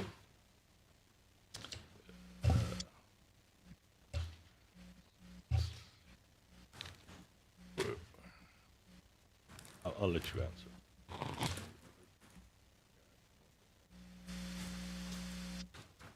I mean, That's actual. Oh. Okay, you don't have that number? I don't have that. I mean, we Okay, expect to last be above year it. was 836 million. Are you projecting more or less than More. that? More. Okay. 84.2 million in refunds ready to be paid. Those are down at finance or still in the IRB? No, office? we keep them until Finance calls tells for you? them. Yeah. Okay. I'm kind of concerned. I think you can do more as far as the salaries. I don't see the commitment. Many of the other departments have a training budget. I was looking for your training budget in the 14 million. What do you have for training? I don't see a specific 15,000. 15,000 for training, and that's in which the other services and charges? Yes. Okay. I think there needs to be a larger commitment. If you're collecting around $900 million for the government, there have to be a bigger commitment to training the employees, because this agency, the IRB, collects most of the government revenues. And we have to do more. We have to bring those IRB employees up to par. But I want you to explain to the public the Trump account, because from my understanding, any U.S.-born child under 18 with a social security number that don't have an account, the IRS will give them $1,000 once they file. Explain that so that the people can understand what it is they can get here. The Trump account. No. You can explain on the chair's time, because I got some other accounts here. I got some other stuff here. Sorry, Mr. Chair. Okay, so the training and the revenue agent officers, none in the past 8 years. Have you approached finance or OMB and tell them that you want to put money into training and they've denied it? It's not the funding. It has to be trained by an IRS sanctioned program. We have not been able to get IRS to sanction. So have you written letters to the IRB? Yes, we're in constant communication with them. Absolutely none? They just haven't been able to provide it for us. Okay, well, maybe what you could do then is require or enforce or suggest, recommend your employees on their own, get them, you know how someone have It the needs to be an IRS CRE? program. It has to be an IRS Yes. program? Okay, I can understand you with the training, but I can't side with you with the salaries not being competitive. And you know that's a complaint that I get all the time. The IRS employees, they always tell me, seriously, more than any. It used to be Human Services, now it's IRS, that the salaries need to increase. So we have to do something. You're collecting $900 million. I don't think any of the senators here would disagree that we have to bring those salaries out. I was doing a review of your salaries, and actually a lot of your employees benefited with the $35,000 minimum government thing, because a lot of them are like 35, 123. So, Mr. Director Lee, do a little more to give your employees a little bit Well, more. those salaries are negotiated by union. So. I know, but I'm sure the union wouldn't have a problem if you recognize that the salary is low and you sit and negotiate and say, listen, we want to go across the board and give our agents. The problem that you have, as I've been here now, is that someone with the same classification in my shop, if I increase that salary, someone in another shop is supposed to get that same salary because their classifications are the same. So that's the conundrum that I'm in. Except I would say to the contrary, your person probably, even though they're in the same shop, are probably understand. paid less than the other one. So what you'd be doing is bringing them up. You know, I don't want to hear reasons why it cannot be done. This has to be done. Find reasons why the IRB employees get a more competitive salary. I see where the turnaround is going. I have my best friend used to be an IRB agent. I He did rose that. to the vice president of a bank, and he left for that same reason. This is I a did couple that. years I ago. attempted that. Okay, well, find a reason, because IRB is like one of the most important agency, and you have good employees. You have real skilled employees. I They're agree. Good with numbers. Okay, so now, was time call? Was my time call? No? Okay, good. So the gross receipt taxes, we had a discussion with the subcontractors. You know, I know ODI is taking that 5% out. What are your plans? What is the plans that 1 you minute. have to get that 5% gross receipt for the subcontractor? So ODR is going to provide us an updated list of all of the subs that their contracts pay, and then we will simply, give them a call, and if they're deficient, and require them to pay, or we will recommend to DLCA to pull their licenses, which then make them ineligible to be a sub. Yeah, let's do that, because the majority chair and I had that discussion. 30 seconds. It's projected that, with the $2.2 billion that we're going to have to spend, the 5% going to be like a little bit over $100 million in the gross receipts for the general. Yep. And I don't know what you collect for the sub, because after 2035, that money is gone. We don't collect that. So let's take advantage of that gross receipts for the sub, because, in reality, it needs it. So, okay, now give us an explanation for the people of the Virgin Islands to understand what is this Trump account and how it can benefit, the parents, the guardians, etc., by establishing a Trump account. And that's an area where the Trump name is mentioned in a good thing.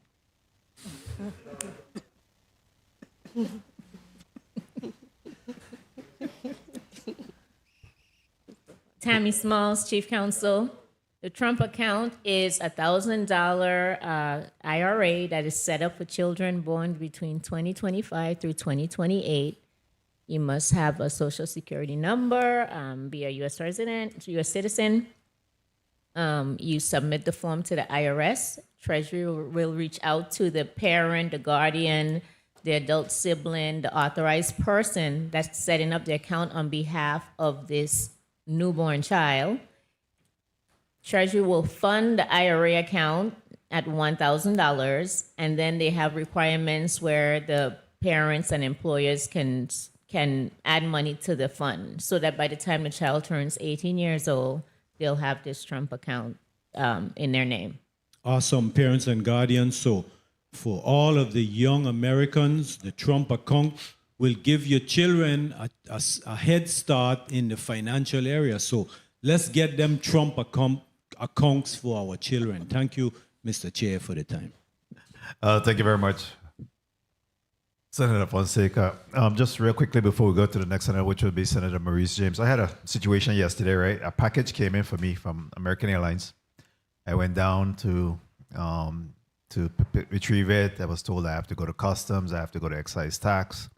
So I picked up the package, I picked up the documents, went up to excise tax up in Diamond.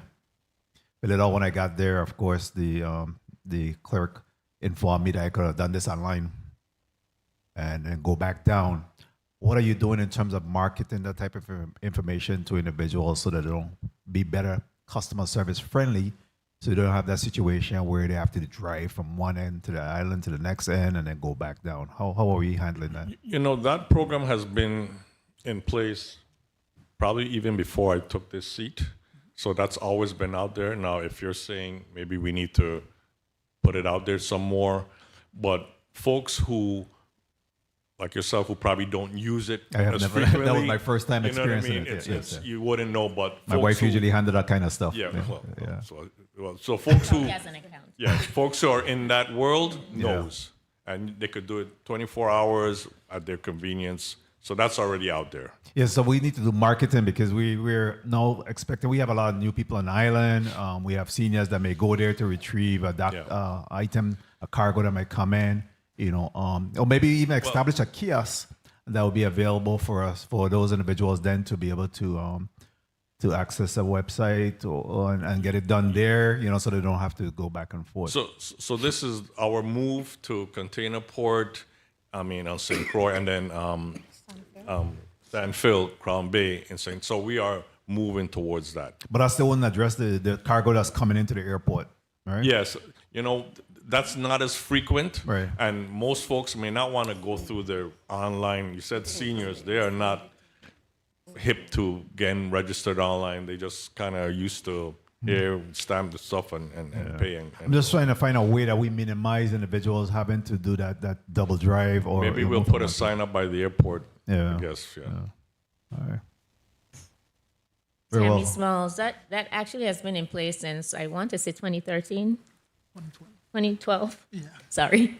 And when we started, we did have the kiosks in the offices to assist the taxpayers when they came. Right. So I guess we've been doing it so long that we probably feel like everybody knows, but we Yeah. can always do more marketing and Absolutely. Yeah, we just want to turn a situation into better customer service so that people could be a little bit more available to assist them and support them in that endeavor.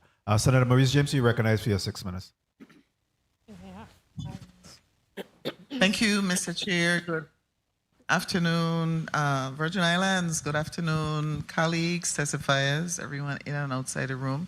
I wanted to go back to a statement that the IRB director made about when you fill positions and you train people. You said sometimes something pops up that disqualifies them. Can you give me an example of what that would be? They never filed in the Virgin Islands. They filed in the States. So that disqualified a person from working for the IRB? Yes, because you're not supposed to file outside of the jurisdiction that you're in.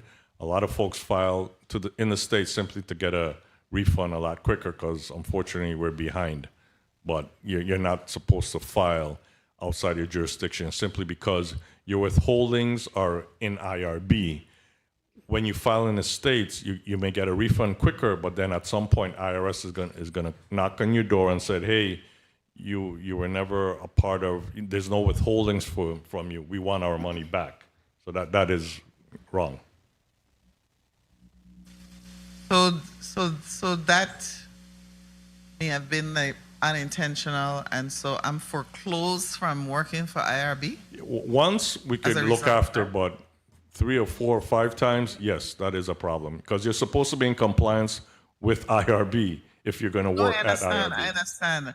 I'm just focusing more on that. you went through the process of training them and then something pops up, and I'm just, if it's something like that, Yeah. why wouldn't you have known before? Yeah, Why no- didn't you then vet them to make sure that before you hired and trained them, that you would not have wasted time and money and for someone who has that type of a disqualification? That's why it's just a waste of time and Yeah, money.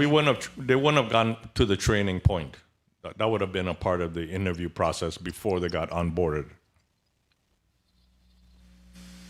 Okay, I wanted to, I was not here when there was a discussion regarding the refund on the non-exempt income for the EDC beneficiaries. So I was sitting here thinking, clearly and maybe you can, since I'm catching up in a sense, if I have exempt income that's shielded clearly from taxation, but then if I have non-exempt income and during that year I would have overpaid my taxes on that income, and then I file my tax return, you're saying that I'm not entitled to a refund on my non-exempt income. But a refund isn't a refund, the definition of a refund that I have overpaid,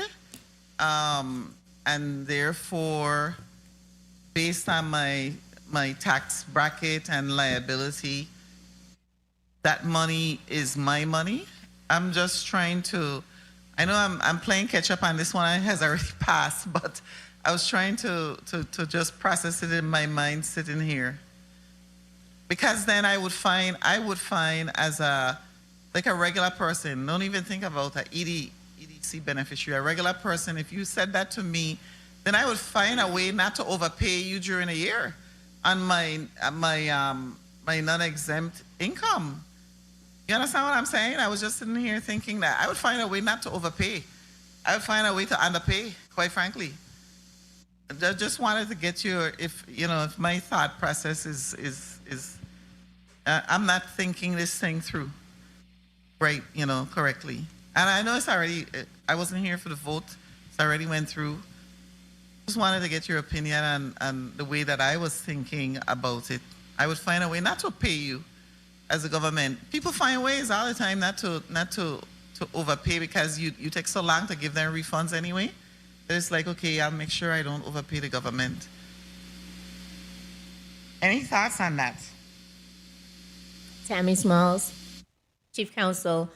Senator, Section 713CH actually deals with the situation you just mentioned, and it says that the section shall not apply to an original income tax return timely filed for a taxable year that reflects an overpayment solely because the tax shown as due on such return is less than the payments made for such tax year. So, that was a lot of words, but because I have to stop you. I'm only going to stop you for one reason. When you respond like that, the public is listening, and I am also part of the public, and I didn't understand a word because I don't understand taxes. So that's why I said it in simple layman's terms. And can you respond to me in layman's terms also, please? Yes, I would ma'am. appreciate it. Okay, so I just wanted to read you this section. As an attorney, I thought you would, well, that's my fault. So No. the section taxation. actually says that the example you gave, you overpaid 30 your seconds. income taxes, and now your payments are more than your tax, so you're entitled to a refund. This section says that all of the language and the discussions we've been having will not apply to you. So the year that you file the return and you're entitled to a refund because you paid more than your taxes, you will get your refund. So your thought process is correct. It will not affect you.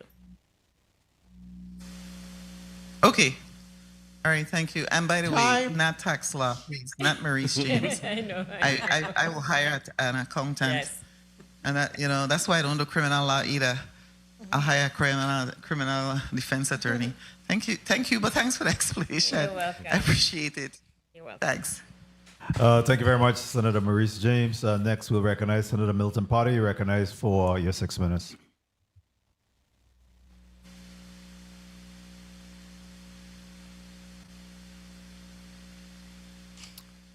Senator Kenneth Gittins, no. Senator Clifford Joseph, you're recognized for your 6 minutes.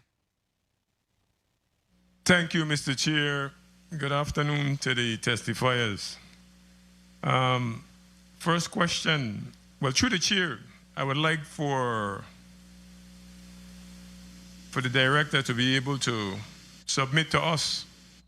I don't expect to get the checks because they have our names, but we'd like to have a number count submitted through the chair on the bounce checks. That's what I'd like to know. So we have a quantified amount.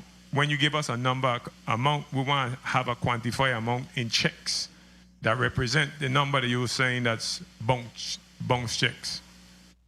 I have that number, Senator. 4.3 million. What? And we recovered 3 million. Amount of checks. Oh, The amount of checks that total. The amount of checks. Like how much? Okay, we'll get that to you, Senator. Thank you. And I didn't hear clear what you said about the 84 million as far as at what point in this year do you plan to rein on the individuals in the community? That is a decision by finance and OMB. I do not see what the cash needs are across the board. I just have those names ready to go down. Once they tell me they have funds for a refund batch, and I'll send the names down. But I'm not a part of that discussion as far as, I would love to pay everything, me personally, but there are cash constraints to achieve that. And finance and OMB are the ones. When I saw it in your testimony, I was smiling for the people at the board, but you just take the smile off my face because, I mean, like, so you're saying that these checks are prepared? They're not prepared. The names are ready because once I get notice, I have to calculate interest on these checks. So we just have the names ready and the amounts of the refunds ready to go. Once we get the okay, then at that time we calculate whatever interest is owed, and then we send the file down to finance, and then they cut the check. I mean, I have to say this because when I look at my tax, I do not receive. I actually pay taxes, but when I look at the amount of tax I pay, the individuals, you know how much. I hope that they're able to pay these monies before school start. There's a lot of single parents out there that really need their money. So I hope, like I said, I have on green. So when rain falling, everything will turn green. So that's what I wait for. It's budget time, so I've been wearing green. But I want to be clear that try and do all your best. If you speak to the folks, and again, I ain't want to get in, but I still want others who deserve, especially a single parent. And I say single parent because they have men that are single parent. I'm not saying women single parent, just single parent in whole. These folks already pay their taxes. Try your best to pay these people their money. This is money that I took from them. This is not money that we have to make any other way. These are money that government collect, withhold from your money every single week. Thank you, Mr. Chair. I don't have any more for the director. Thank you very much. Thank you for your response, Director. Thank you very much, Senator Clifford Joseph. Director, did I ask you what's your outstanding vendor's payment? 117,000. 117? Under 30 days. Under 30 days. I did ask that, right? Yeah. Any thought about having your own home here in St. Thomas? I mean, obviously, I know if you calculate for the last 8 years of paying $900 and something $1,000 in rent, you know, that almost close to over $7 million. That's there if we have to do this for any extended period of time. And I know you have been over at Red Hook since my days here within the police department when I was here, because we had a space next door. Our bicycle unit right next door there as well. So we have probably spent well over 15, close to $20 million over the years by being there. Is there any thought about having your own home? I would love to, but once again, that upfront cost, once again, it's a cash flow dilemma. build out, purchase, we could kind of spread the purchase out over a mortgage, but the build out is going to be a little painful simply because we have the bulk of our employees here. And once again, we have to have that building super secure to satisfy IRS. We just can't get a warehouse and just say, we're going to move here. They are very protected of taxpayer I'm not sure your mic. Media, let's double check that mic, please. Try again. Testing. Go ahead. Yeah, so, we just can't simply move into any empty space. It has to be fortified and built out simply because it's taxpayers' information. If we violate or somebody breaks in, IRS will simply cut us off from refunds, for tax credit reimbursements, etc. They've done it with other territories, so for different reasons. Very well. So I hope that you're not going to be in a perpetual rental for the rest of the existence of BIR. I think at some point, with the amount of government facilities that we have, we should be making some effort to at least try to, even if it's say it take another 3 years to do the necessary build out, put this rental money towards a loan. Yep. I think that is something that you could certainly create. I'm very proud of the fact of the St. Croix office, where we were able to build out a permanent for the first time on St. Croix. That took some time, but I would suggest that at some point you want to do that. I know that we talk a little bit in terms of your digital modernization initiatives, and you talk about the improve in your ability to have online filing. Any other creativity in terms of innovation and creativity with technology and improving that area? That's the main thing. Online filing, online payment. That's it? That's the main thing. Because, we all may purchase Amazon. We're in our bed and our phones. We pull it up. We look for something. In my vision, I want to make it that easy. Now, clearly, you're not going to get something in the mail, but at least it'll be that easy to facilitate. Okay. You also spoke about the fact that you indicated that the super PMO contractor compliance initiative may be warranted, due to the potential impact of revenue collection and tax compliance. What specific challenges is this initiative intended to address? Well, the problem is these folks, there's no secret. Our labor pool in the VI may not satisfy a lot of these projects. So folks are going to come in and end up filing returns out of state. On the mainland. The good thing is we would have recovered their withholdings because their employer, whoever the contractor is, would have submitted us to us. Now, if they do a refund, then fine, file in the States, that's on you. We already captured your money. But then if you owe money, then that's where we want to make sure you file that additional money is due here. And additionally, there is a fact that you actually allow for online payment, right? You could make online payments to BIR. Say that one more. You could do online payments to BIR? Yes, but our attorney wants to chime Go ahead, Attorney Smalls. Tammy Smalls, Chief Counsel. So many of us know that there are hard workers who may not have Social Security numbers. They are still eligible to work. They can get a temporary number. Or if they don't have a temporary number, the employer must withhold at 30% and pay that to us. That's called backup withholding. So even if you see workers on a job site who may not be legal and they don't have a Social Security number, the employers have, they are responsible for withholding the 30% on their behalf and submitting that to us. So we've also done a press release about that. It's called backup withholding. But, just want to remind employers, and that's something that we'll be telling them when we go to the job sites. What benefits they'll be eligible for as a result of that? Absolutely none. None. Yeah. So until they become U.S. citizens and have a valid Social Security number, they're not entitled to any benefits, but it's a start because when they do go to apply to become a citizen, they'll be able to show a history of paying taxes, which is one of the things that, they need to show that they can take care of themselves. How often do you put out that information? Well, whenever we run into a situation where we're being told about the issue, we actually send letters to the employer, but we also can do that, once a year we do our tax thing, but we can continue to do it regularly. Any burning questions from my colleagues? You have one? Senator Frederick, you recognize for your burning question? Please recognize the mic of Senator Frederick. Thank you very much, Mr. Chair. Real quick question, Director Lee.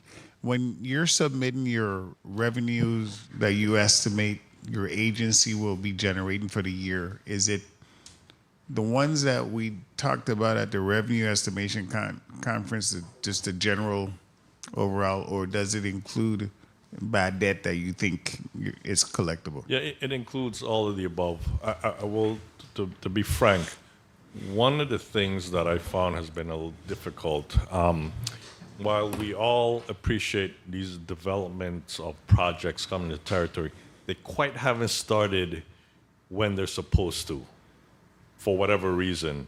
So I will tell you, I have taken a super, super conservative approach that has saved the government in the sense we don't over budget. So while we have a number of projects moving, and that's no fault on ODR, it's just getting contractors approved, getting bids out, and then this shows up. So we've just always been super conservative in our numbers. If we get extra, then we get extra, but it's just, it is what it is. And this year, how close did we get from your number last year to the actual? Well, I've always been happy that we've been almost right on target. Spot on? Yeah.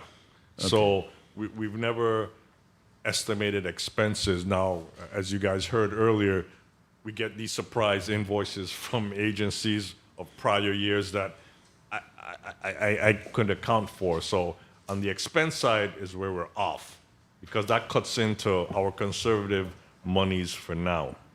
Well, that's you being conservative, your agency being conservative. I'm fearful that the other agency might be a little bit more too optimistic, and so we end up in the same spot that we're in. But thanks for that information. Thank you very much, Mr. Chair. Thank you very much, Senator Frederick. Senator Viola, you recognize? Nothing else? I'll give you a minute to close out. All right. Well, I'm thankful always for the opportunity to explain what we do. Very appreciative for our staff of workers. You know, we may not be the sexiest agency simply because we are tax collectors, but I will tell you, you know, I can't imagine anybody who works at IRB does not get approached when you're sending out refunds. We get that all the time. I'm at a stoplight and people knocking on my window. So I appreciate everyone in any capacity that they do from IRB. It's been a wonderful journey. It's been 8 years, and I very appreciate all my wonderful staff. I may not get to each one personally, so I want to just put it out there. I am very grateful for allowing you guys to help the Bureau and me do my thing. Very well, thank you. Any plans? What is in the FY 2027? What do you intend to accomplish? What do you set now to do for IRB? BIR. IRB, you know, so you know, once again, you know, we this is a transition year for us, and you know, we just want to make sure things are in place so that whoever, you know, comes after me, us, is able to have a smooth transition and be able to, you know, build on what we've created. Very well. Thank you very much. Thank you for all that you do, and certainly you're responsible for collecting a lot of our revenues that really transcend into us being able to provide services to this community. So we appreciate the work that we do. You know, the only criticism is that, you know, good work always asks for more good work. So, you know, I just continue to ask you to do your best to ensure that we're doing our revenue collection, take care of your employees, and certainly, you know, try to maximize our ability to be able to collect on these revenues for the people of the Virgin Islands. Thank you. I want to say thank you to my colleagues. Thank you for all participating in today's Budget Appropriations and Finance Day 1. And we look forward to the rest of the week. I want to remind those individuals that may be traveling from St. Croix, pack a bag because, you know, we're not rushing here. We're going to do our due diligence to make sure that we're, you know, doing asking the probative and provocative questions so that we can be able to get all the information. We gave opportunity for individuals to submit a lot of the information to our post-audit division. We're still, you know, waiting for some of that information to come in, so that we can finalize our post-audit report. So we ask you to please submit those reports. But those of you that's on the afternoon shift, pack a bag because you may have to overnight. Again, thank you to central staff. Thank you to everyone for assistance. We look forward to tomorrow at 9 o'clock. 9 tomorrow as well. 10 tomorrow. At 10 o'clock tomorrow, where we'll be having the Office of Veterans Affairs and the Office of the Adjutant General as well, OTAG. The Committee of Budget, Appropriations, and Finance is hereby adjourned. God bless.